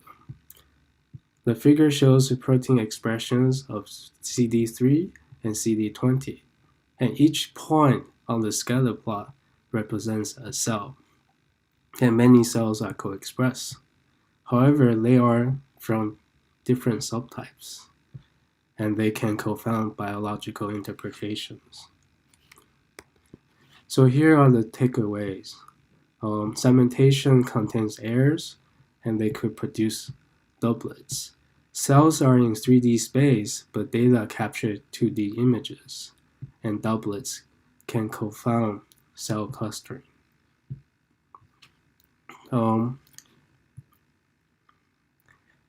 These facts motivate us to think, can we develop a model to identify cell populations in INC while considering for doublets? The answer is yes. Here's our approach. The key idea is to introduce indicator variables for each cell n. For dn, it denotes that if a cell is a doublet or not. 1 is a doublet and 0 is not. And once a cell is determined as a singlet, Zn assigns which clusters the cell belongs to. And likewise, for the doublet, gamma assigns which two clusters the cell belongs to. Here we introduce our model more formally. We call our model DAM, which stands for Doublet Aware Mixture Model. And Dn, Zn, and gamma n's are priors, and lambda, pi, and tau are hyperpriors. And the likelihood in the singlet case is as follows. First, Yn and Sn are Yn is the protein expression, and Sn is the cell size. We assume Yn and Sn follows a normal distribution, and mu and psi are cluster means of expression and cell sizes. Sigma and omega are cluster variances of expression and cell sizes. In the doublet case, the distribution of Yn and Sn is as follows. We use the average expression because if a cell is a doublet, the expression will be an average of two cells in an INC image. We know that the sum of two independent Gaussian it's a Gaussian. Finally, the expression centroids are our main interest fundamentally because it tells us where proteins are co-expressed. So how do we train this model? In training, our objective function is to maximize the probability of Y and S given data. And data is a model parameter. We can use the EM in this case to optimize the, we can use EM in this case, but optimize marginal likelihood with gradient descent will also work. And further, we can use mini batch to train larger data sets. And we call this approach MLE approach. For inference, we can compute the posterior probability of cells being a doublet or a singlet, which you can see in 2A. And for 2B and 2C, they are just the posterior probabilities of clusters assignments for singlet or doublet. Here is a general DAMS pipeline. Currently, we apply to the mouse lymph node and human breast cancer data, and we winterize the top 1% of protein expressions and cell types and cell sizes, and apply k-means as our initialization for the model. For training, we use a batch size of 128, and loss function is the negative log likelihood due to gradient descent, and Adam as the optimizer, and relative change as the convergence criteria. Here I'm just gonna report some results. So first, this figure shows the runtime of the four variants on the lymph node data. We consider both student T and Gaussian distribution. We also optimize the function with EM version and also the MLE version, which I described earlier. And we run the model 5 times for different number of cluster C and apply the same data to each case. And here, I know the plot may be a little bit small, but like MLE student T tends to converge faster. Similarly, we report the BIC for each cluster C, and 25 seems to be the optimal case or solution. But wait, well, what about the cluster results? Here we compare our model with Finograph, which is a very popular clustering method. We compare how they can cluster co-express cells. And we see both methods cluster B and T cells quite well. However, Dan, in one case, was able to find CD60A and CD11C co-express, which in clusters 24 on the right, which is kind of small. Yeah, but you cannot see that in the Finograph clusters. Here is the doublet prediction of a lymph node image. The relative score is the log of the probability of a cell being a doublet. Our model predicts higher doublet probability in densely packed tissue regions, despite not using any special information.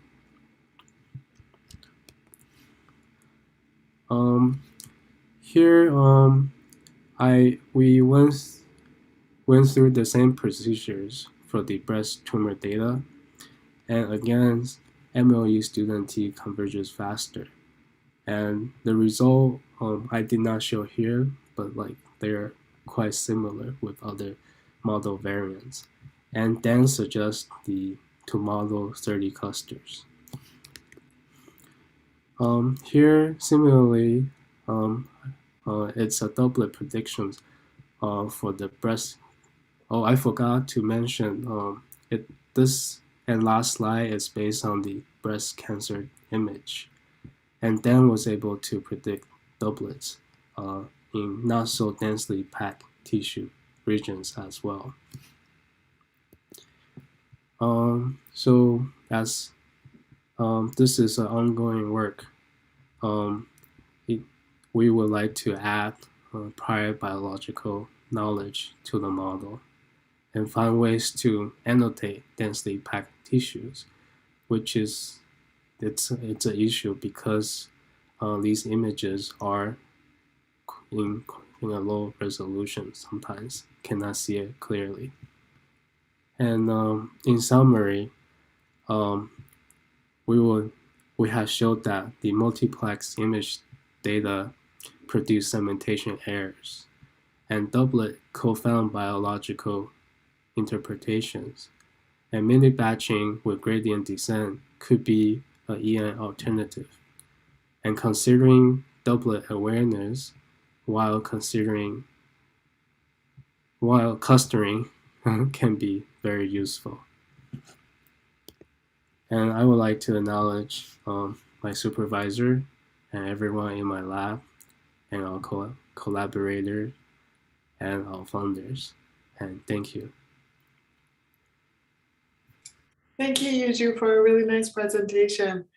So to the audience, please feel free to type in your questions. And while you're thinking about that, maybe Yuju, I'll ask you a question. So you showed this comparison with phenograph, and when looking at the clustering just outcome, it's really hard to understand how similar or different things are. I'm wondering if you've looked into any quantitative ways of comparing your clustering solutions to other clustering solutions that you could have got. And I guess what's your general sense on that? Currently, I only look into the phenograph, but in the future, I will be looking at other clustering methods to compare. Yes, it's true that it's kind of hard to compare, because especially these cluster numbers would be different for one versus the other one. So that may be our challenge going forward. But I think we can do it. All right, I'll just have another question, and then we'll see if there's anything else. So the BIC plots that you showed for picking the number of clusters are very smooth. And I guess empirically, they don't have to be that smooth. And oftentimes you see them very hard to figure out exactly what cluster number is correct. So how has been that in your experience? Oh, it's really hard because, and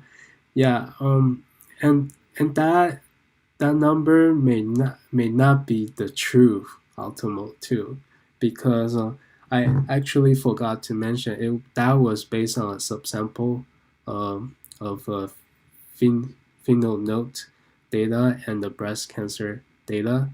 But when I increased the subsample size, it actually would change, and like you said, it's quite noisy. This was just one type. I mean, one batch that I ran, which shows this smooth going up. Yeah, so I guess it says that there's a lot of unresolved questions when it comes to clustering. Correct. All right. So I think we can move on to the next speaker. I don't see anything else on the Q&A. Thank you so much, Yuju, again.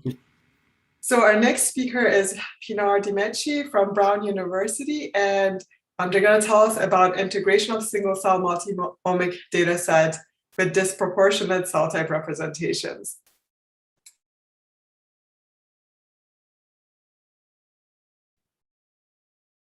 All right. Hi.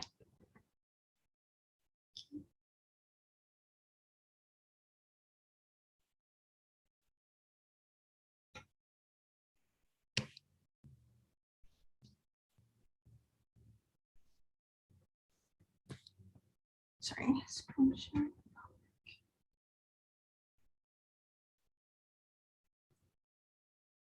I'm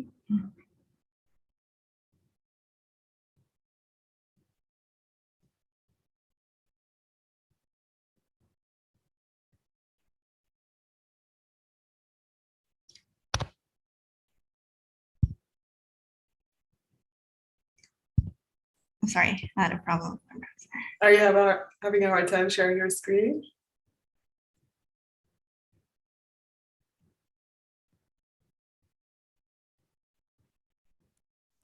All right, that's working. It works now? Okay, great. Thank you. All right. Yes, hi everyone. My name is Farr and I'm a PhD student at Brown University working with retimer. And I'm going to talk about an extension of a method that we actually presented last year at MLCB that integrates single-cell multiomics data in an unsupervised way.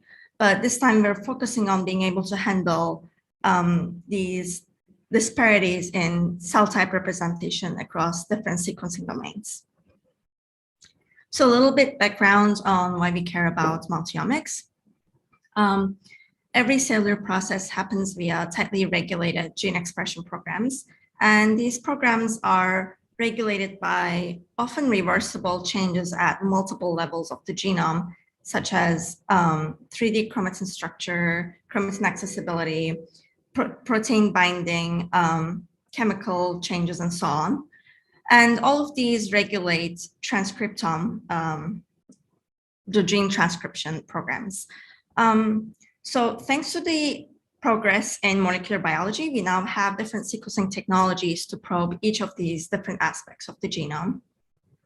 And a recent theme that's been emerging in biological research is to study multiple of these layers together by looking at different sequencing data in order to get a holistic view of the regulatory genome. And we call these multiomic studies. But obtaining multiomic data on the single cell level is very challenging. And this is because after we, most of the single cell sequencing technologies are destructive. So after we apply a sequencing technology on a cell, it's lysed, which means we cannot just simply apply a different technology on the same cell. But what we can do instead is to collect different materials of interest after lysing the cell, and then applying a different sequencing technology on these different molecular materials. And we call these technologies co-assays, but unfortunately co-assays are limited because they come with their own limitations and challenges.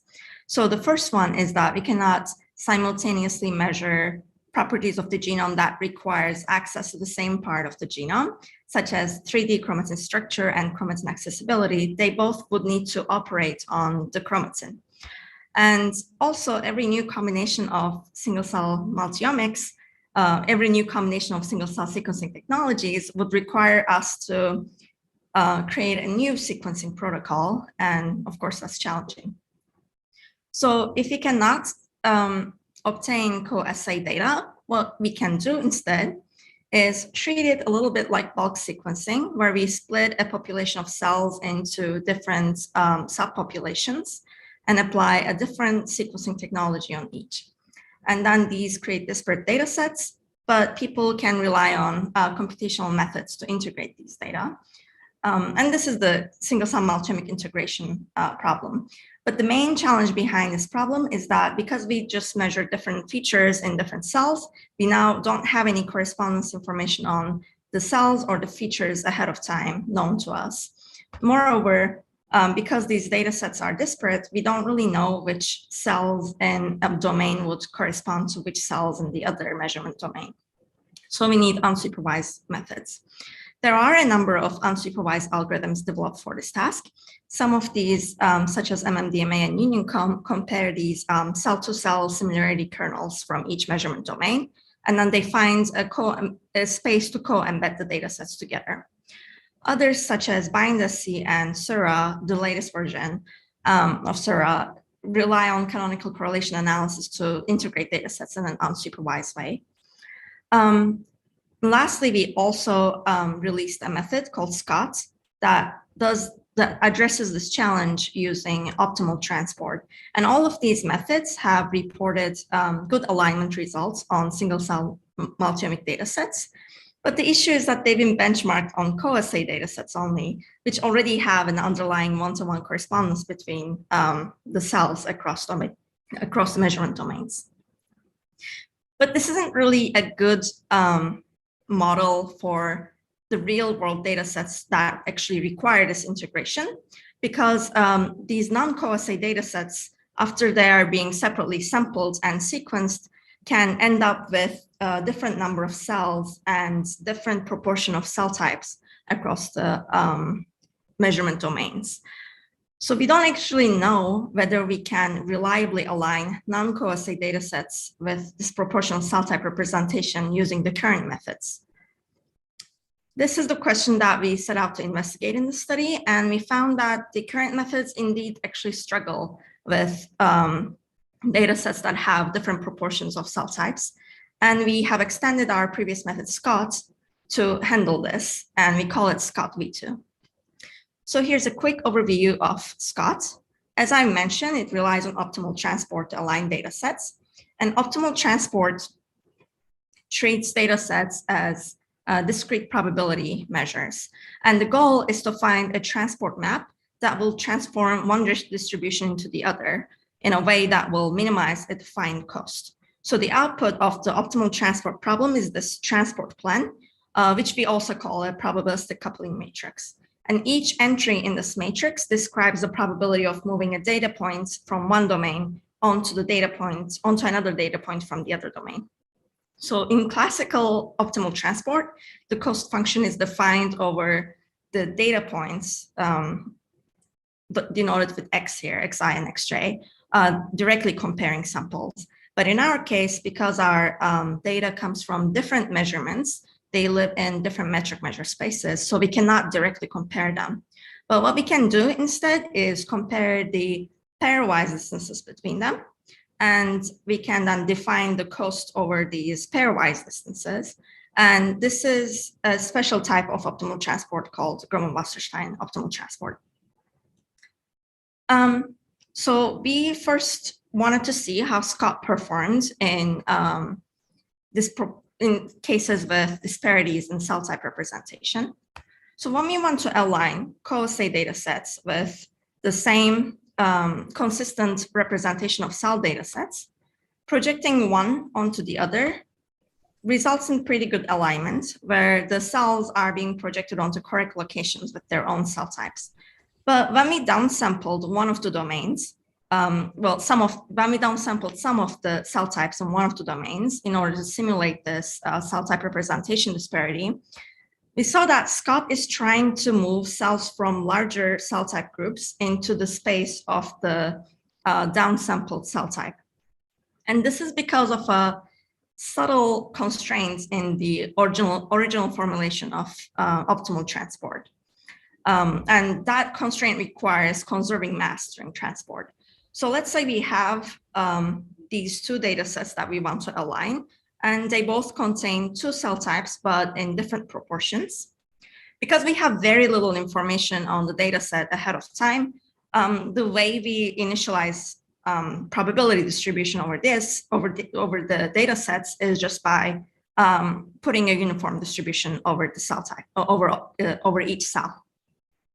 Given these, the transport map that we're trying to look for is coming from the domain of the input probability distributions.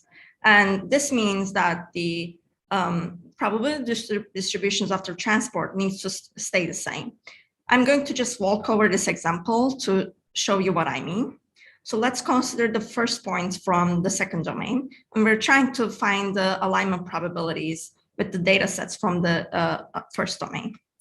It has correspondence with two cells that are in the same cell type from the first domain. So we split its mass equally across these two cells. And this is correctly aligned with the correct cell types. The same will happen with the second data points from the same cell type. And now the mass of these blue cells are also completely distributed across these two cells. They're correctly aligned, But when it comes to the third cell from the same cell type in domain 2, they can no longer be assigned to the first two cells because the mass of these two cells are already distributed. So it can only be assigned to align with the rest of the data sets that are available to be aligned with. And the same goes for the fourth data set, which means these two cells are now not aligned with the correct cell types. In this example, the last cell type is the last cell from cell type B is able to correctly align with the original cell, with the cells from the first domain. But as you can see, because of this mass constraint conservation, we're not guaranteed to be able to align cells correctly. What we did in this case is put a relaxation in our optimization formulation, where we are now allowing for the probability distributions to differ from the initial probability distributions defined in the beginning. In this case, because now the cells that are underrepresented in the first domain can be aligned with cells larger than their original mass, they all can be aligned with the correct cell type. You can think of this as locally adopting the mass of a data point or the probability distribution during the transport. And when we added this mass conservation constraint, we saw that Scott now is getting better at aligning cell types in correct places, even though these cell types are downsampled. We also additionally extended our formulation to multi-domain alignments. So in a lot of cases, people might want to align more than two data sets.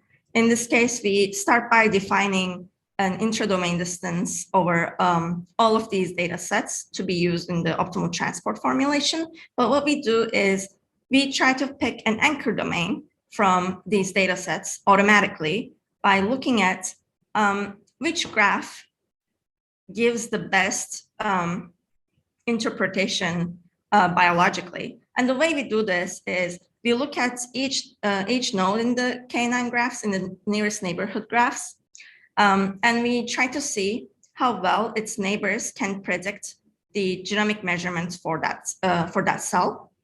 And we average this across the whole graph, and we pick the domain with the highest correlation. And then we solve our optimal transport problem between the anchor domain and each of the other domains in a pairwise way. And given these coupling matrices, we can either co-embed all the data sets together, or we can project all of the data sets onto the anchor domain using barycentric projection. So we have tested our alignments in a few different settings. In the simulation, firstly, we started with co-assay data sets, and we took these co-assay data sets to simulate missing cell types. In the simulations, even though in the co-assay data sets we have proportional cell type representation, we picked the domain and completely removed the cell type in order to simulate this disparity. And then we also have non-co-assay data sets that have been already separately sequenced. And these data sets have, they don't have any missing cell type, but they have cell types represented at different levels. So I'm going to start with co-assay data sets. We are going to present our results on both full data sets and also the missing cell type simulations. And here you can see the alignments by Scott version 2, visualized based on the barycentric projection method. And we benchmarked our method against the previous methods that I've mentioned using label transfer accuracy, which trains a K9 classifier on half of the aligned data and predicts the cell type of the other half. So the higher values are better because that means the cell types are better clustered together after alignment. Scott version 2 overall yields the best results, except for the full co-assay of snare-seq, where the previous version without the mass relaxation constraint gives a little bit better. There is one method that I want to highlight here. It's Pomona. I haven't mentioned Pomona before because Pomona is a very recent method released, and it's specifically designed to handle this cell type disproportionate cell type representation case. It's also built on Scott. The only difference is that it always models a virtual cell that can absorb mass if there is some mass imbalance across the two data sets. But we've seen that when it comes to these full data sets in the snare-seq case, for example, it doesn't yield very good results. Even though it's a derivation of Scott, it yields much worse results. And we think this is because it always expects to absorb some mass upon transport. And we've also aligned non-co-assay data sets. The first we have is MEC, and MEC it is from memory epithelial cells and has gene expression and chromatin accessibility data. And we also have Skyomics and SCN and TSeq, which have 3 different modalities. So you might think that SCN and TSeq is a co-assaying data set, and you're right. But because of the different levels of noise in each domain, it ended up having different number of cells and different cell type representation across domains after data pre-processing. And across all of these real world scenarios, Scott version 2 yields the best results. So to sum up, we've extended Scott to handle both integrating multimodal data sets and also cell type representation disparities. And compared to existing methods, we've seen that Scott tends to yield more consistently good alignments across a variety of cases like missing cell types or proportionate and disproportionate cell type representation. We've also retained Scott's heuristic for approximately self-tuning hyperparameters in case people cannot pick hyperparameters when using the model. Our preprint is available on bioRxiv, and I'd like to thank all of my collaborators. Thank you so much, Pina. Let's see if there's any questions in the chat. So while people may be thinking, I'll ask you a question. Why does, I guess, please don't take this as an obnoxious question, but why does disproportionate cell type arise? I guess if you're taking a sample from the same tissue and your sample is large enough, you would hope that things would look similar across your multiple cell type samples. Is it like there's just a lot of biological variability, or is it just a definition of cell type that depend on that different assays are fundamentally different, so that gives you a different number? That's a great question. So in the case of cell types that are already well represented in a tissue, even after sampling, the cell type proportions are probably going to be not the same because sampling is stochastic, but similar. But if you have rare cell types, especially if whether you will find that cell type or not depends on the location of the tissue, that can create larger disproportions. And you have a good point about the second part, which is it's difficult to define, it is difficult to define cell type in certain single cell domains, such as high C. I think, I'm not sure how that really affects the disproportion, because in the data sets that we worked with, cell type labels have been largely defined by the gene expression domain and then carried to the other measurements. But in a real world setting, if you aren't able to do that for some reason, because after disagreements, I imagine there will be some disagreements across measurements for cell type inference. I imagine you can't really rely on thinking that there's going to be proportional representation. But yeah, I think the biggest problem is from sampling and rare cell types. Yeah, that makes sense. Thank you. All right, I don't see other questions. So maybe we'll move on to the next, the last speaker of this session. Nick Dexter from Simon Fraser University, and he's going to tell us about finding causal mutations that drive drug resistance in bacterial whole genome sequencing data. Hi, 1 second, let me share my screen. So can you see the slides? Oh, hold on a second, I have to start from the beginning. Okay. Yeah, that looks great. Okay,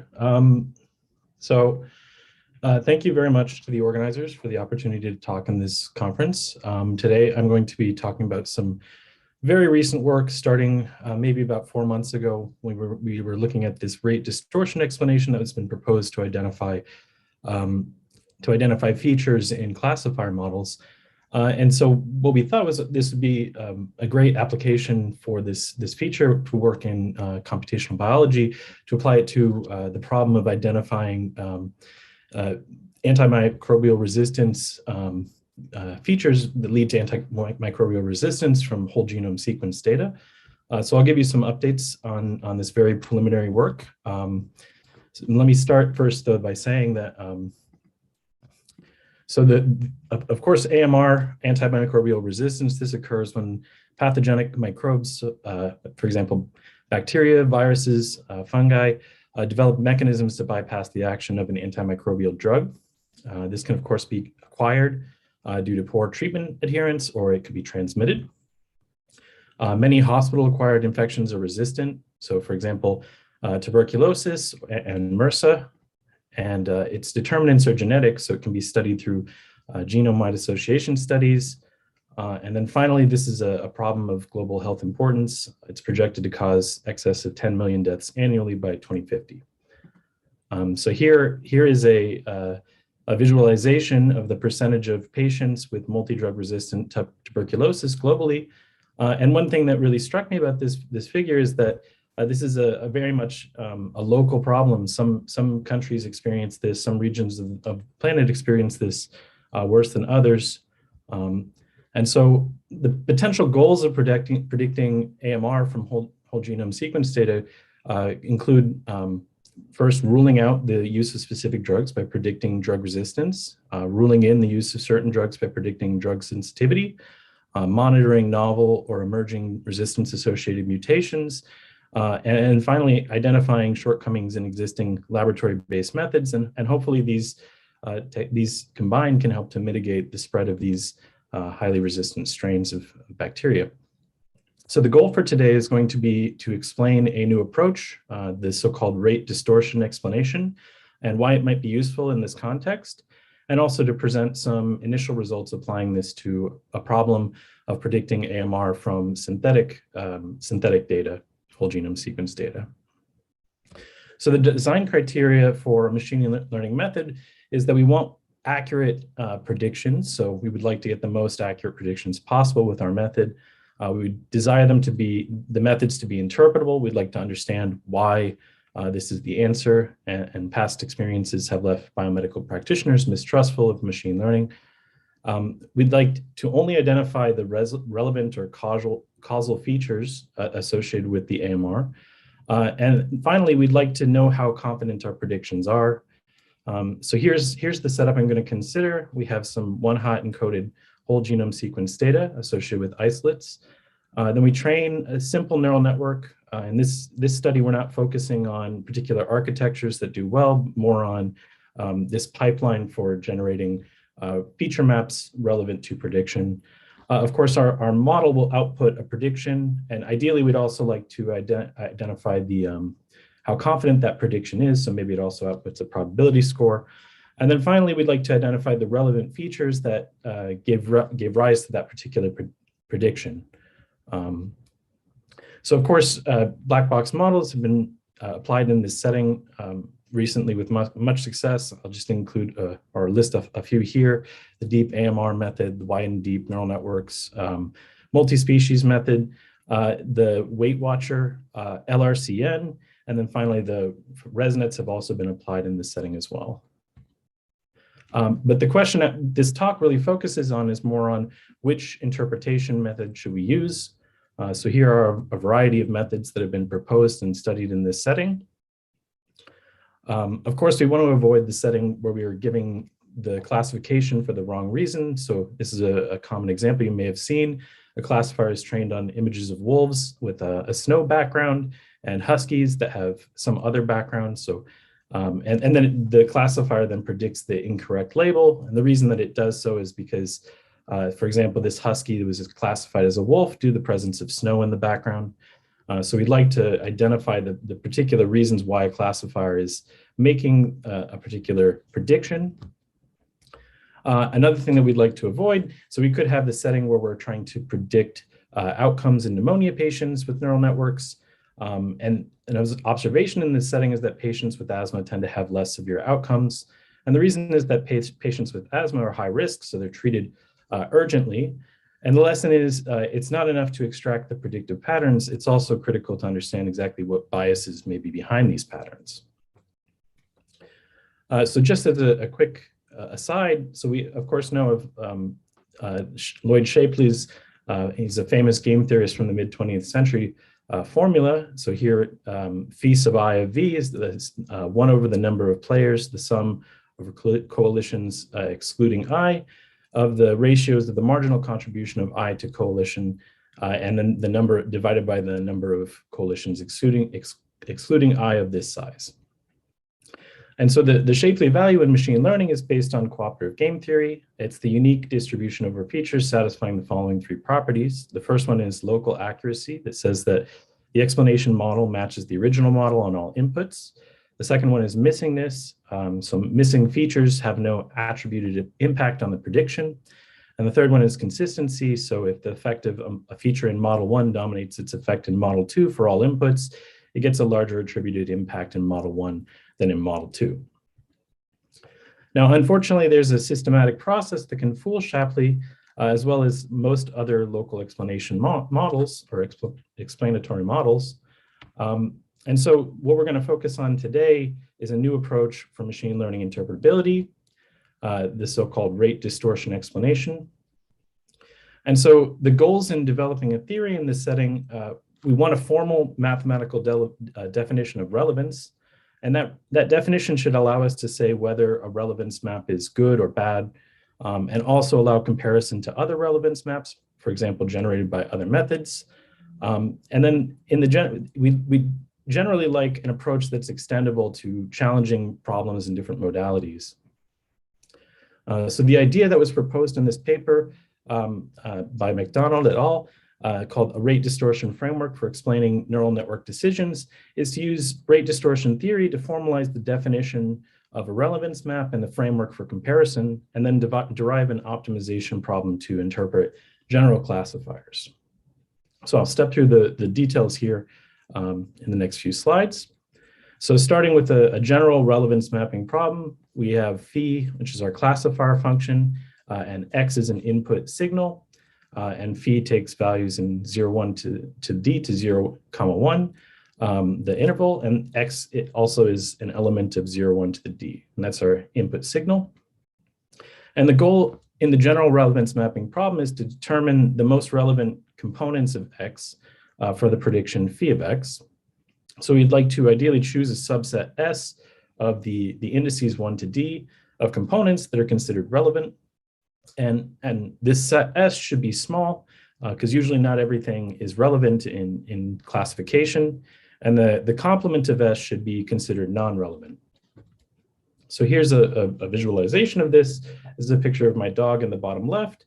And in the middle, these are the relevant components identified by me for whether or not this is a picture of a dog. It's the dog's face. And then the non-relevant components is the complement that would not be relevant for this prediction of whether or not this is a picture of a dog or a cat or something else. And so in rate distortion theory, we think about this idea of a sender and a receiver. So on the left here, I have this original image and it's classified as a dog with high probability. But then the idea of rate distortion theory is to look at the distortion when you pass in small amounts of data. So this is the rate. And so here we have the partial image and its random completion. And then ideally, if we picked a good subset S, the output to be close to the original classifier score.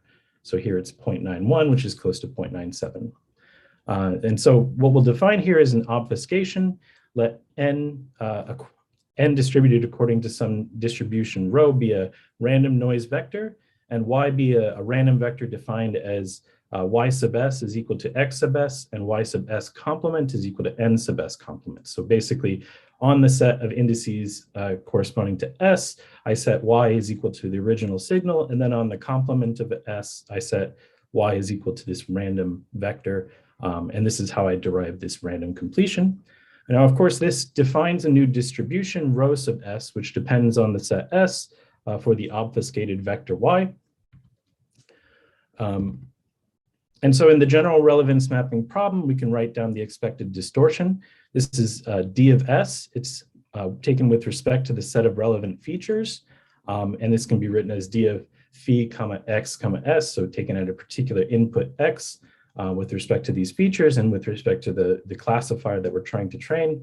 And so the expectation is taken with respect to this variable y, which is distributed according to this distribution associated with the obfuscation. And I'm measuring the expected difference 1/2 phi of x minus phi of y squared. And the rate distortion function, this is the function r of epsilon, where epsilon is the error. And this is defined to be the minimum over all subsets of 1 to d of the cardinality of the set, so the size of the set S, such that the distortion with respect to that set S is less than epsilon. And the key idea is to use this viewpoint to define a relevance map. Now, unfortunately, deciding on the existence of subsets determining prediction values with guaranteed probability is NP-P complete. And you can see this in this paper by Waldschen et al., the computational complexity of understanding binary classifier decisions. And then even approximating solutions to this problem is NP-hard. And so in the second paper, they propose a rate distortion framework for explaining neural network decisions. And in that paper, they also introduced the following heuristic and relaxation. And by the way, these are the authors on the right-hand side, Kita Kutyniak, and then her students in the group in Berlin. And so the idea here is to relax. We define the expected distortion with respect to a continuous obfuscation. So in the original problem, on the right here, I have the discrete problem. I'm searching for a relevant set S of 1 to D, indices 1 to D. And then I define the obfuscation in the way that I did in the previous slides. And the distortion is also defined in the same way. And the rate is the size of the set S. And then the continuous relaxation problem of this problem, then I have a vector S in 0, 1 to D. So this is going to encode the importance of each feature.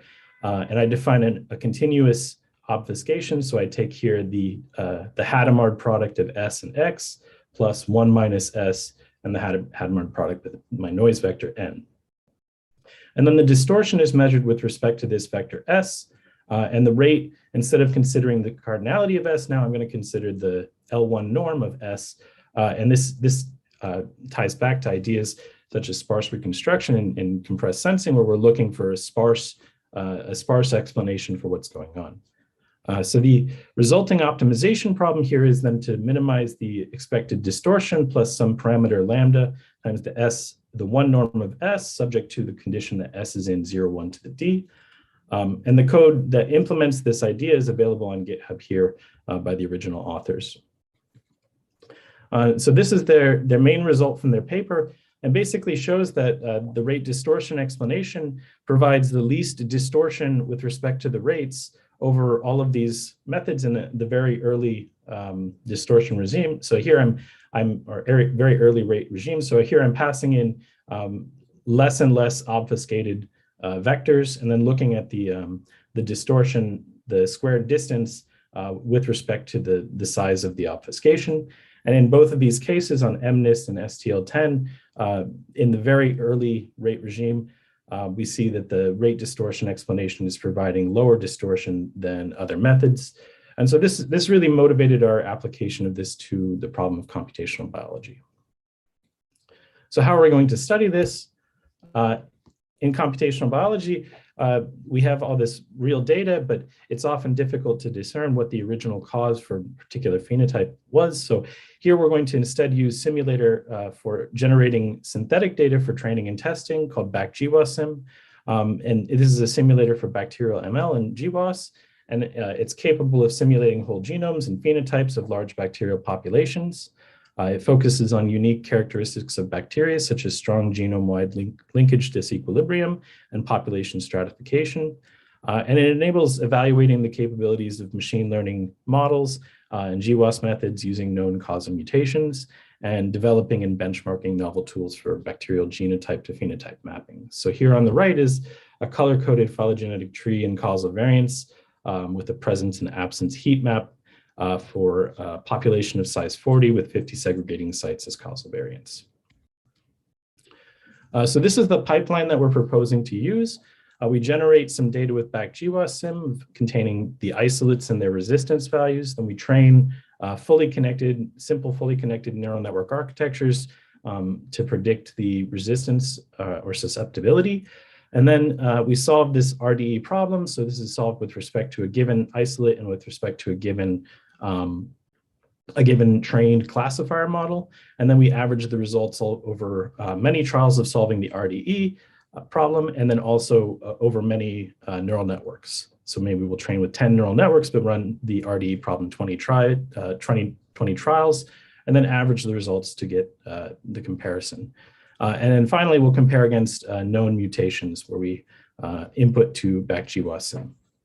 The key point is we're going to use up to 500 samples for training and then 1,000 held out samples for testing. So on the left is an AUROC plot corresponding to the prediction accuracy of trained ReLU 2x20 deep neural network. So this has 2 hidden layers and 20 nodes per hidden layer. It's a very simple architecture. And on the right is the probability of identifying the causal mutation in the top 5 entries predicted or given by the RDE. So here you can see that when I have very few samples, 50 samples and 100 samples, the prediction accuracy is quite low for the rate distortion explanation. But as I increase the number of samples, it gets better and better. And so this was conducted, I said before, with 10 fully connected ReLU deep neural networks, then averaged over 20 trials each for the RDE. And basically we're training a network at each data point here 10 times, and then solving the RDE problem 20 times per network. Of course, causal mutations, a single causal mutation is not necessarily the best predictor for resistance, and maybe there might be more complicated relationships that we'd want to consider. So in the future, we're looking at the possibility of integrating genes or presence and absence, including accessory genes and plasmids. And finally, also we're looking at extending this to not just using 0-1 valued outputs from the neural network associated with resistance or susceptibility, but also minimum inhibitory concentration values that quantify how much of the antibiotic is required to stop the bacterial population from growing. So some current directions for extending our work is predicting the MICs instead of the resistance and sensitivity, and extending the technique to gene identification and more complex relationships, allowing for distributions on the obfuscations informed by clinical data. So right now we just take a uniform distribution as the noise vector. And then the results obtained here so far were actually obtained by neglecting the variance part of the expected distortion. So in the future, we'll integrate diagonal and low rank approximations of the covariance matrices for better accuracy. And then finally, we'd like to compare against other methods, including SHAP and Deep Taylor and some of these other interpretability methods, alternative deep neural network architectures, not just simple fully connected architectures. And then also against this rule-based classifier based on compressed sensing called INGOT-DR, where we solve a binary compressed sensing problem. This I'll mention is a previous work of ours, and it naturally gives you the solution of this problem, naturally gives you the feature importance vector. So a summary of our contributions, we're describing a new framework for interpreting ML models based on the rate distortion theory and optimization.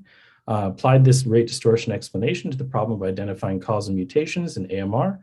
We've studied this on the problem of identifying causal mutations from synthetic whole genome sequence data, and demonstrated the effectiveness of the RDE at identifying a small number of causal mutations from limited amounts of data.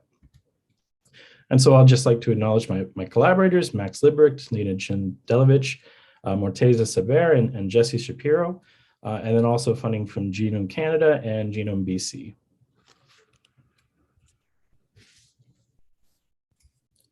Thank you so much. There is a question from James Joel in the chat. What are good ways to construct distortion sets P, especially in biological applications?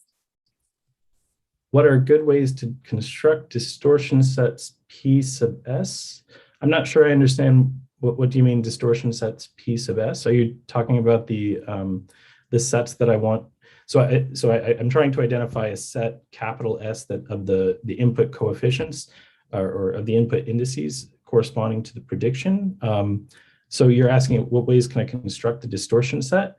So I could solve this computationally intractable problem looking for exact identification of the set. But the idea that the authors proposed in the RDE paper was actually to do this relaxation and look at continuous obfuscations instead. And there's a number of benefits for why you'd want to do that. And I believe that in the future, maybe we'd be interested in trying to identify distributions on the obfuscations that are more relevant to computational biology. In the work I presented so far, this is all based on a very simple distribution for the obfuscations. There is a question in the Q&A from Alan Min. Are there any theoretical results about how close the approximation is?